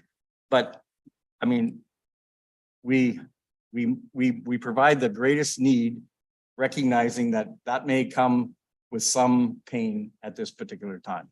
So I'm not going to support it based on the fact right now is, unfortunately, yeah, ideally I would love to have 2 arenas, and yes, it makes a lot of sense, other than the location isn't big enough for it without really looking at taking something away. Even parking potentially creates a problem. So I can't support it at this time. Anyone else on debate? Councillor Hughes, Councillor Jolly? Yeah. Go ahead. Go ahead, Sheena. Thank you. I'm gonna talk really loud because I'm not sure if my voice is carrying. So if I'm talking too loud, Mayor, please let me know. When I look at this site, this is not going to solve all of our recreation needs no matter what happens. So we have to decide if we're going to do diversity and try to meet a lot of different groups' needs, or just focus on a couple and just build everything for those 1 or 2 areas. So this motion is really to say we're going to do a pool and arenas, and everything else is pretty much, if it fits, great. If it doesn't, too bad. The bike park is going to be there because it's over a dump site, and that's something we can build on it. So other than that, for the, we'll call it prime real estate, it's like, do we want to have a diversity of options, or do we just want to have it be really, it's a pool and arena complex? And the other challenge we have right now is that we don't have the money for any of this. And the next council won't have the money either, because we're going to go through our borrowing and we won't have enough money to build anything. So in some ways, we're discussing something that may never manifest because we don't have the money to even build 1 complex, let alone 2 in our borrowing debt, which is going to be its own challenge. And yes, we lost the 7 acres of land, which is a significant amount. It's at least 1 amenity, if not 2. In the negotiations, we agreed to that. And so now we're dealing with, we have to triage what we want to do. So I personally, I'm just not in favor of cutting this, cutting out the ball diamonds. I'd rather have a bit more diversity. Otherwise, it's not really community amenity site. It's just more of just a 1 facility type of site. And the reality also is that while we're planning for this, it could be a very long time before anything actually gets built, because we just don't have the cash for it. So what we do build will probably not be in the $50 million range, because we don't have $50 million worth of borrowing. And that's just, and neither will the next council, and I don't know about the council after that. And that's just the challenge we're having. When it comes to the Service Place, I think part of the debate of having it at Service Place, the time of, staff said, if we do it at Service Place, we won't be putting our attention towards the second site. And so the council said, let's move towards the second site so we can have more amenities than just simply the 1. And that's how it kind of fell off the wayside. Now, if staff are saying that they're realizing that there's more efficiencies they want to do at Service Place, then, you know, I'm more than open to discussing that, again, with money that we don't have, but I'm more than willing to open to discussing it. I know that when I have talked to people in hockey, they've said that having a 4th ice sheet there would be significant for being able to do tournaments in an efficient manner. So having doubles everywhere doesn't always facilitate tournaments. So something to consider. So at this time, I'm not going to be supporting it, but also realize that this, you know, Councillor Broadhead, you mentioned before, like if we don't move Millennium Place forward now, then potentially it may not happen in a timely fashion. We move this other thing forward, it's going to be at the expense of something else. And I doubt that anything at this point is going to happen because we don't have the money to borrow. So unless the provincial government changes the debt ceilings or the debt allowances or anything else, the categories, all of this is being discussed for a very future council. But at this point, until we actually see that, we might as well do a multi-site than trying to do a specialized, is my point of view. That's it. Thank you. Councillor Broadhead. Thank you, Madam Mayor, and Councillor Kelly, you make a great debate. You did. Ultimately, My struggle again is what Councillor Hughes and Councillor Mackay have brought forward is how do we manage to have a community amenities site that that serves the community as a whole, and what we heard Mr. Fletcher say is that what was presented to council was their best idea of meeting the diverse needs in our community, but that doesn't diminish the need for more ice. And you made good arguments. It's I wanted you to know that, and I want you to know how I vote, because I just didn't want to sit here and be silent and not let you know. Thank you. Anyone else on debate?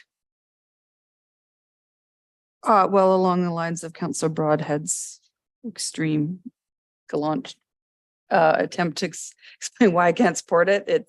For me, you asked a lot of questions about hockey driving outside of the community and what they're paying for ice. You didn't ask about what softball's paying for diamonds in the region. You didn't ask what their teams are doing. And Kelby even said that they had to buy space somewhere in Edmonton. As a soccer parent, there wasn't a single soccer field in Edmonton. I drove to the south side of Edmonton all the time in the middle of winter. And then when we went tournaments, I had to go to Saskatoon. There is now one indoor unboarded full-size soccer field in the region, but there are other sports groups out there and that's my problem with this. We've always tended to listen to the ice users, and that's why we have ACA coming. But I think this would send a really bad signal to the other sports groups in our community if we were to once again favor ice over the sports fields. And it says right here in the background that inclusion of an indoor arena requiring supporting and the required sports space would require loss of both outdoor sports fields. And that's, for me, is the only reason. In the perfect world, we'd have a bigger space and we would have twin arenas, one with lots of exhibition, and we would have the indoor non-boarded soccer field that I want. We would have, we would have it all, but we can't, and can not only space, but just can't afford it. So I appreciate you once again advocating on behalf of the ice users, but I think we need to consider everybody. So that's why I'm not voting in favor. Anything to close? Yeah, so just, this is trying to get the concept plan. I appreciate everybody saying that, this is way in the future. And affordability, absolutely, totally agree with that. In fact, that's kind of a sad point that this is so far out in the future. I would love to have magically won the lottery and been able to fund everything. But I wanted to try and make sure that we at least got the concept plan structured and drawn up so that we had clear direction that we could move forward on. In terms of community input, as Councillor Mackay said, that what we heard report was very significant. And interestingly, though, that of the overall priorities, top 5, indoor ice was plus 32%. It was significantly higher than anything else that was ranked by plus 32%. In terms of all of the amenities, indoor and outdoor, it was still 63% said it was a priority, was indoor ice. That came in even higher than gym and fitness center at 41%. So I'm really trying to listen to not only the ice users, but the community at large said that this ice was a higher priority than anything else. So that and looking at economies of scale of building it, adding it in, much cheaper to do it at the initial design phase or concept phase than it is later, adding it in an area where, as Councillor Mackay said, we have lots of growth on the west side of the city, in Riverside, Churro, et cetera, closer to highway access. All of those good things can make this get it right the first time and get it right while we do the concept plan, as well as we know absolutely for sure based on ice time requirements as just identified by minor hockey, not everybody else, not ringette, so we're not pitting ringette against hockey or figure skating. We're not forgetting about the figure skaters. We know that it will be fully 2 sheets of ice would be fully rented during peak season. We know that just by the amount of ice that's being rented today, let alone what it's going to look like 5 years or 10 years from now when this arena finally gets built. And then we have a chance to do it right the first time rather than going back and redoing. Well, I think if we go with the current concept now, we will not have the space to go back and add an arena there. So this was an ask to, do the concept design the right way the first time that are going to meet the future needs and growth of the city long-term as we grow to 100,000. So with that in mind, that's why I brought it forward and was hopeful that we would have been able to at least, and we still, with 2 arenas, we will not be meeting all of the ice time requirements. So it's still going to require people to travel. But at least it would be a very good step in the right direction. And I was hoping that this would be successful. And I'll wait for the vote. I'll call for that vote now.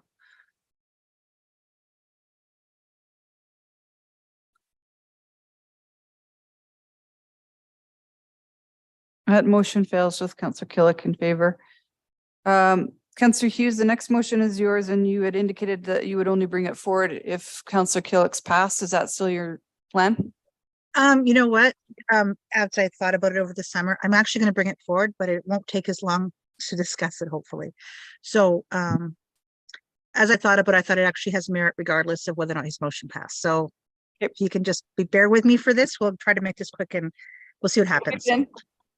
Okay, that administration be directed to amend the community amenities site concept plan by removing the high school building only and bringing it forward with other amenities recommended by administration to council for approval, and establish a school site on the Badgerlands ASP large enough to accommodate a high school and supporting amenities.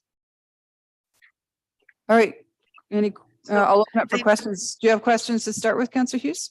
Yeah, I have 2 quick questions to administration. So, so the first one is with the Badgerlands. I know that you guys are developing an ASP on this. Is this going to be coming before council at any time?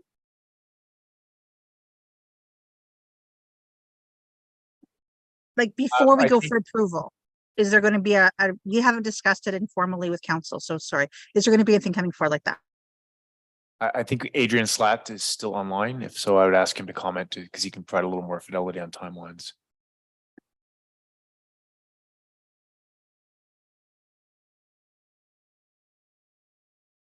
No.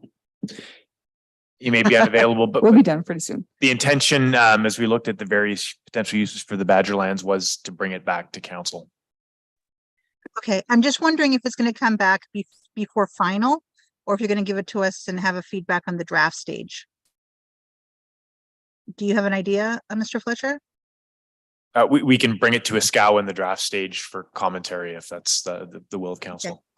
The other question I had is servicing. So now that we have servicing going to the community amenities site, my understanding is it's a lot easier now to get servicing for the Badgerlands as well. We kind of got a 2 for 1 almost on that, or 1.5 for 1.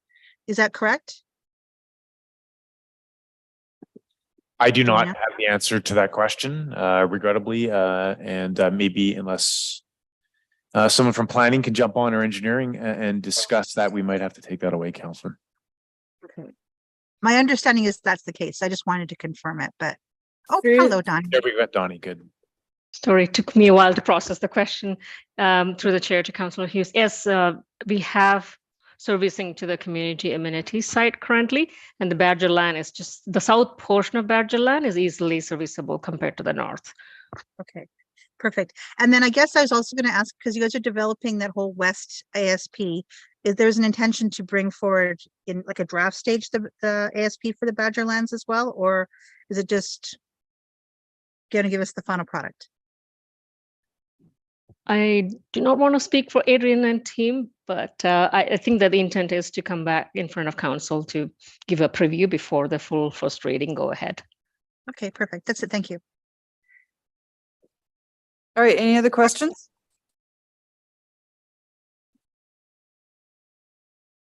Councilor McKay, you have a question? I'm just curious. I was trying to go back through. Did we do anything in the background? Did we do any consultation? I think we did do some consultation with the school boards on this potentially, didn't we? And I'll ask Danielle to come in on that. Thanks. Absolutely. Through the chair to Councillor McKay, we did do some engagement with all the school divisions, and I'll turn it over to Ms. Weil to get into the specifics of what we heard. Yeah, certainly. Through the chair to Councillor McKay, we did have one-on-one meetings with each of the 3 school boards. What we heard from each of them, there was support specifically for a high school site from all 3 school boards when we met with them. They saw synergies with the opportunity to provide recreation services and shared services. Obviously, there's a great benefit to their students with being co-located with a diversity and a range of amenities. There is obviously some concern around the location, particularly from the public school board with Belrose being so close. But they were very much in support of inclusion of the high school site in the concept plan. Thank you. All the questions you had? Anyone else? Oh, sorry, Councillor Broadhead, go ahead. Has the idea of moving the high school site to the Badgerlands, has that ever been explored? I've recognized the feedback around the amenities site, but what about the Badgerlands? Have they talked about, I mean, are they, agnostic to whether the site is with the amenities or at Badgerlands, or what's the story on that? I think from the public, and Danielle, please feel free to jump in here. From the public systems perspective, they would rather have it on the east side of St. Albert Trail. That's certainly their articulated component of it. The difference between Badgerlands and the amenities site, I'm not sure that we've ever had those discussions. From administration's perspective, we are examining a number of potential uses for the Badgerlands that could come back in terms of, the relative supply of things we need to do versus the demand of land available. But I think that's the current state of affairs. Fair enough. All right, thanks. Okay, thank you. Councillor McKay, go back. Yeah, sorry. If we remove the high school in relation to it, is there other school sites MR in there identified? Or is that our MR? There is I believe it's designated, the intent would be for elementaries. There is a school site within the Shiro neighborhood as well. Yeah. So there is already a site somewhere in there separate from the community amenities. Correct. If I could just add, Mr. Fletcher, it is sized for a K-9 school only. It would not suit a high school. Sorry, can you say that again? The southern school site in the Shiro area structure plan is sized for anywhere between a K-9. It could take junior high as well. It's just not large enough for high school. Oh, that's Shiro. Sorry. Okay, thanks. Yeah, good. All right. I see no more questions. Councillor Jolly, I can't see you, but do you have any questions? No, I'm good. Thank you. Okay, perfect. Councillor Hughes, go ahead with debate. Sure. Yeah, absolutely. Okay. So initially I was only going to bring this forward, like I said, if the other one passed, but then I came to realize that if we just thought about where's the best place for a high school, I don't necessarily think it's actually on this site. I understand that ultimately there will be a lot of amenities on there. For the short to medium term, there probably won't be. And we are giving a high school easier access to a pool and or arena, but at the expense of field space, at the expense of having a proper football team and actually having field space directly beside them. The park space that we have for the soccer and the baseball diamonds, those will be developed eventually, but they're not actually actually joining for easy accessibility for the school. So it's sort of like we're giving them part of it, but not all of it. So when I thought about this, I thought, okay, well, what if we actually put it over at the Badgerlands and where we have nothing but space right now, and they could have the proper field space. They're actually still only minutes away from the other community amenity site. So they could easily go to the pool, go to use the arenas, anything else that's there without having a large commute. So they would de facto be able to access that other land quite easily. The other challenge when I looked at it was that there's the parking. So the parking that's being provided is similar to Paul Kane, but we all know that the Paul Kane parking isn't sufficient to meet the needs of Paul Kane, and that there is overflow, and there's nowhere to go for the overflow except for the other amenities parking lot, which could also fill up. And now we're going to be trying to fight for parking spaces. So right now the overflow everywhere else goes into neighborhoods, which I realize is inconvenient, but it's not, we're not fighting in a very, very limited area for parking. So, and the other thing is that because we have to cross Ray Gibbon Drive, anybody who doesn't live in Sherreau basically can't walk to this high school. And right now, for example, there's hundreds of students that are in Paul Kane that walk because they're close enough to, and if they had to cross a freeway, would not be walking, which then again increases the number of people using cars. And I realize that we can hope they can use the bus, but we have to look at realism here. So if we were to move it over to the Badgerlands, they have to cross Villeneuve, but it's not as bad as trying to cross Ray Gibbon Drive, and that, which is basically going to become a freeway eventually. So when I thought about this and I put the motion forward initially, I hadn't specified the Badgerlands, and the school board contacted me and they were like, oh my God, you're getting rid of our school site. And that's when I clarified, I'm like, no, I'm actually thinking it's a better location. They were far from being, when I spoke to them, they were far from being sold on only the school site at the community amenities site. What they wanted was a high school site, recognizing that they need a site for a high school and that it was urgent. Because the kids are growing up and they're growing into that site. So when I look at the fact that the Badgerlands is serviceable, we can get them service land pretty quickly, and that they could be on the list to having that done. I think it's possible that they could actually get that faster than even getting the community amenities site ready and saying it's serviceable land and ready to go, but it also has to have everything else done. I think that it's possible that the Badgerlands could be available sooner than this particular site as far as a high school goes to notify the province. So I don't think there necessarily has to be a delay. I think that it will handle the parking issues better. They would actually be able to have a proper field and have a proper needs met. And if we keep it in the community amenities site, it's going to be a construction site. Now I realize that the Badgerlands would be as well, but this is a long-term, definitely long-term plan on this construction site, and they'll be doing any other amenities available to them until it's actually built out. So if we were to put that on there, they could be going years with having no amenities at all.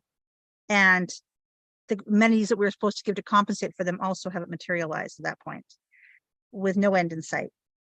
So I thought when we thought about it, like if we don't look at just the community amenities site and we don't say we want to put everything in here, but we rather say this site should be a recreation site, the community amenities, and we have plenty of needs for recreation needs that can come forward. And I'm not dictating it. That's why I said specifically admin, come back and tell me what you prefer, what you recommend based on your information. Because I don't have a favorite. I'm just thinking that we should try to put more recreation in a recreation site and then allow high school to have the room it needs to breathe and do what it needs to accomplish, which requires field space directly adjoining it nearby, and allow a lot of the problems that we're overlooking in the effort to have a high school there being put in a Badgerlands and addressing a few of those concerns, and not really an additional cost. I realize that it will up the cost of the community amenities site when you look at the whole site plan, but if you're going to build something and it's going to go here or there, the costs are going to be the same. It's just a matter of like, this site's going to cost more as opposed to costing half of here and half over there. The total cost would still be the same. So that's what when I looked at this, I thought actually there is a case to be said to just simply deliberately putting the high school where it's easier for the kids to access it, where there will be probably overflow parking so that they can handle it if there isn't enough on site, where they have a proper field out of the gate and it can be worked around. In 2017, there was a motion passed to actually allocate almost 10 acres of land to a high school. And for some reason, it seems to have been forgotten. But this is definitely prime area to do it. And we really don't, because of just the other high school locations, there isn't a need to have 3 high schools in a triangle. but there certainly could be the one that's over on the one side. But if we put it in the community amenities site, we're not going to put it in the Badgerlands. There's just too many in one location. But if you just look at what the inconveniences that they're agreeing to in order to just get any site to say it's a high school, there's a lot that don't need to be agreed to if we just simply put in a better location just down the road. That's it. Thank you. Councillor Mackay. Thanks, Madam Mayor. Good comments. Excellent, well thought out rationale. I have no concerns in relation to that. My comments are, I just think it's premature to dedicate another use to the Badgerlands by taking that decision away from administration prematurely. They could come back with any number of different uses. We still haven't yet got a complete report in relation to actually what's there, potentially with all of the soil contamination and potentially some of the challenges that that could be related to, particularly as you move further towards Villeneuve Road. I'm also concerned in relation to the massive TransAlta power station that's right there as well. That could create challenges in relation to having any type of school site. It could create challenges even for recreation, like a softball facility, a paved softball. But I think that I just don't want to tie administration's hands yet by dedicating it to a particular use when right now we just don't have that much information. Whereas in Choureau, we pretty much have a virgin site. We already have some planning in relation to it. Yes, it may not be ideal right now for all of the school boards, but at least it's something that's there that we could combine it in with the community amenities. And yes, there would be some short-term challenges potentially, but I think in the long term, I think having a high school tied in with community amenity sites just makes ultimate sense. I mean, again, Lewis Estates is moving forward with a education facility. I'm not sure exactly what it's called. So I just don't want to commit. My reasoning behind it is I just don't want to commit to Badgerlands right now at this particular time and tie the hands of administration without knowing a lot more information, without maybe having access to information related to the West ASP and potentially other uses that could benefit all residents around the use of the Badgerlands. Anyone else on debate?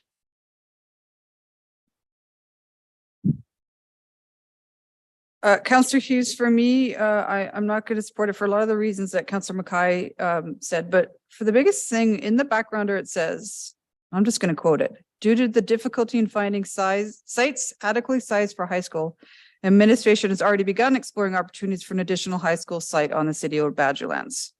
So I feel like this could happen if it's appropriate there anyway, and your motion would then remove a school site in our community when we actually need to add them. So should it be removed from the community amenity site, additional lands would have to be sought in growth areas to support the long-term growth of the city and subsequent school board needs. So we need more school sites, not less. And yes, we have a big annexation that we did a couple of years ago, but that's a long ways off. And so I think the Badgerlands and the community amenity sites, whether they're high schools or K-9s or whatever, we just need more. So I think you're still premature until the ASP for the north or for the west side of the city comes and we can have a better conversation with the school boards as well. So I'm not going to support it at this time. I'll let you close. Sure, thank you. Okay, let me just address a couple of the concerns.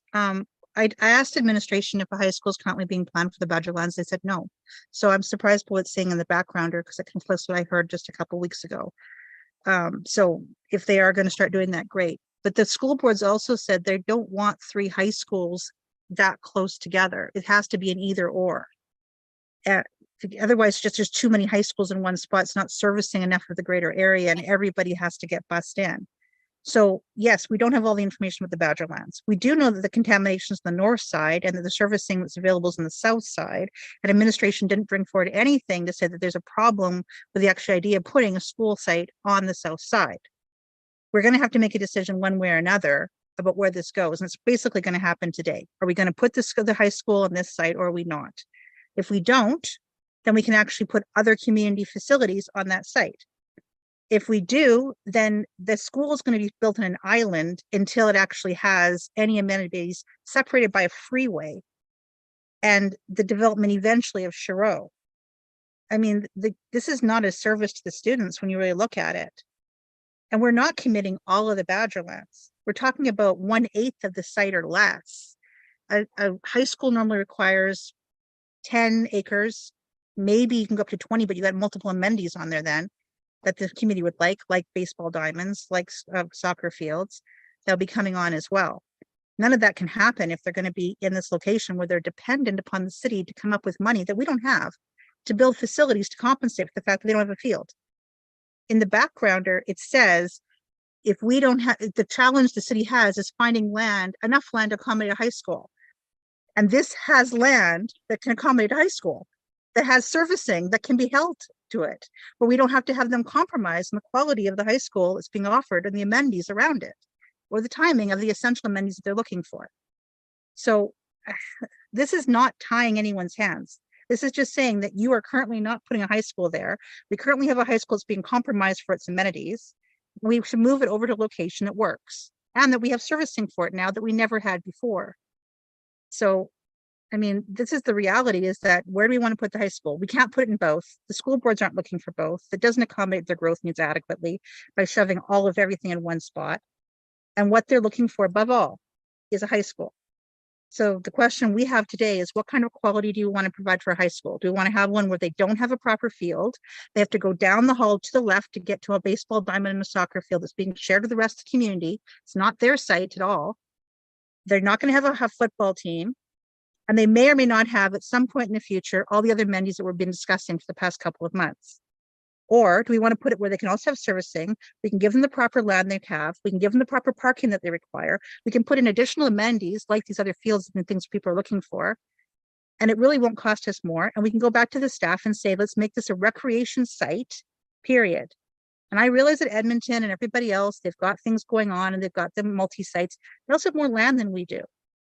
So we have to kind of figure out from this area, what do we want to do? And that's why I brought this forward in spite of it all, was I realized that we are compromising what we're doing to say we're giving you a high school site, and at what consequence. And really, if we said we're moving it forward, and if admin came back in the fall and said we can't build on this site, which would be very disturbing because we can't build anything, we can come back and revise the decision on the community amenities site. It's already located there. But in my opinion, which is the better location? That's the question you have. With the information you have today, where are we going to put this? And I think the better spot's Badgerlands. That's it. Thank you. I will call for the vote.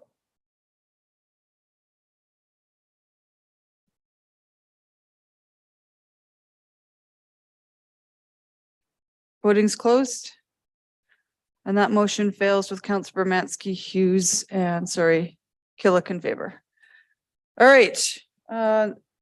Next on our agenda is, are we going straight into camera now? Go to page 4. Yeah. But there's no council updates today, thankfully. So any information, there's a few that were submitted, information requests and notice of motion. Councillor Mackay, you had one? Well, You sent some verbal. I had some verbal updates. If you questions, you want to Go ahead. first? Yep. So I appreciate administration. I was just thinking, here we are at the end, coming up dreadfully at the end of summer. I'm just wondering, I know the Villeneuve Road was scheduled to be completed by September. I'm just wondering particularly if you could provide an update in relation to some of the road construction projects. And in particular, potentially Villeneuve Road is of interest to me and to Councillor Killick. Who's answering that one? And I think Councillor Tim Broad. Saunders is going to jump on that one, Tim and Donnie. Thanks, Tim. Good afternoon. So through the chair to Councillor Mackay.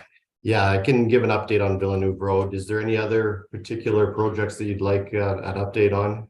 Well, Or North St. Albert Trail. I mean, just Sure.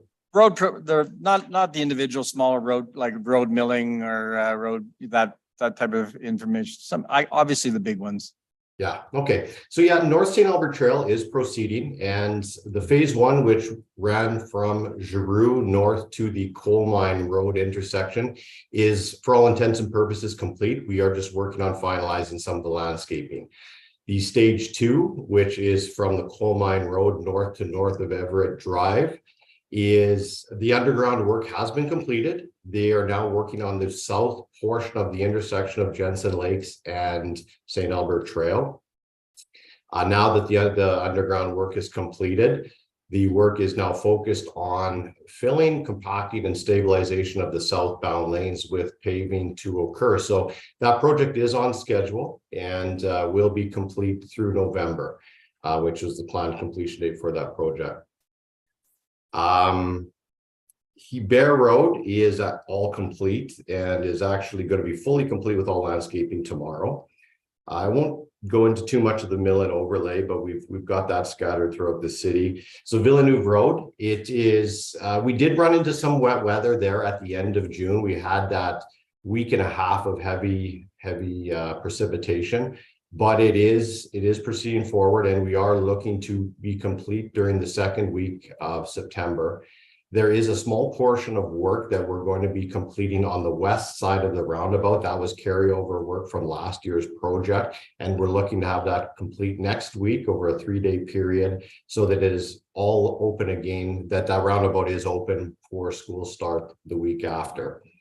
There has been, I guess, concerns brought forward about the upcoming work on Giroux, and I believe we've answered all of the questions so far. But just to give everybody an update, the Giroux work is essentially a mill and overlay project that, when Villeneuve Road was occurring well, and we knew that we would have some time left this season in the construction season, we looked to tender this so that we could make most efficient use of the short construction season. So once the Villeneuve Road is open, that's when we are going to put the focus onto Giroux. In advance of that, there's going to be some concrete work on the curb and gutter that is going to have very minimal impact to traffic. It's going to be just, kind of a block here, but no full closures or anything along those lines. So if you have any specific questions about any other projects, I'd be happy to answer. No, thank you. I was just some of that initial work on phase one of North St. Albert Trail, it's in the landscaping, and I'm just curious on the east side by Eastside Mario's. That's still not, we've just finally got the asphalt sidewalk and all that in, and the trail, but that's still not filled in yet with landscaping, and it's now been 3 years. So I'm wondering what's happening there. That has been the outstanding item, and we had a meeting last week with the landscaping contractor and the general contractor, and they have given me assurances that will be complete through the end of August. Thanks. That's on that question. I really appreciate it. I got 2 more questions. Go ahead. Yep. And back to Danielle, I can't remember in relation to when Dodger Park was supposed to be completed. The fencing, has it started? Through the chair to Councillor Mackay, we are in the process of starting that with utilities. So utilities has a project to work on in there, and we're going to coordinate the 2 projects together. So we're just in the starting stages of that, of securing our contractor and getting us moving. We should start more of the formal construction in September. The fencing will go in during the operation of the park, like the park can stay operational while we're putting it in. And we hope to be done, if weather cooperates, end of October. So we're plotting ourselves about a 6-week time frame. So it will be done this construction season is our intention for sure. Okay, thank you. That's nice. There's a new dog owner who doesn't respond to his name. That'll be nice. The other last one is relation. The last one for questions from me anyways, other than if you hear an ambulance coming, it's not for me. Again, it goes to kind of the maintenance and maybe to contractors. So when do we take over the maintenance of that green space along St. Albert Trail south of Sturgeon Road going up into, we maintain the St. Albert Trail really well, and then you get past the like Sturgeon, out the Sturgeon community, the name just left me. But down towards Sturgeon Road, and that whole entire side is weeds and tall grass and all that. And when do we take that over? Or are we still in some challenges with the landscaping contractor? Through the chair to Councillor Mackay, yes, that is exactly what the situation is there. We are not willing to take that on at the moment because of the current state of it. So there was a herbicide and a weeding and as well as a cut that occurred towards the end of June, early July. And we also are meeting to go over the remaining trees that didn't make it through the last season so that we can actually finalize that contract. But we are holding off on taking that over because we don't want to bring on something that isn't acceptable to our standard, and we're going to continue to work with the contractor so that it can get to that standard before we take it over. Yeah, it's just unsightly and it's an entrance into our community and it just looks awful. So, Yeah, so much- can I add to that? If we're not going to take it over, we need to enforce it, Yeah. Yes. right? Yeah. So, 'cause- Yeah, and I imagine you're trying to do as much leverage as you possibly can, but I would encourage you to keep at it. Yeah, so through the chair to Councillor Mackay, we are looking at different methods of our contracts to maintain a little bit more leverage, you know, as the contractor has demobilized from the site, and to keep them engaged for these last bit of items that can often, you know, drag out well beyond what we want them to. That's understood. Yeah, I think I've got an information request in right now in relation to the boulevard conditions too, so I'll read that in later. We'll read it in now. I don't have it in front of me. It didn't get on the information. It's not, I saw it and then I can't come, it's not up. Okay, I'll go to Councillor Jolly because I know she has a notice of motion. Yeah, I've got okay. two, I think. The first one is that the service level adjustments approved by council for the 2021 operating budget regarding closing Fountain Park on stat holidays be reversed to restore holiday hours. And then the second one, thank you, Mr. LaFleur, for writing this, is that administration present to council not later than Q4 2023 such new or amended bylaw provisions, policies, or other documents as in the opinion of administration may be required or advisable to allow residential landowners a wider scope of permissible vegetation and landscaping options on their properties, including front and side yards, than is currently allowed under the community standards bylaw, including alternatives such as food crops, pollinating gardens, rain gardens, and xeriscaping. Encourage developers of new subdivisions to create development concepts that will similarly allow new purchasers of their residential lots a wider scope of vegetation and landscaping options consistent with landowners' responsibility to comply with the requirements of the Weed Control Act and weed control regulation that noxious weeds must be controlled and prohibited noxious weeds must be destroyed, and with the requirements of landowners and occupiers set out in the city's surface drainage bylaw. Thank you. Okay. Let's see, you had questions? Yeah.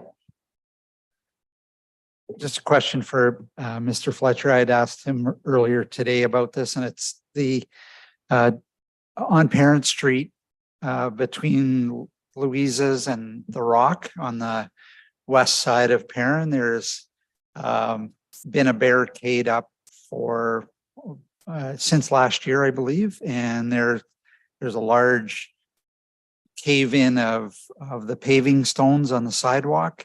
It's been there for so long that the weeds are 2 feet high, and it's associated close to some kind of a manhole or underground vault or something that has also been spray painted as a trip hazard. I've noticed that it's been reported by some of the downtown businesses as unsightly, and what could they do about it since the beginning of the year.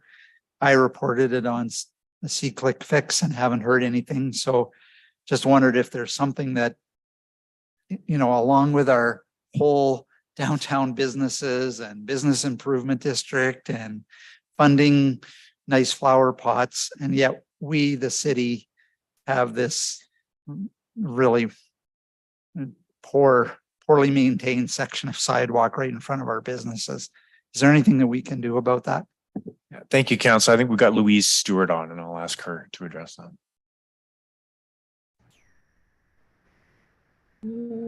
Let's try to get my video to go. There we go. Thank you for the question, Councillor Killick, through the mayor to you. Yes, we are aware. The utility box that you see on the ground beside that point is actually a third-party utility. It's not anything that the city owns. We think it may be TELUS. We're not entirely sure. But the dip that has happened with the bricks is happening in multiple locations downtown. We do prioritize them. We have some contractor dollars where we send them out to do them. Recently, our contractor actually just went out of business. So we are doing the higher priority ones in-house, but there's a significant amount of them downtown, and it's all over all the downtown sidewalks, which is something, if DARP ever comes through, I know there's complete sidewalk rehab planned, but in the meantime, in the interim, we are dealing with the higher priority ones in-house. And once we get a new contractor on, we'll deal with those through a contractor. So that sounds like we will deal with it, but does that mean within a couple of weeks, or I mean, this one's been there for 2 years. It's a big dip. It's not like a couple of loose, paving stones. It's so significant that it's been left with a barricade and fluorescent paint on it. Yeah, so the third party actually spray painted around the outside of their utility box, and we spray painted the sidewalk. So the damage, we think, has something to do with them. We just can't prove it. So your C-Click fix, I believe, was submitted on August 5th. It was received by our office on August 8th because it was the long weekend. And so the transportation crews actually have it scheduled for as early as later this week, if not by next week. Okay. Great. And I put one in because businesses approached me. They said they had put one in previously at the beginning of the year and it was closed without anything being fixed. So there was some level of frustration from the downtown businesses around that. So absolutely. I'm glad to hear that it'll be addressed. Thank you. We're good. All right. Go ahead. You got your skip. So as an IR that I'd submitted, it's in the system. Does St. Albert have standards for construction similar to the Calgary Construction Site Guide that clearly establishes roles and responsibilities for building construction industry and establishes safety, et cetera, for residents? Is that all you had? Yep. Okay, Councillor Mackay. My IR, it relates back to what I was referring to. So this year, there appears to be a large number of shrubs that are dead or struggling to survive on the center boulevards, particularly St. Albert Trail and Boudreaux Road, the more towards the north end of Boudreaux Road. Are there plans to replace them or find alternatives? That's all? Okay. Because the Over alternatives. here, right do you now- guys have any, you got one?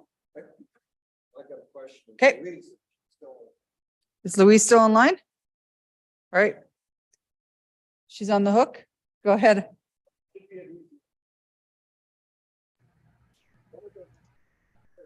we go. I apologize. I missed the question. It's just coming now. Just coming. Yeah. Oh, turn your mic on, Wes. Yeah, that might help. I'm sorry.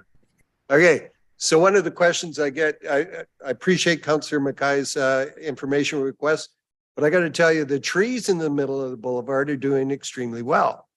And they look wonderful. And often I get asked, what kind of trees are they that spread up like that and aren't in the way? So can you give me an answer that I give the people that, You want the species? yeah, Okay. You might not know. So in which location is this? right on St. Albert Trail, the trees that are in the middle and Off the top of my head, I know there's a lot of elms in there.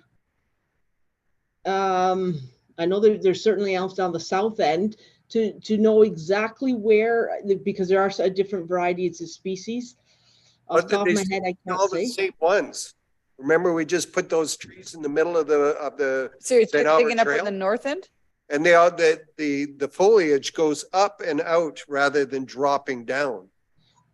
There's a lot of elms that do that. I don't want to say for sure. I could street view it and see if I could see it. But Could we potentially take that as a council inquiry. Send her a take that picture. off. I would, I don't want it to be that formal. I mean, all. I But we need to can get know- an answer, absolutely. Oh, okay, Yeah. fair enough. Yeah. It's just And we do actually have a own tree personal inventory. interest. Well, I just want to be able to answer that and say, you know, geez, I'm smarter than I look. Can't believe you stuck around for 5 hours. See you later. Plastic tree, no. All right. Got something else? An announcement? Okay. It's a simple announcement, and I had made this comment when we were debating salary and per diems, that I felt it was difficult for me personally to accept a per diem for a committee meeting when the residents were attending as volunteers. And it's consistent with item 8.3, the FCSS funding. We had an emergency meeting, which I would have been entitled to per diem for. So I advised the committee that when I receive that per diem, I'll be donating it to a local St. Albert non-for-profit organization, because as I mentioned, all of the residents were at that meeting for free, and I don't feel comfortable accepting a per diem for that. All right. Anyone else on anything? Okay, I need a motion to go in camera with the CAO. Councilor Bermansky or Councilor Broadhead, you ready? Just say so moved. So moved. All those in favor? Hands up. So I think that's eyes from the bench. And oh, here we go.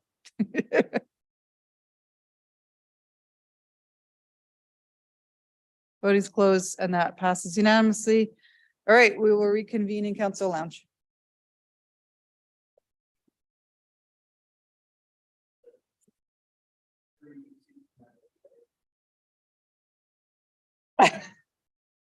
Mayor, I wouldn't, I'm not surprised. It's later than I thought. Okay. there's something on the floor.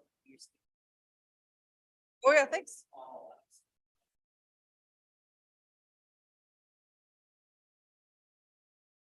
Carol?